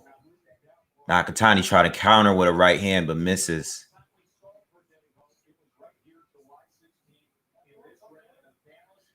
This is going to be a fight, man. These guys are pumped. They're already fighting. Oh, Verdejo caught with a big right hand. Oh, this is going to be a fight right here. These guys are already going at it in the first round.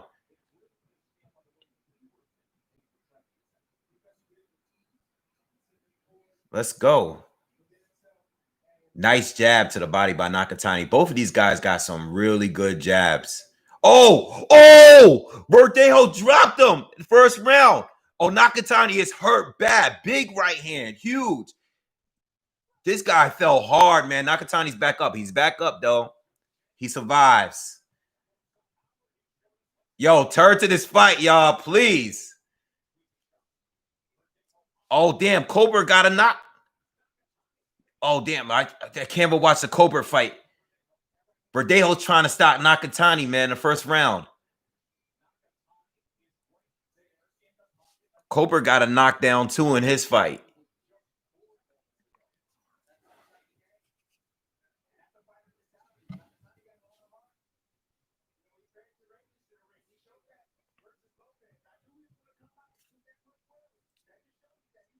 He got that. I told you guys. I said, yo, Verdejo is gonna look better.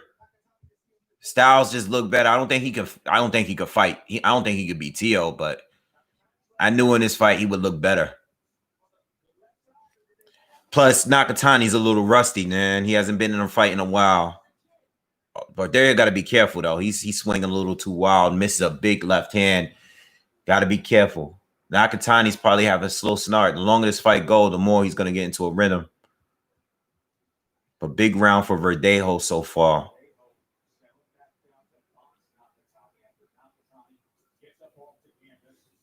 Nakatani, nice 1-2 by Nakatani.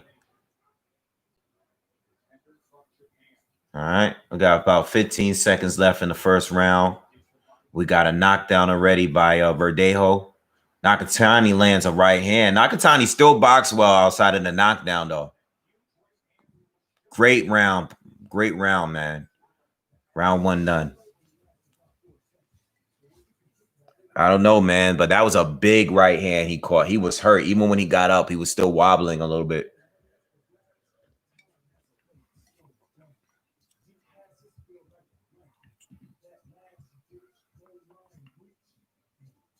Colbert is starting to work Arboleda down. He dropped him late in that last round. Didn't see the knockdown. I just seen Arboleda on the ground and the ref giving him a count. Primetime just walking him down now, though. Arboleda don't look the same. He's fighting on his back foot. Colbert's the one coming forward.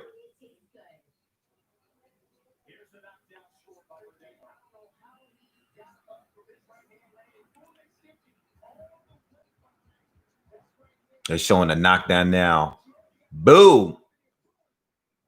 Yeah, Nakatani got smashed just now. Damn. All right, round 2. We in round 2.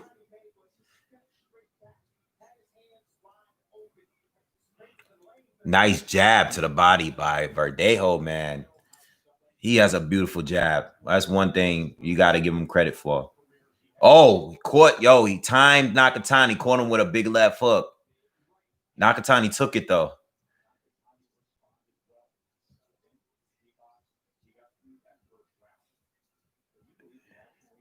Nakatani has a great jab, but he's getting hit by these big shots by Verdejo, and it's just knocking his head over.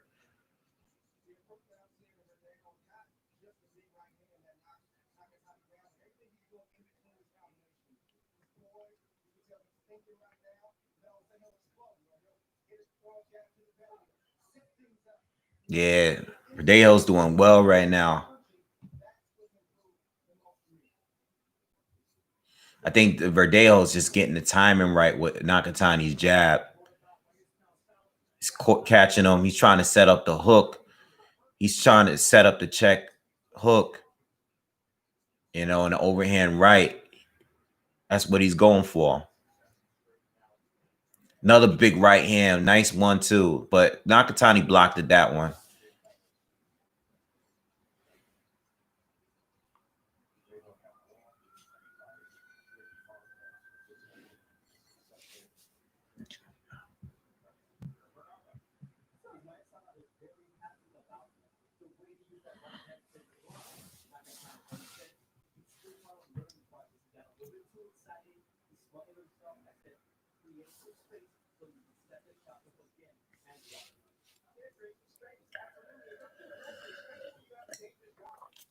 Nice jab to the body by Verdejo.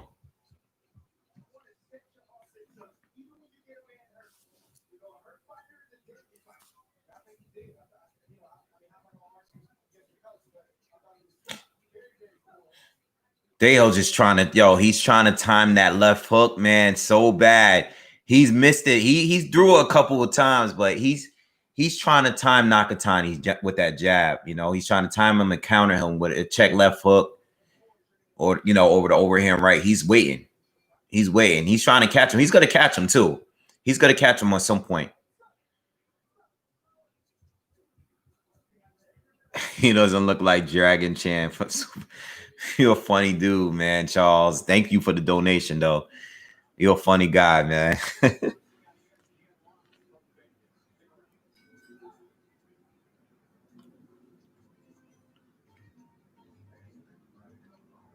Good fight so far.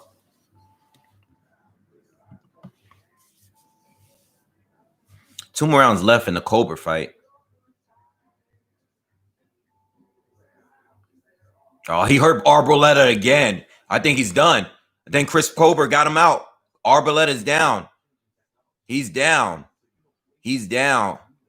Oh, he's getting back up. He's trying to get up. I think the ref is going to let the fight continue. Yep. Chris Colbert is trying to get him out of here. He's throwing big shots. Oh, again, he's down again. He's done. Fight's over. Now he's laying flat on his face. Is he going to get back up? Let's see.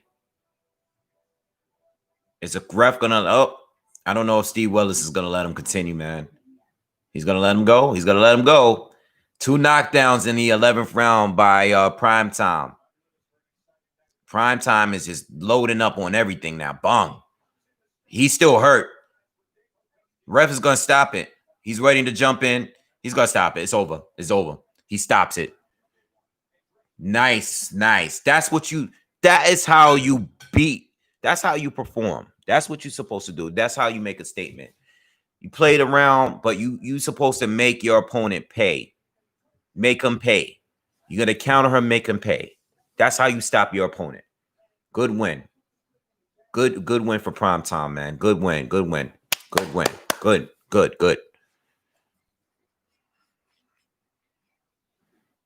Yeah, he is better when he's not playing. But you know what? Yo, right now, it's the time to not be playing. Don't play around. Like, you are in position to get a fight with Tank or one of these guys at 130. You know, Shakur Stevenson is fighting tonight, too. You know, I don't know if these guys will ever really fight each other, but I'm pretty sure it will come to that. And, you know, they're friends. They know each other. They got experience. You know, they came up at the same time. But, yo, you got to do what you got to do. You know, 130, 135 is hot right now. You got to do what you got to do. You got to stop guys like this. That's how you win and look impressive. Don't just be fighting and toiling around the whole time and you're not making your opponent pray. Let me turn this on. I'm gonna turn this off because I want to pay attention to this Verdejo fight. But he was doing early in that fight, he was doing way too much toying around, and it was annoying a little bit. All right. All right, so we're in the third round. We got like a minute left in the third round with Nakatani and Verdejo. I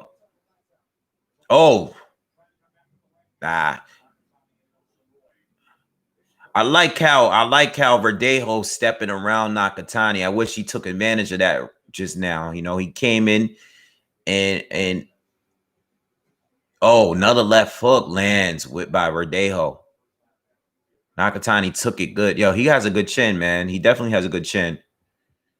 But I think he's up now. Like, I think he woke him up with that knockdown in the first round.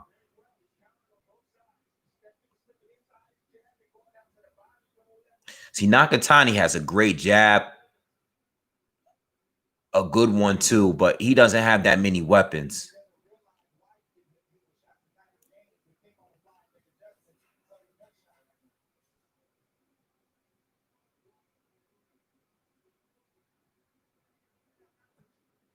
Nice jab to the body. Verdejo, you can just hear that shot. Every time he lands that shot,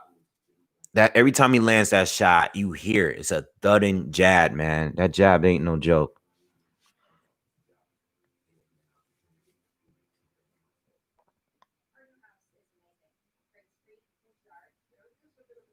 Tank can't beat Colbert. I want to see that fight. I want to see it. You know? I want to see it. You know? I know the name wasn't impressive. The guy that he fought wasn't impressive. No one's known, but the guy could fight, man. And Colbert just made it look easy. And that's the way you're supposed to do.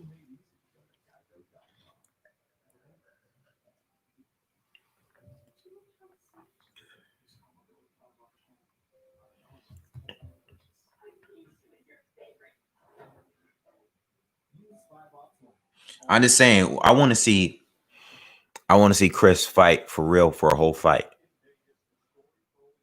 So I can really gauge how good he is. I want him to be challenged and see how he fights when he's taking someone really seriously, you know?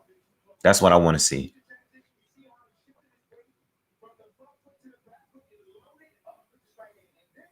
Boom. They showing replays, man. Verdejo almost spun Nakatani's head around with that punch.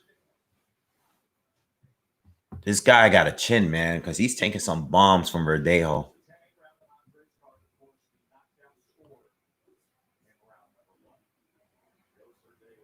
See, Nakatani ain't throwing as much as we used to see him throw because he's worried about the counter. He know he's been getting touched by the same counter over and over again.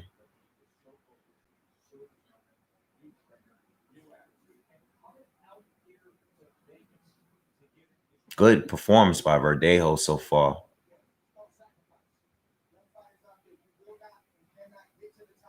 Oh, whoa.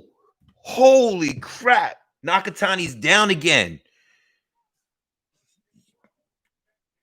Yo, did you guys see the angle that camera was on when that punch came? Like, we were literally right behind Verdejo, and all we just saw was that right hand smash against. It's like the camera was zoomed right in on Nakatani's face when he caught that right hand. Nice knockdown. Verdejo's timing on this fight, tell you, man. Did you guys listen to the breakdown? Did you guys listen? I said Verdejo shots, he's going to just set him up better than Teofimo Lopez. He looks good, man. He looks good this fight. Looks really, really good. And I know Nakatani's rusty, but it's still a good performance. Very, very good. I don't know if he could just knock this dude out. I mean, this guy is taking some really... he's scared to throw. He's not throwing. He is gun shy right now because he knows he's getting timed. He does it. He's gun shy. He's gun shy. He's not throwing his jab with confidence.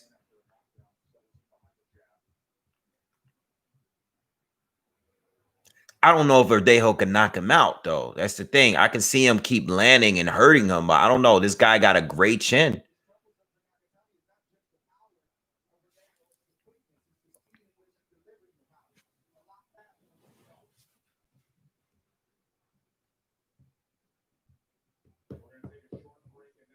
All right. Round is almost over. We got 2 knockdowns. That knockdown. They keep going to commercials. Whew, damn. Verdejo ain't no joke, man. That right hand was perfect. Right crack in the face. The camera was like right on his face. All you saw was his face getting pushed in. That was a nice shot right there.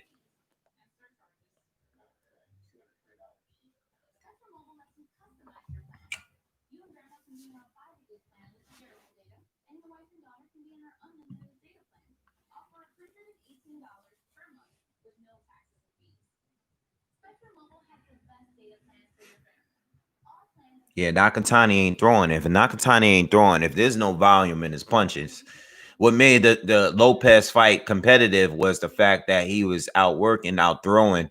If he ain't throwing no punches, he's not gonna win rounds. You know what I'm saying? Verdejo's definitely landing the bigger shots between the two. He ain't gonna win rounds just pumping that jab out there. And he's not confident with the jab neither. I want to see the replay. They ain't show the replay because they went to a commercial. All right, they're showing a replay right now. Boom! Oh, God. Oh, yo, this guy looked like he got hit by a car. And the fact that I love the way the camera was like right behind Verdejo when they showed that. Perfect timing. Perfect timing. Oh, man, I would have went to the hospital right there. I would have been dead.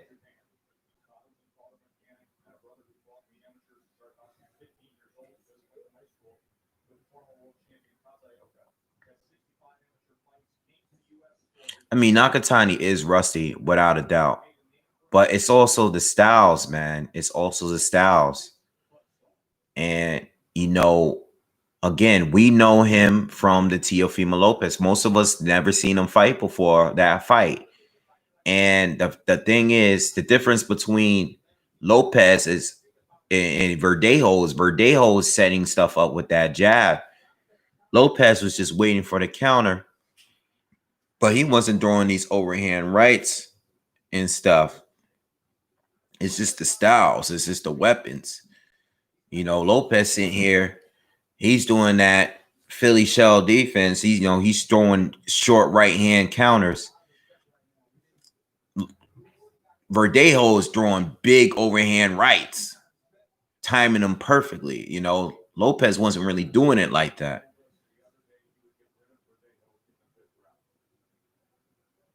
Nakatani said he was going to get rid of Verdejo in the 5th round. They're in the 5th round right now, and Nakatani hasn't won a round, and he's been dropped twice so far.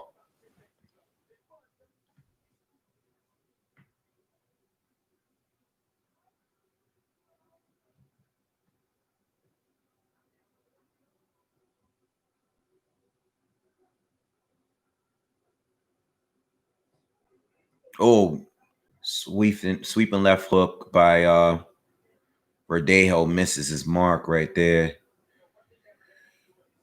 This is a 10th round fight, by the way. I didn't even realize that. Oh, Verdejo lands another right hand, man. Going into a little exchange, the two of them. Nakatani's not, listen, he's still game. He's still fighting, though. He's still fighting. But I think, like, Verdejo is landing the cleaner shots between the two.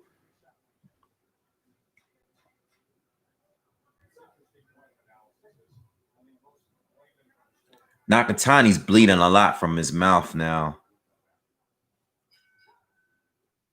All right, round 5 done. I gave Verdejo every round so far. Yeah, smooth. I think the Chris Colbert fight was entertaining. I just was annoyed a little bit by the showboat and was a little too extra some of those rounds. But overall, good performance though. Good performance.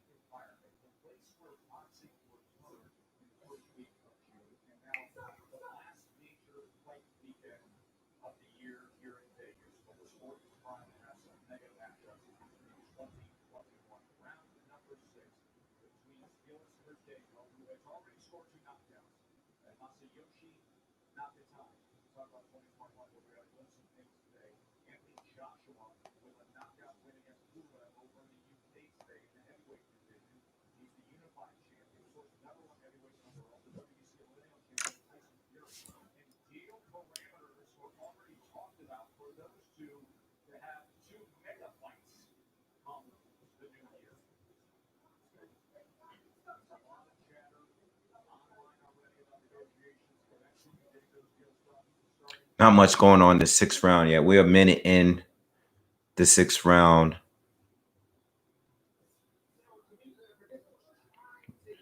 Jab to the body by Verdejo. Verdejo, another 1-2 lands clean. Another 1-2. Clean right hand, man.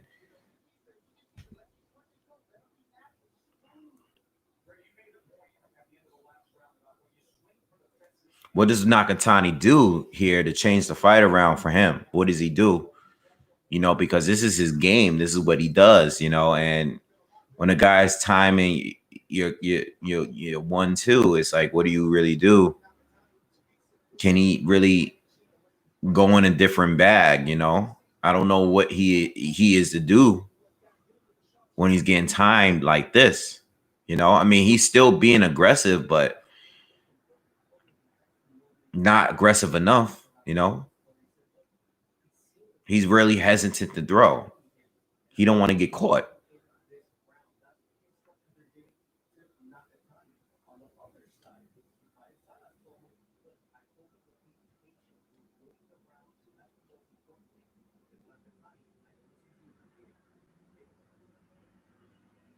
Oh, nice jab.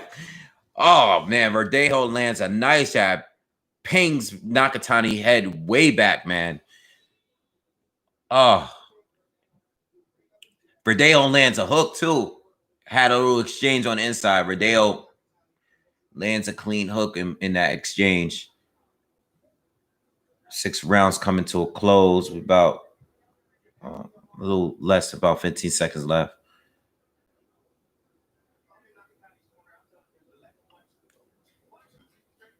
Tim is saying to let the 1-2 go if he's in Nakatani's corner. But I mean, that's what Nakatani does. It's just not working for him in this fight because he's getting countered. Just finished watching USC game. How did Robeisy Ramirez look? That's like the Ramirez and Shakur Stevens on collision course for Olympic rematch if they keep winning. I didn't really get to see his fight because I think I was covering some of the other card while that fight was on. Okay, I think I was watching some of the Matt Corrible fight, so I didn't really get to see the fight like that, to be honest. I didn't cover it like I covered. That was the one fight that I wasn't really covering on there, so I'm sorry I can't answer you to tell you how he was doing. All right. Not good enough to adjust. What network? This is on ESPN.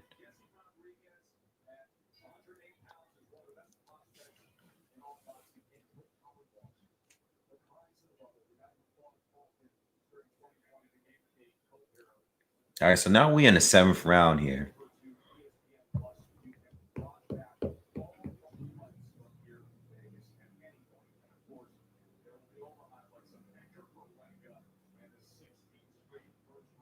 I think Nakatani, being that that's his move, like that's his go-to, the 1-2.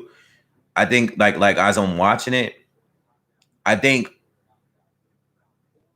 Nakatani got to do something to throw off Verdejo's timing, and I think what he needs to do is keep that lead hand out there, like touch. Don't just keep throwing a straight jab, like throw a touch jab here and there. Like he's not throwing anything in between.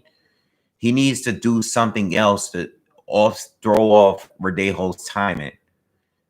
Shoot that jab out there, but just touch it up. Just boom, boom, boom, boom. Like don't throw a stiff jab. Don't keep throwing a 1-2. Plus, we need a little bit more feint in here. Like he did do it just now. He just landed. He hurt Verdejo. He hurt Verdejo. Verdejo's hook. Whoa. All right. Ref is breaking him up. Verdejo held on to him, but he was hurt. He's hurt.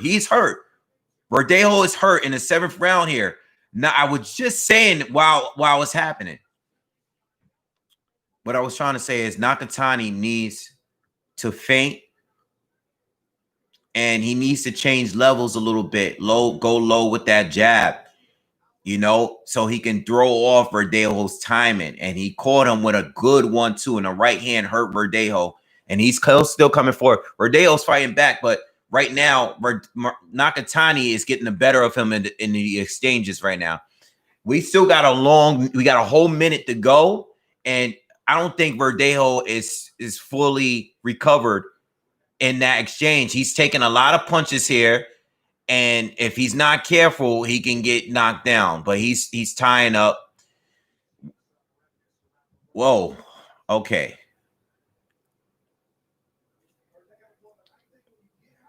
Big round for Nakatani. Way to change the direction of this fight. He throws another 1-2, but it's blocked by Verdejo. Verdejo throws a wide, like a really wild overhand right, but it misses his mark. He seems to not really have fully recovered yet. He definitely needs to survive this round. We have about 10 seconds left in the 7th round right now, and it's all Nakatani at this point. Big round for Nakatani. Didn't get the knockdown, but hurts Verdejo bad.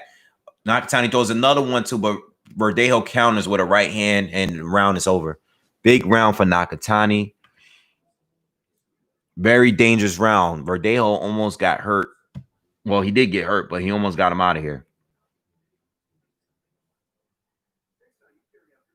What you guys saying?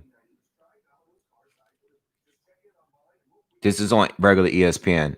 If you're just getting here, not ESPN Plus. The pre-fights was on ESPN Plus on regular ESPN.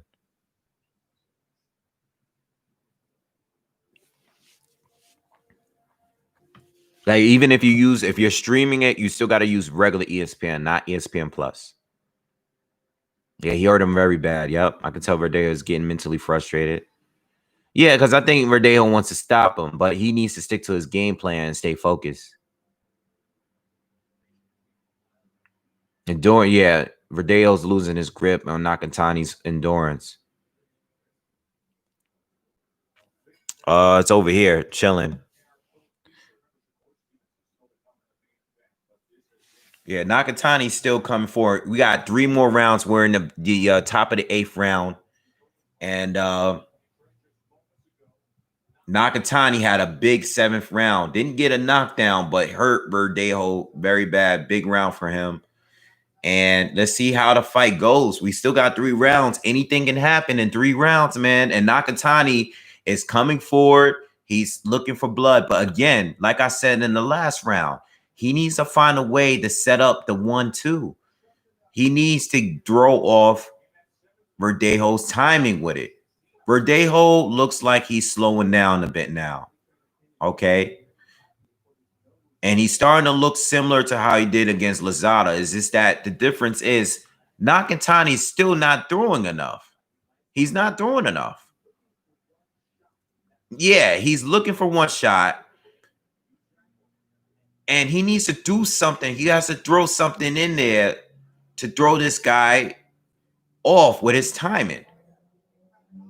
Nakatani sweeping left hook. Nakatani's coming at him though.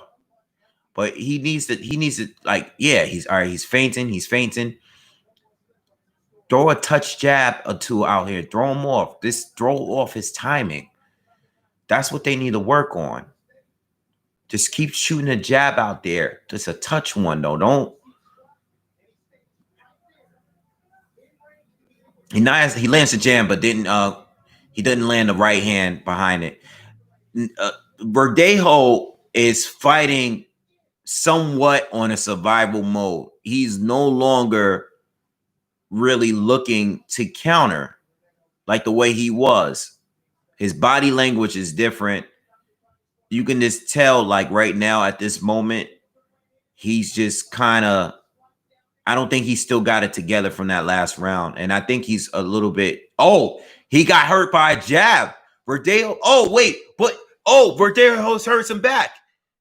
And now Nakatani, so Verdejo got touched with a jab and got rocked, lost his balance, but he threw a right hand and he clipped Nakatani and hurt him. And they both were like wobbling at the same time and they tied up. So they're both a little hurt here. This is a very good fight, man. And this is why I told you guys this was my favorite fight of the weekend. This is a very good fight that I've seen all along. This is the best fight so far. Both fighters have been hurt. Both fighters are throwing bombs, exchanging, and we're seeing some good boxing, good counters. Round 8 over. Very hard round to score. I'm going to give it to Nakatani because I'm giving it to Nakatani because I think he still was in control that round. But he did hurt Nakatani as well in that round. Good fight, right? Good fight. This is definitely my favorite fight so far today. Definitely my favorite fight so far.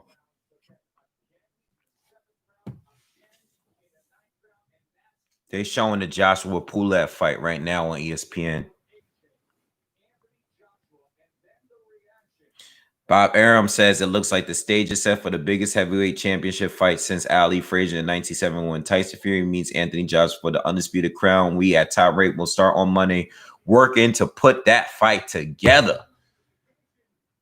From the old man himself, Bob Aram on Twitter. This is what Bob Aram is saying. That's what I like to hear. All right. Verdejo's back to his jab. Lands a nice, sharp jab to the body. We're in the top of the 9th round, y'all. Nakatani lands. I don't know. I think that was balanced, though. I'm not sure if he landed clean there. I know Verdejo still looks to be, I don't know if he's tired or if he's fully recovered, but his legs doesn't look strong. He's losing his balance completely. He's not as sharp as he was earlier. He's like fighting.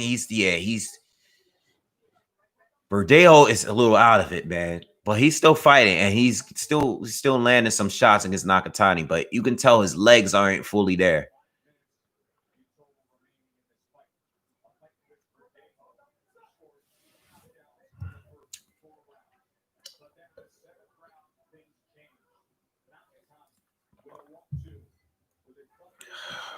Man.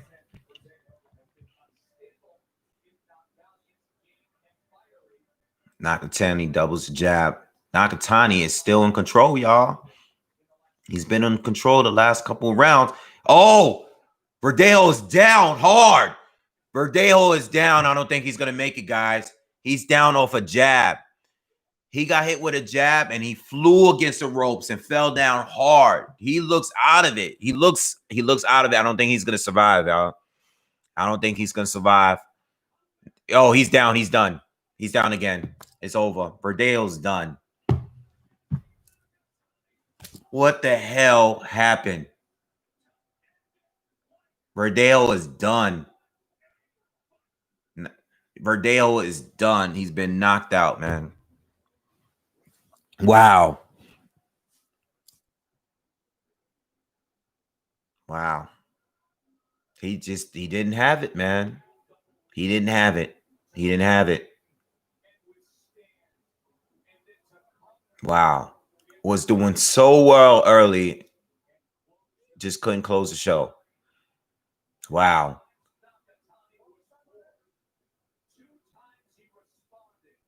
Wow. Wow. Put some respect on Nakatani's name. Wow. Verdeo and Doris was terrible in this fight. And he got hurt by a jab earlier. The first punch that hurt him was a jab. Or maybe it was a right hand. It was a right hand. I'm sorry. But it was another point where he got hurt by a jab. Wow. And Nakatani was rusty, and he was still able to stop Verdejo. Wow. I thought Verdejo had this fight in the bag. I actually picked him to win this fight too. Wow, man. Wow. Wow. Wow. Good fight, though. Good fight. Good show, Nakatani. Good fight for both. It was a good fight. It was a good fight. It was a very good fight. Definitely the best fight of the day. But it just didn't go in Nakatani's favor, man. That jab, this guy, Verdejo got hit with a jab and he reacted as if he got shot. Like his eyes was closed and while he was still standing. Boom. Wow, man. Wow. And another thing too, Nakatani got dropped, got hurt multiple times in this fight. He has a good chin. He has a good chin, man. Because he was getting hit by big shots, man, and was able to still keep pushing. You know? Damn, man. I wanted Verdejo to win this fight, man. Really wanted him to win this one, man. But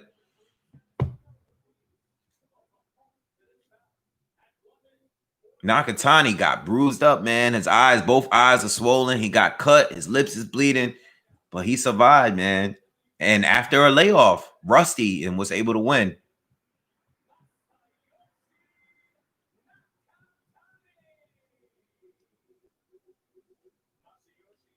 Much respect to both of them. They showing much respect to each other.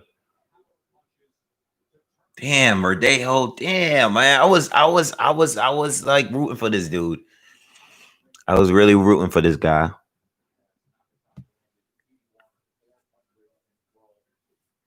You want to see Nakatani Teofimo rematch? I don't. Good win, but I don't want to see a rematch with that. I think Teofimo will do better in the rematch. That's what happens when you throw that much gas early. Yeah, I guess you're right, man. See why that's why people have so much trouble against Nakatani. Yeah.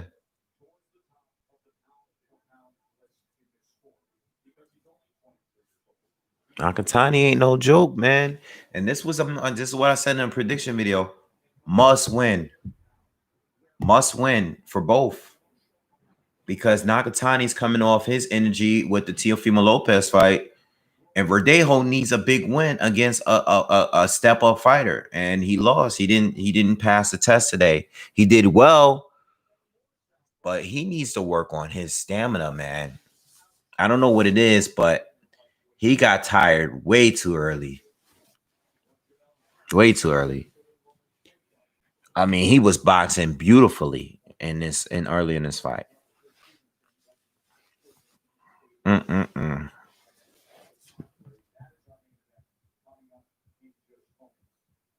Teofimo gonna smoke Cambosos. Is he gonna fight Cambosa? Is that official? Is that official?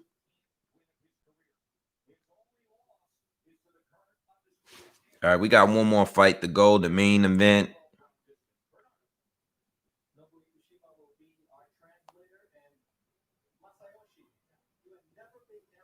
Yo.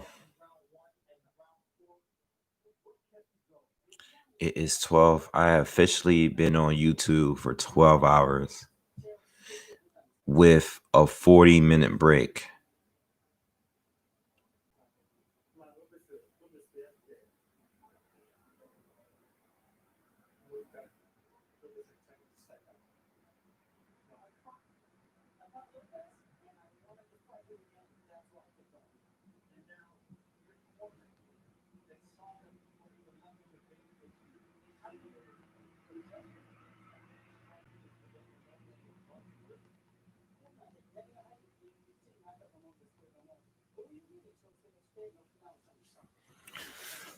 All right, what you guys talking about?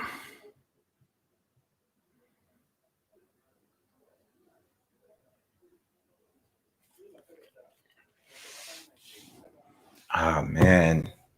I'm mad Verdejo lost, man.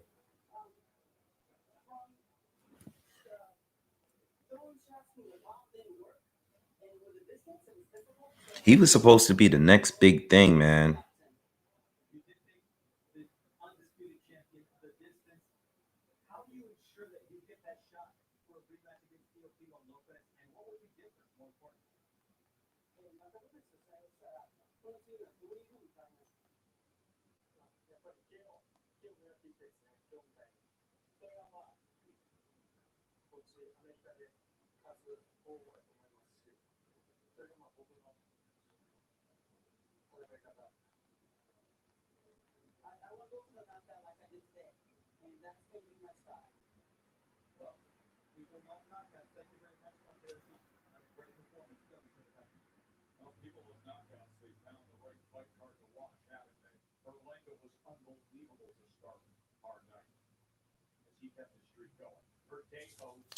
All right, give me a second, guys. Let me just I'll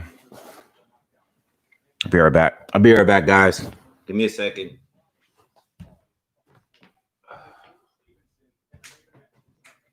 I need a stretch.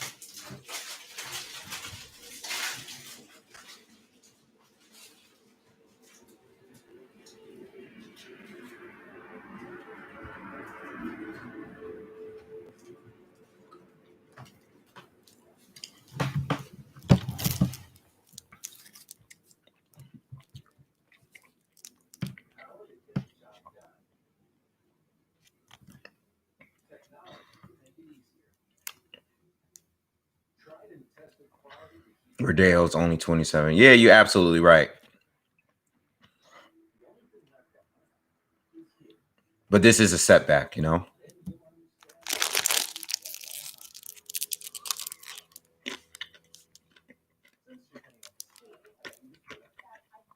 Don't mind me just having a snack.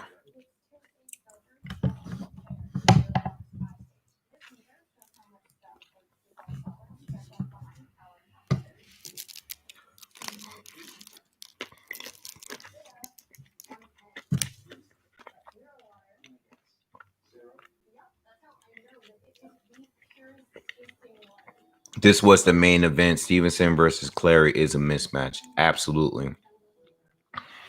I want to see if Stevenson's able to stop him, though. Stevenson doesn't have the biggest punch. So even if Stevenson is being dominant in his performance, is he going to be able to stop him? That's the question.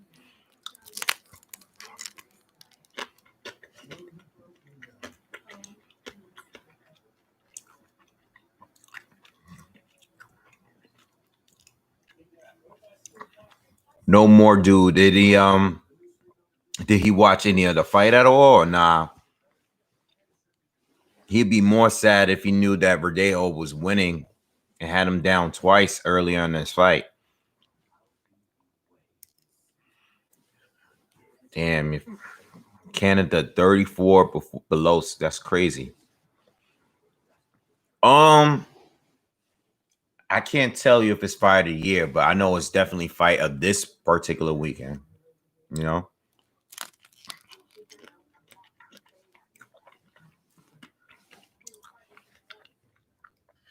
I don't know if it was fight in the year though. That's saying a lot.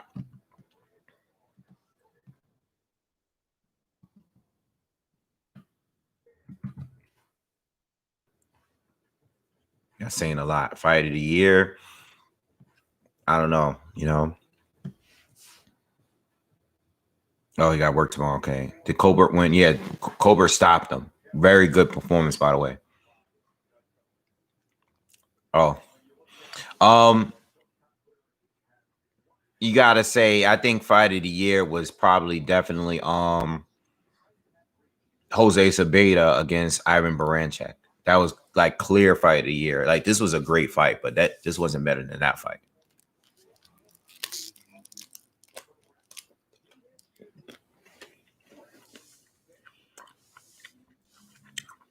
Baranchek Sabeda was the best fight.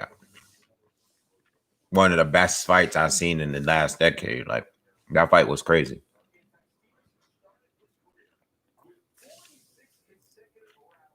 Stevenson looks focused, bro.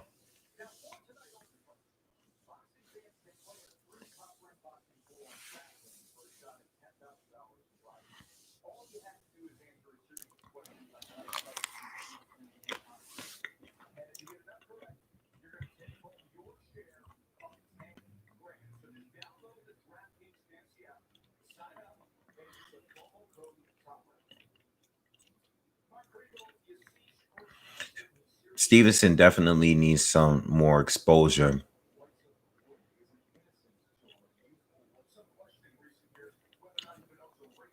But I think he's like so chill. Best sci-fi TV show. Maurice, thank you for the donation. Always thank you.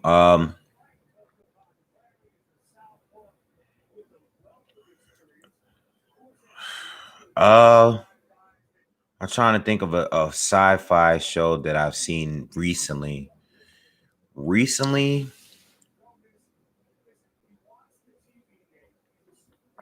What's the last really good Watchmen was really good on HBO. That was a great TV show that I've seen recently, sci-fi. I'll probably say that. I'm trying to think of something else that I've seen that's a sci-fi TV show. Black Mirror. Okay, Black Mirror was cool. I've seen that on Netflix. I think that was cool. Fight of the year was Trump versus Biden.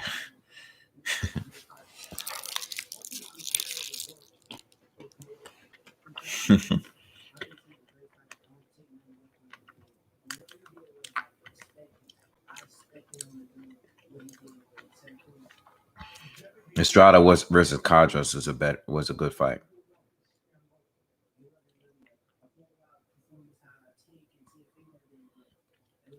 I don't know, Maurice. You have any suggestions?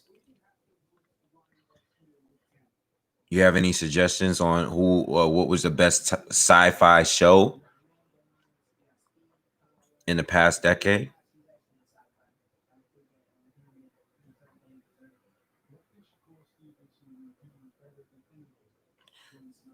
KO of the year was probably the Baranchek knockout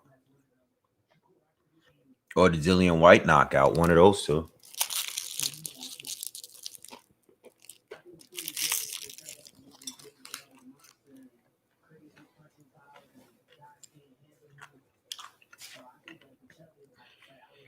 Baranchek knocked out. or Dillian White. Dillian White knockout. One of those two knockouts was the one of the two best knockouts.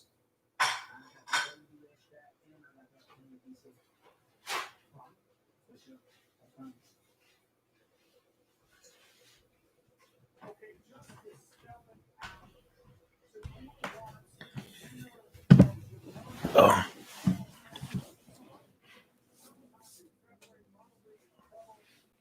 Oh, Tank versus Leo Santa Cruz. How did I forget about that? No, I would have to go with the Tank one. Tank was crazy. Dude, Tank versus Leo Santa Cruz was up there with Pacquiao getting knocked out by Marquez. It was just like so shocking. I think Dillian White was shocking too, but Tank's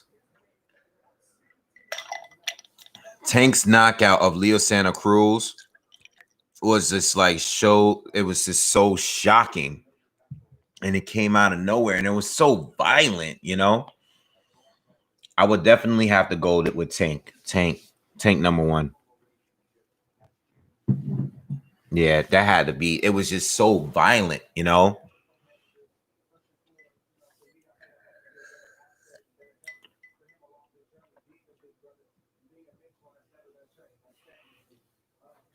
Yeah, Tank. I put Tank number two. I'll put Tank number one.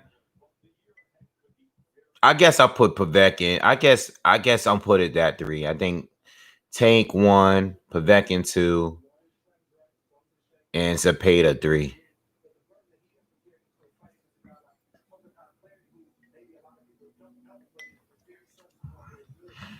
Those 3, whatever order you want to put them in. But I think Tank was crazy wild, man.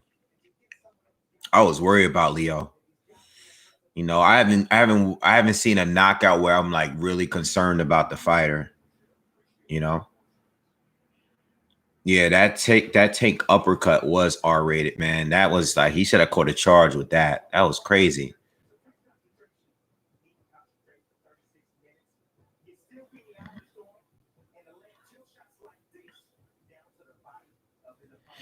I like Shakur Stevenson because he fights like a mature. He fights very mature. Like he fights like a seasoned vet. You know, even though he's young, like you know how Mayweather was a pretty boy Floyd, and then you had Money May. Like he already fights like a Money May. Like he fights like a defensively. He's like really gifted already. I'm not saying he's on that level already, but what I'm saying is he fights. He's so defensively aware, you know.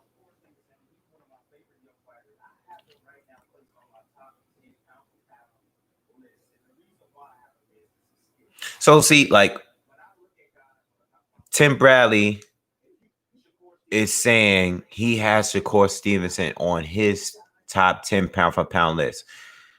I think people got to understand when it comes to pound for pound, and this is why I don't understand why people get so angry at. There are just people that's just telling you, look, this is how this is my personal, this is who the best fighters in the world are personally, based on what I like to see. And this is why I don't understand why people get upset with people's views, because it's like these views are just based on your personal views on what you'd like to see in a fighter. If Bradley has him in his top 10 pound for pound list, Bradley is basically saying Shakur Stevenson is one of my top 10 favorite fighters to watch. And this is why I tell you guys, okay, I'm very specific when I'm telling you, okay, this is my top 10 favorite fighters. This is my top 10 favorite current fighters. These are my rankings on who I think is the best fighters. Those are all different lists. Because who I think is the best is different from what I think is my favorite. You know what I'm saying? Like Bradley just said pound for pound, his pound for pound, which means his favorite. He's one of my favorite fighters. He said was one of my favorite fighters, and I have him in my top 10 pound for pound. Why is he in your top 10 pound for pound? Based on what?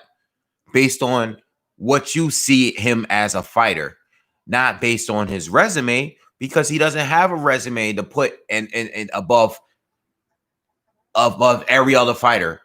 He's the top 10 based on what though? You know what I'm saying? So I think this is why I don't do the pound for pound talk, because I can't do a pound for pound list without being biased. I'm going to have to be biased and tell you what I see, what I think is what my opinion on what I think is pound for pound. My opinion, you know? And I think that's what Tim Bradley just did. And people are going to eat that up and be mad. But I'm like, why be mad? He's just basically telling you that's his pound for pound. That's his personal pound for pound. You know, there's a lot of YouTubers that do pound for pound lists, and a lot of them are just like, hey, this is who I think are the top 10 fighters, personal who I like.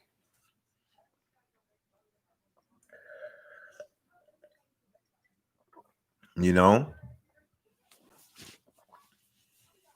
And then when it comes to resume, you can't even base it on resume, because if you base it on resumes, are you going to base it on what you did in your career, or are you going to do what you did recently? Like, how do you do that? Because if you're just basing it on career and we're basing it on active fighters, Manny Pacquiao should be on everybody's pound for pound list as number one, because in his career, throughout his career, he's accomplished more than any other fighter that's actively boxing. You know, so he should be number one. Number two should probably be Canelo. As if in active boxers, Canelo is number two, because he probably accomplished more as far as resume based on what's on paper, not about whether or not you thought he won certain fights. Excuse me. But I'm saying on paper. You know what I'm saying? So that's why I think the whole pound for pound thing is a little bit annoying, because you're basing it on accomplishments based on what you think is a good accomplishment or whatever, recently or all time. That's why Bud should have dropped on the pound for pound. When I hear pound for pound, I take it as the best fighters of all time. Canelo got the best resume, but he's a drug cheat. Speaking of Pacquiao, which young fighter can go up to 154 like Manny did? Fam, pound for pound is career plus recent fights plus skill plus titles. That's a hard thing to make a list out of, though, if you're counting all four of those. Pound for pound equals career, recent fights, skill, and title. That's insane. Like, making a list out of that is insane. It's insane. Just think about it.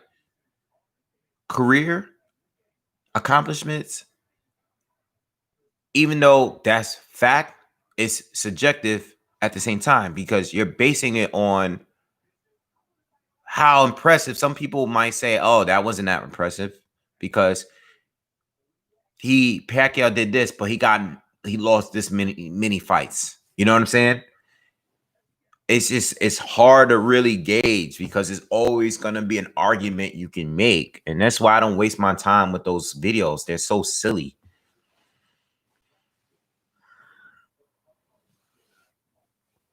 Skill is totally subjective. Skill is totally subjective, because skill is based on, when we say skill, people don't consider pressure fighters to be skillful. A lot of people feel like guys that are very aggressive, that take a lot of punches coming forward, they don't feel like that involves skill.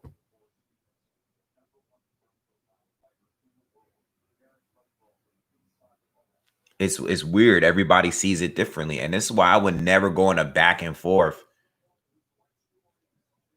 with over a pound for pound. It's a waste of time. For what? Everybody's gonna see it differently. Clary's coming to the ring, by the way.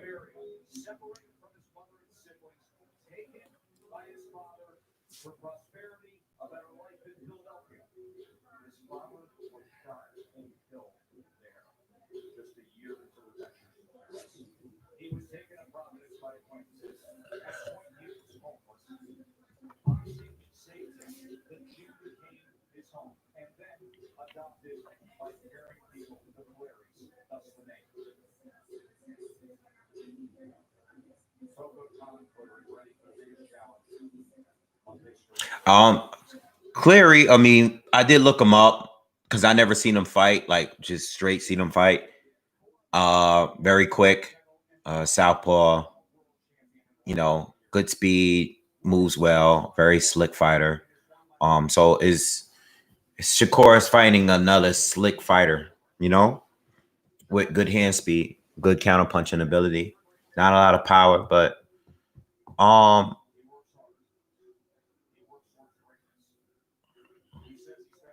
you know, I mean, outside of that, I don't really see that much, you know.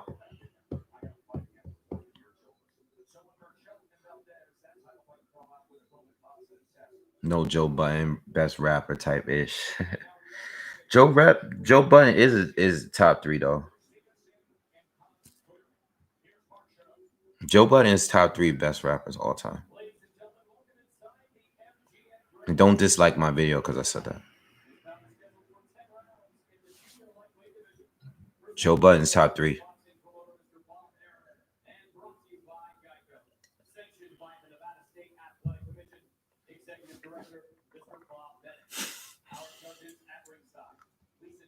Joe Budden top 3.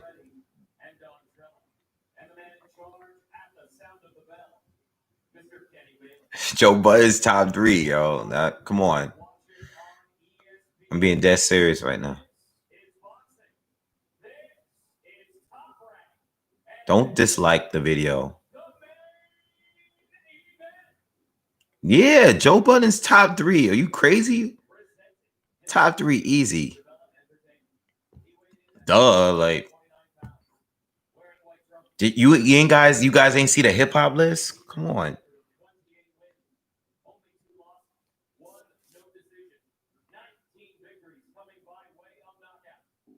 Facts, like Joe Budden's top 3. Who nicer than Joe Budden? Like, don't say Biggie is, because he's not. Don't say Pac. That's crazy. Joe Budden's better than all of them.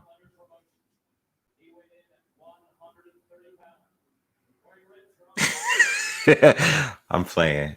Nah, Joe Budden's he's actually one of my favorite rappers though, for real.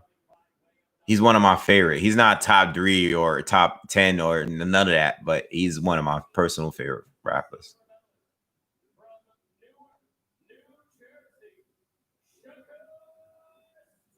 Nah, I like both. All right. He's not top 3. I'm trolling, but he's one of my favorite rappers. So, like, I'm a big fan of his Mood Music mixtapes. Those are my favorite mixtapes.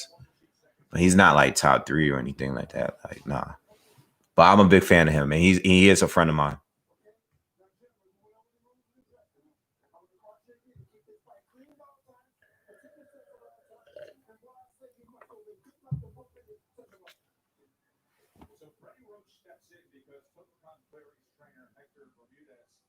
Now, Joe Budden not top 3 in Slaughterhouse. Come on, bro. Now you being disrespectful.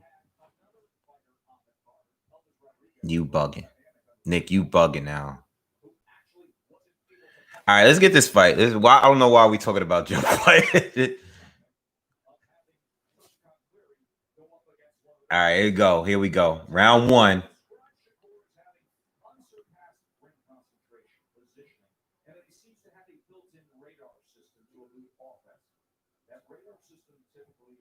This is like two really super slick, super cautious fighters. Like, you know, it's a 10-rounder, by the way. I'm surprised this is a 10-rounder.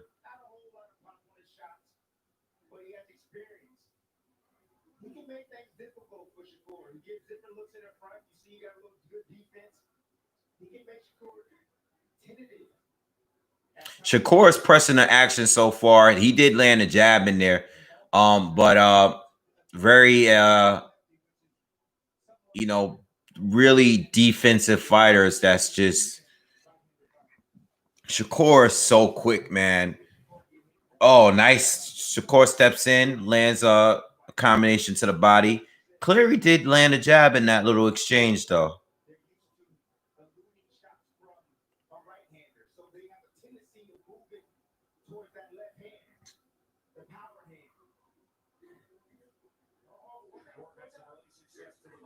Oh, Shakur lands a good guy. He hurts. Yo, Clary is hurt by a jab. He's just being. He's all over Clary right now. Clary looked like he recovered a little bit though. All right, Shakur, great start so far. Rocks Clary, backs him up with a jab.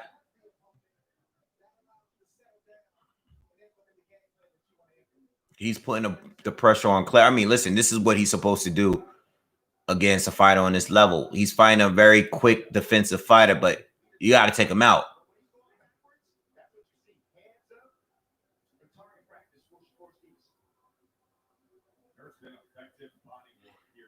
You know, Clary's backing up and fainting, you know, but Shakur, his reflexes are so sharp that he's not even biting on any of these feints. He's just like still walking forward. And then, you know, whenever he does throw a punch, like Shakur's just slipping each one.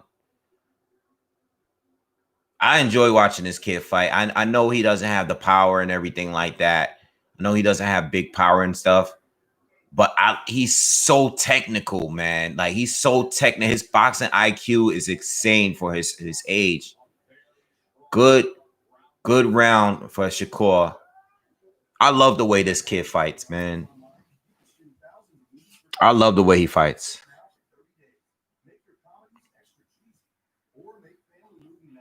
Sure, Shakur looked like young. I wouldn't say that, but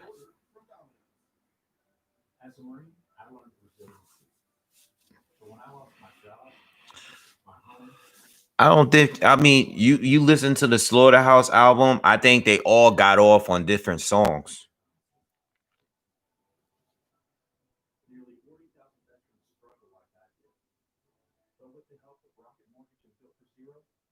I think Shakur is better than Haney, man. I don't see I don't know if you're defending Haney or Shakur, but I think Shakur is a. I don't want to say he's on a different level, but I just see a difference when immediately when I watch the two of them fight. Shakur is just like he's just better at what he's doing. They both box extremely well, but Shakur is just he fights like a really seasoned fighter. You know, I just try not to overhype him because I do want to see how he does against Burchell. I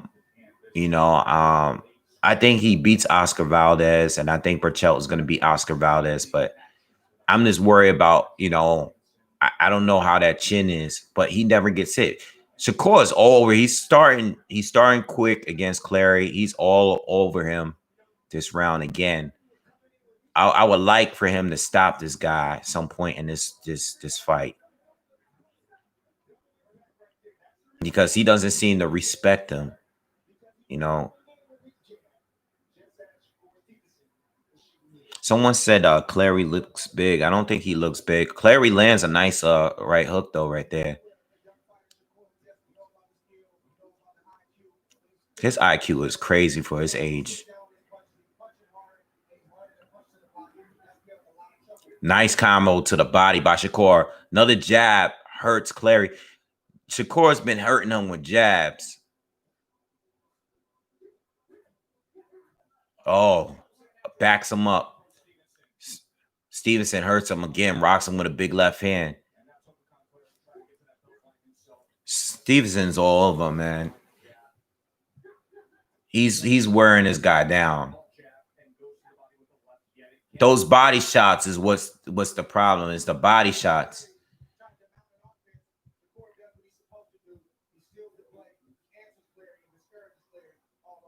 This guy's now on his level. It's just two level. It's just oh man. Nice combination by Shakur again.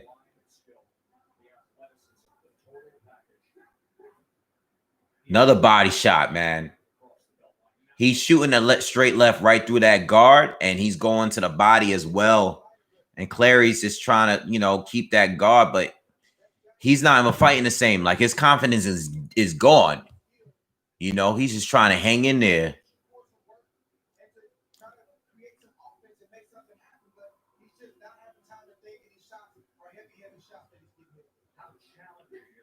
He's landing some nice jabs here and there, but Shakur is not going to stop coming for us. Shakur is walking him down, attacking the body, punching through his guard. He's just, he doesn't even look, they shouldn't be in a ring together. Two different levels, completely different levels here. All right, round 2 is done.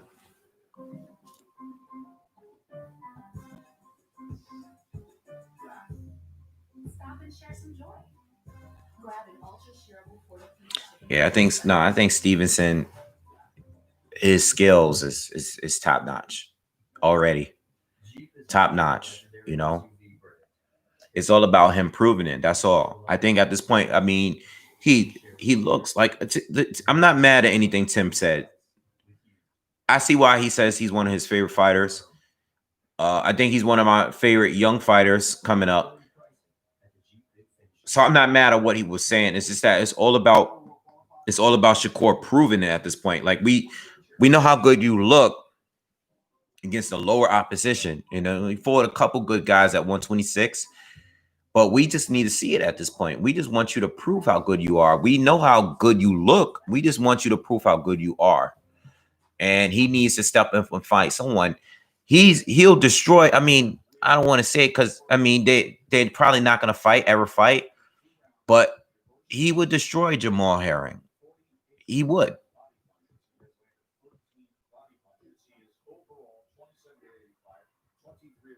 Yeah, man. I feel you, Charles. I mean, he's from Newark. You know, he represents. Newark is crazy bad.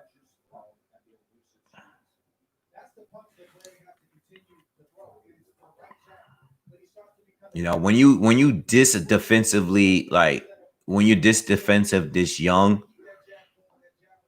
you know, again, I think like the only weakness I see in his game, and it's not really a weakness, but he don't have the hugest punching power. You know, but I think he can grow into that. I think he can definitely get better at the power. Oh, they get into a little wrestling match here. Do you want me to give you? All right, I'm gonna say what I feel. I think he would. I think he would beat Lomachenko. All right, I have no facts to base that on. It's just like if they were to fight each other and the match is scheduled, I would pick Stevenson. It's not a popular pick. It's probably going to get a lot of people upset. He doesn't have the resume to prove that, but I think he would beat him. Just my opinion. It's my opinion. All right.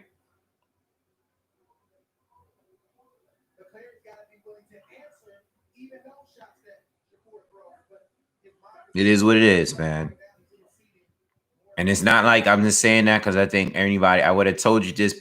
I never talked about the two, but I think, like I said, I wouldn't pick him to Big Teofimo Lopez only because Lopez proved way too much, and he's still getting better, and I like it. I wouldn't say Lopez right now, you know, but everybody else up there, I would pick Stevenson to beat. You know, but that's just my opinion. It's not. No, I'm not. I would never give an assessment of that because I understand that Stevenson You beat these guys like this. I'm basing it on that. And that's not a good argument to base it on. I'm just thinking what I see, what I like, what I'm impressed with. I think he could beat Loma.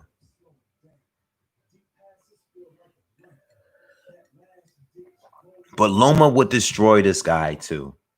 And this is why I would never like go on an actual breakdown video and say this. Because I have nothing to base it on. Basing it on a guy that's a journeyman.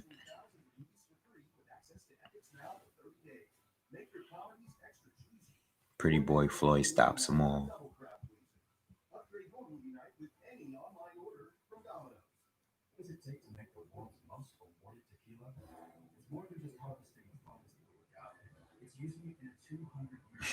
Unless Junie Letterman scores all 3 cards.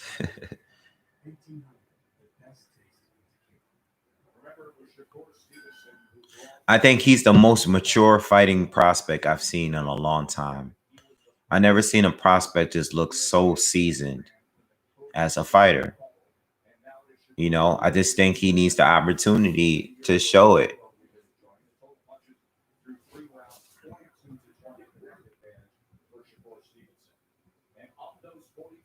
But again, the lack of power is somewhat of a problem because this guy will win every round against all these opponents. But what if he fights someone that really doesn't respect his punching power and they have punching power? That's why I really want to see the Burchelt fight. You know, like I think skill, as far as skill, I think he's better than Burchelt.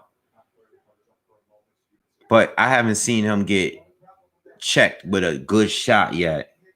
You know, I want to see how that look like. I want to see how he reacts to that when he gets hit by a big puncher. If he gets hit by Burchelt, if they were to fight, I would like to see how that, you know, how that would work out for him. You know, I think he beats Frampton. I think he beats Herring today. I think he beats Oscar Valdez today. I think he beats Tevin Farmer today. I think he beats Joel Diaz Jr. You know, I think he beats a lot of these guys, but I want to see it, and we just gotta wait and see it. I can say he beats all these guys, but I want to see him get touched too. Like, what happens? How would he react in these situations?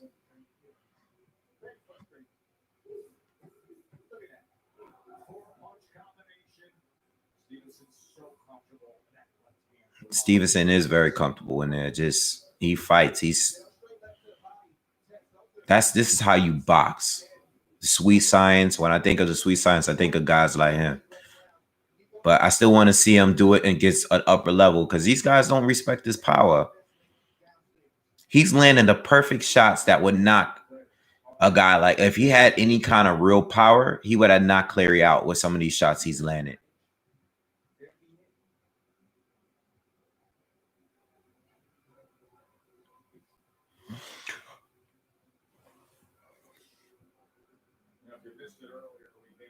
Do I think Tank could beat Burchelt?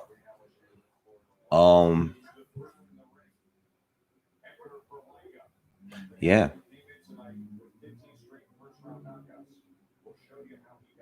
Yeah, I think Tank could beat him.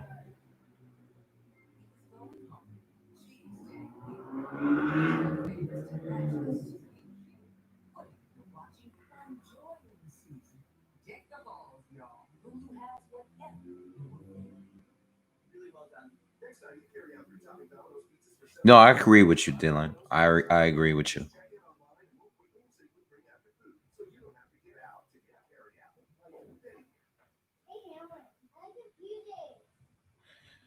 I would say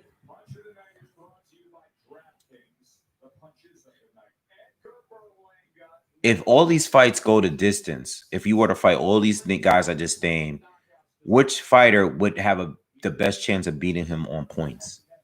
Who beats Stevenson on points? Who outboxes Stevenson? Who? Out of all those people I just named, from 130 to 135, who beats him on points? Who would outbox him in a boxing match? For choking, it hurt too, by the way. He's been hurt a lot. Let me not say a lot, but he's been hurt. I'm not even saying he has a grand chin. I just know he can punch. Like in the 12 round, 10 round, whatever round the fight is, who beats him on points? I know guys can punch hard, but who beats him on points? I don't think any of these guys do. I think he outboxes them all. Like, even if this fight goes to decision, which I would like it not to do, like go to decision, who beats him on points?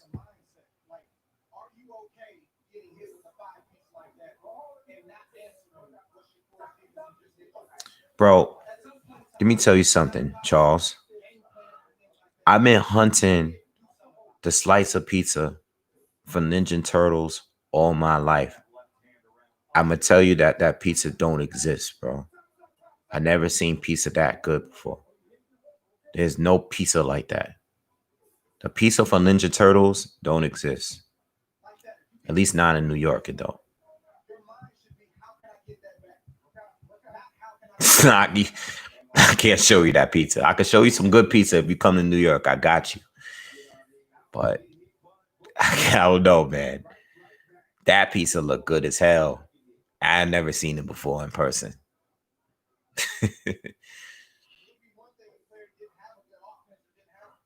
Keeping it all the way 100.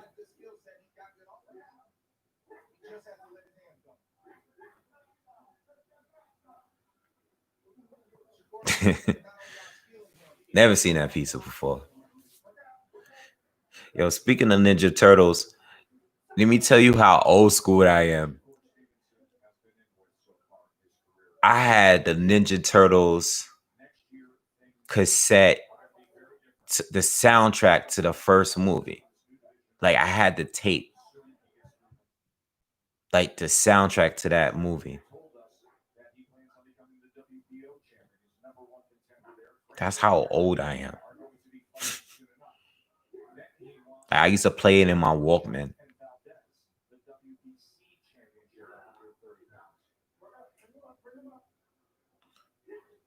Just imagine, there's a lot of like people right now that don't even know what a Walkman is. That pisses me off. That makes me want to fight them. Just think about that. Like, there's people that don't know what a Walkman or a Discman is. A Discman. They don't even know what a CD player is.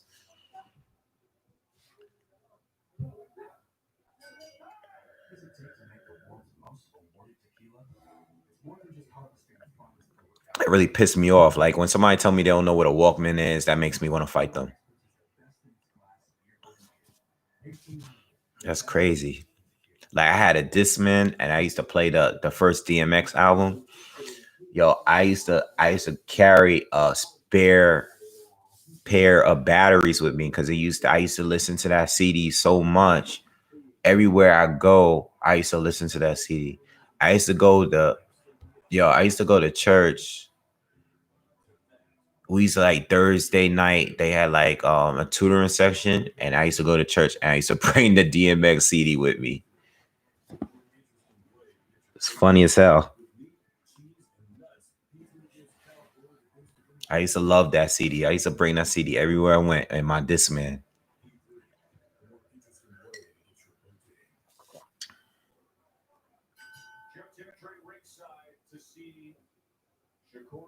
Yeah, I mean, I'm happy for Nakatani for winning the fight. I just wanted Verdejo to win.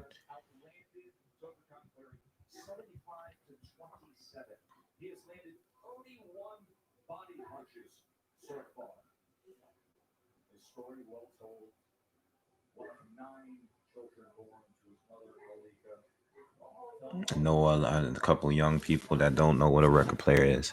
Bro, there's people out here that barely are familiar with DVDs. Like, I'm not talking about Blu-ray. I'm talking about regular DVDs. You know, there's kids out here that are like, there's like 12-year-olds that don't know that there were like DVDs. You know, like that's crazy. VHS, they don't even know what a VHS tape is. Stevenson is killing this guy's body, but he doesn't seem to really.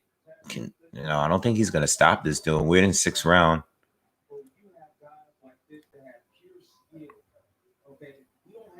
Yeah, VCR.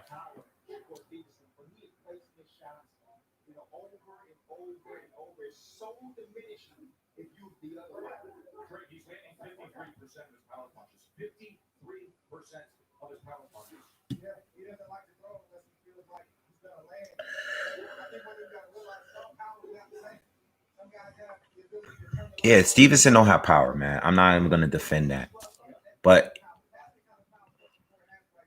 I haven't seen anybody winning no rounds against him.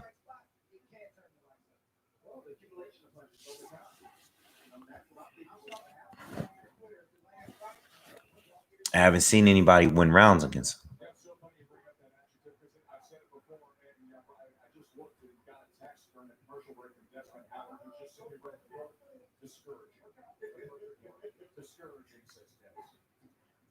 Hey, since we're watching this fight and Shakur is just dominating this dude, what was your first car? What kind of car you guys have? First car. What was your first car? Everybody is here. 77 people. I want to see 77. I want to see 77 cars. What was your first car that you owned? What year was the car? What make and the model of the car? Everybody that's here. Year, make, and model. What did you have? First car. I want to see how old everybody is in here. Probably a bunch of old heads. 91 Ford Tempo. Yeah, you're an old head, Nick. Act Legend. What? That was one of the best cars in the 90s. 2000 Corolla. Oh, Lil Newsham got a car. All right. That's why he was quiet. He was probably listening to us talk about people like you. Oh, man, that's funny. 2000 Cavalier. Toyota Tercel 94. 1998 Ford Explorer. 1998 Ford Explorers was everybody's car, though. Everybody had one of those. 99 Toyota Celica. Oh, you got one. You got one that I had, but I didn't have that one. I had the last model of the Celicas. 1992 Nissan Sentra. 1970 SS Impala. Wow. Nice. 2002 Camaro SS. I'm 20 years old. I had a Camaro SS as well. 94 Acura Integra. 98 Malibu. I still have my 91 Accord. All right, so I had all right, I'm talking about the cars that were really mine. All right, not cars that were my parents that I drove. I had an 86 Honda Accord that I had got in 2001-ish. 2000. It was an 86 Honda Accord, and we actually just dumped it a few years ago. So we had an 86 Honda Accord for like 30 years. All right. It's like 30 years old by the time we got rid of it. 86 Honda Accord, 2002 Celica. I had that when I went to college. It was brand new. 2002 Celica. The last models that came out, the sporty ones. I had a 2006 350Z, convertible stick. I had a 2013 Camaro SS. 2012, 2013 Camaro SS.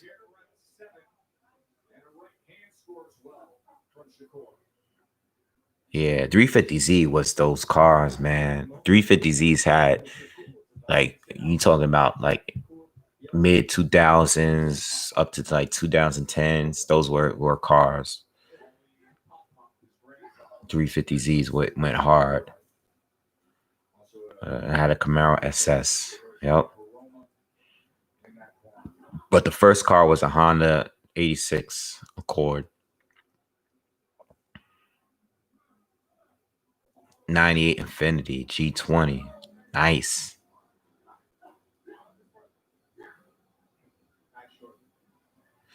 I like this new Z coming out. I just don't like the front bumper. I like the rear of the car. It looks like the old 280Zs, you know, the old Datsuns. Look like the old Datsuns, you know. I actually want to own one of those cars one day. I want an old 280Z. Not a 260, not 270. I want to own a 280Z. I know a lot of the people like the 300ZXs. But I want a 280Z.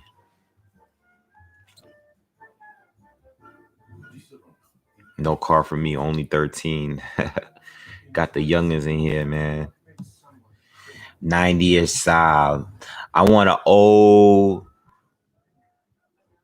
M3, man. I want the old school 1988 M3. Old school 3 Series, even if it's not an M3. 1967 Pontiac GTO. Nice.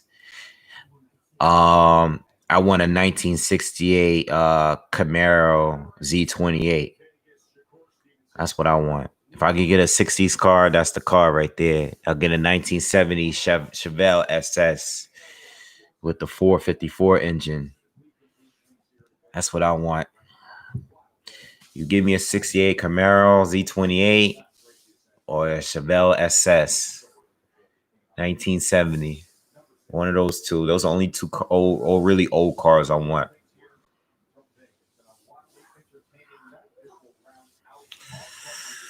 And then if we're going into the late 70s, 80s, give me a 280Z. I want that Datsun 280Z.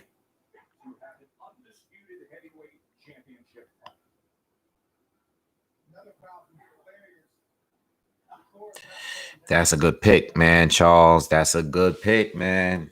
That's one of the. I love that RX-7, man. I would definitely have to go Fast and Furious route, but I'm not picking that car. You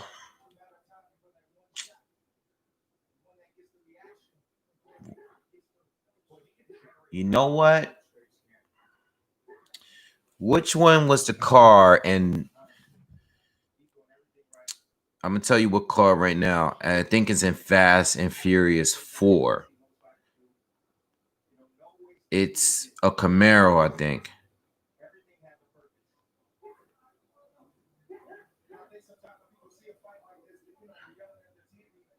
Yeah, I like the Camaro in Fast and Furious 4. 1973 Camaro Z28. I like that one. I also like the Z's and the Tokyo Drift. I like those cars. Those was good.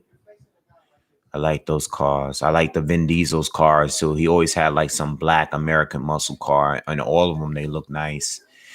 Oh, you know what? I'm bugging. I would probably take Paul Walker's R34 that was in Too Fast, Too Furious. The R34 Skyline and the Too Fast, Too Furious. I love that car too.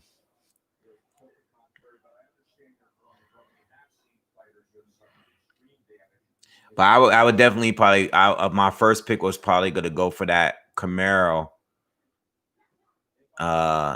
and that movie, it was just mean, man. But the R34 was nice. Yeah, I mean, I'm just, I don't tune or anything like that.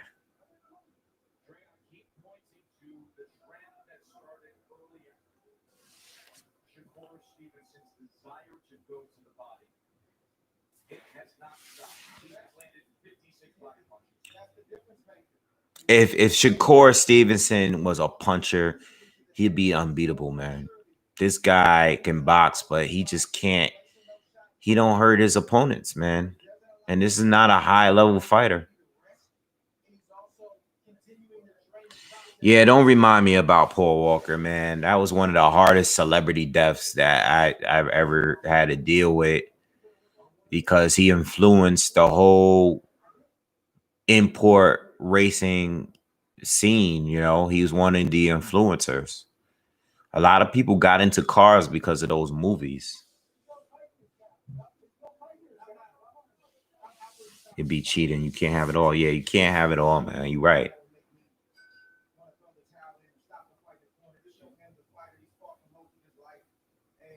You don't need to stop the towel if the guy is all right and he's still, you know, fighting.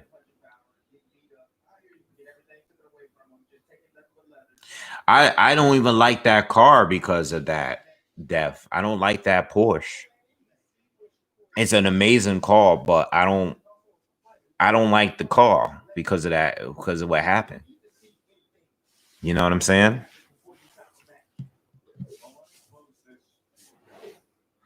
That Porsche specifically is just, you know, even when I play like my race, like when I play Forza, like when I play the video games, I would never like drive that car because of that car.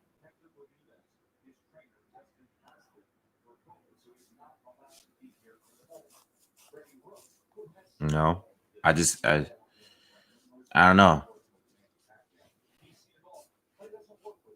And Porsche is my favorite cars, but the Carrera GT is just no.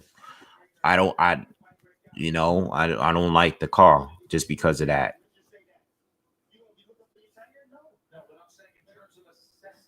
The Carrera GT is a death trap.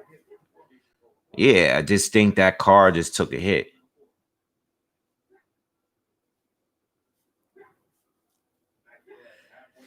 Yeah, I mean, you can't have it all. Like you said, you can't have it all, you know? And he's an amazing boxer. But he should be stopping this guy, you know? And this guy is still hanging in there. He just can't really hurt him, you know?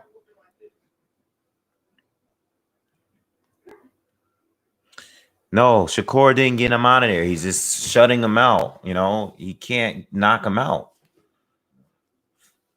He just don't have the punching power.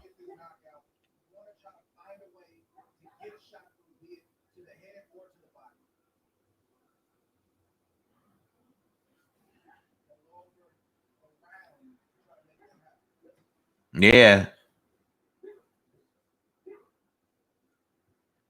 That Carrera GT is tough, man.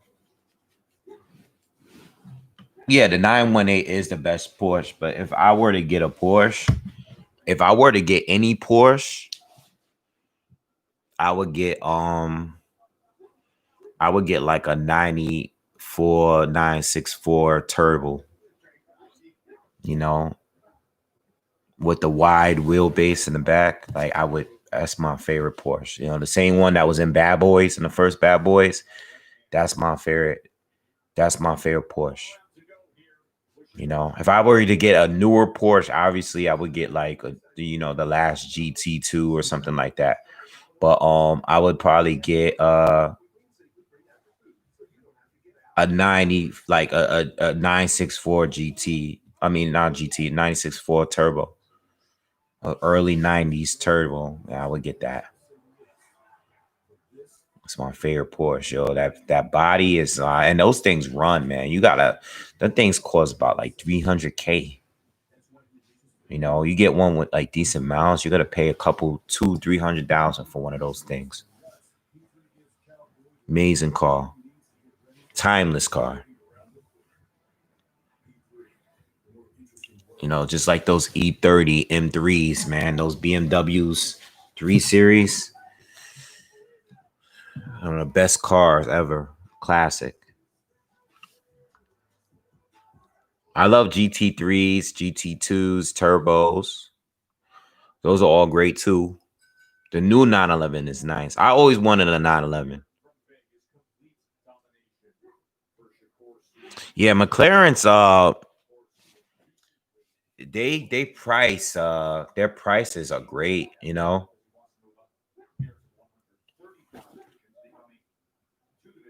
They depreciate in value hard, the McLarens.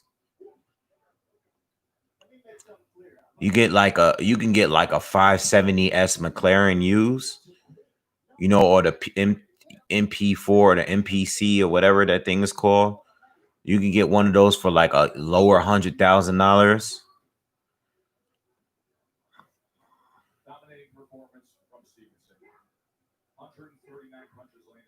1968 GTX with 426 Hemi. Nice. Yeah, they say that about McLarens, but I would still buy one if I'm gonna buy like a supercar on a budget. I'm getting me a McLaren.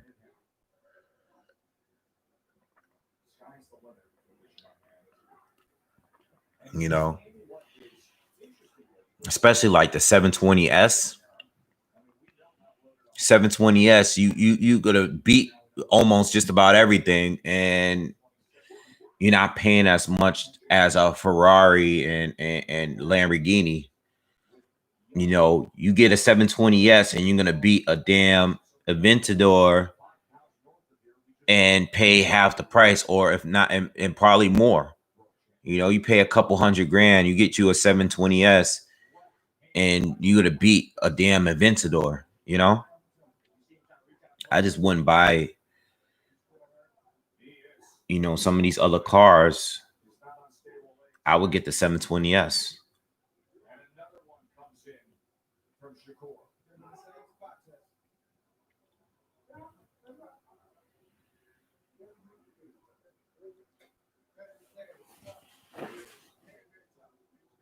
This fight is pretty much over.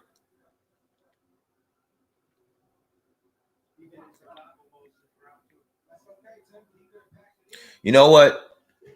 I guess it is disappointing that he's not getting the knockouts, but at the same time, I haven't seen nobody just walk through his punches and just, you know what I'm saying? It's like they respect his power enough to not just walk through him. But he's not capable of knocking these guys out, like clean out. He just can't do it. No matter how clean he lands, you know?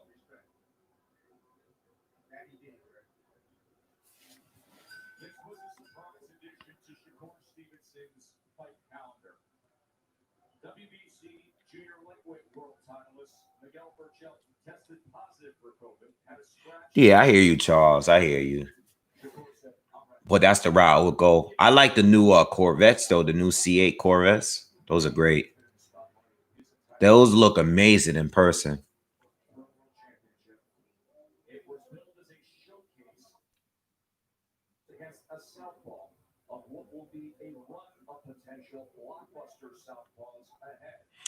I think also with Shakur, like you said, he's trying to survive.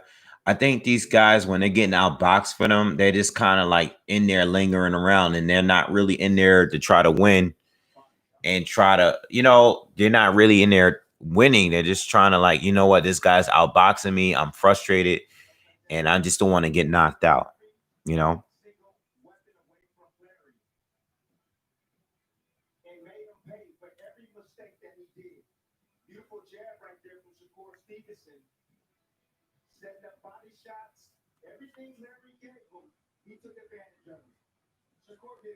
I think he could improve on his power. I think he would need a different coach, though.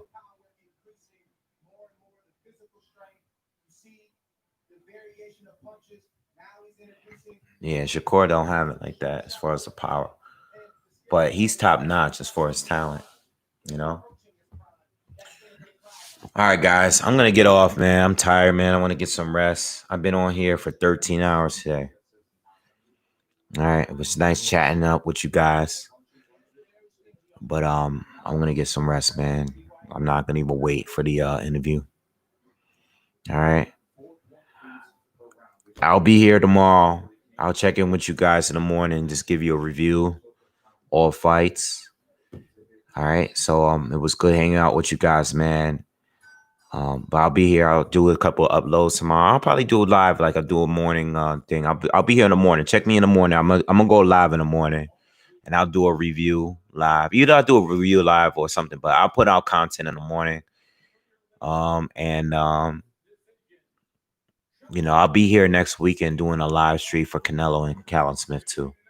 All right. Peace.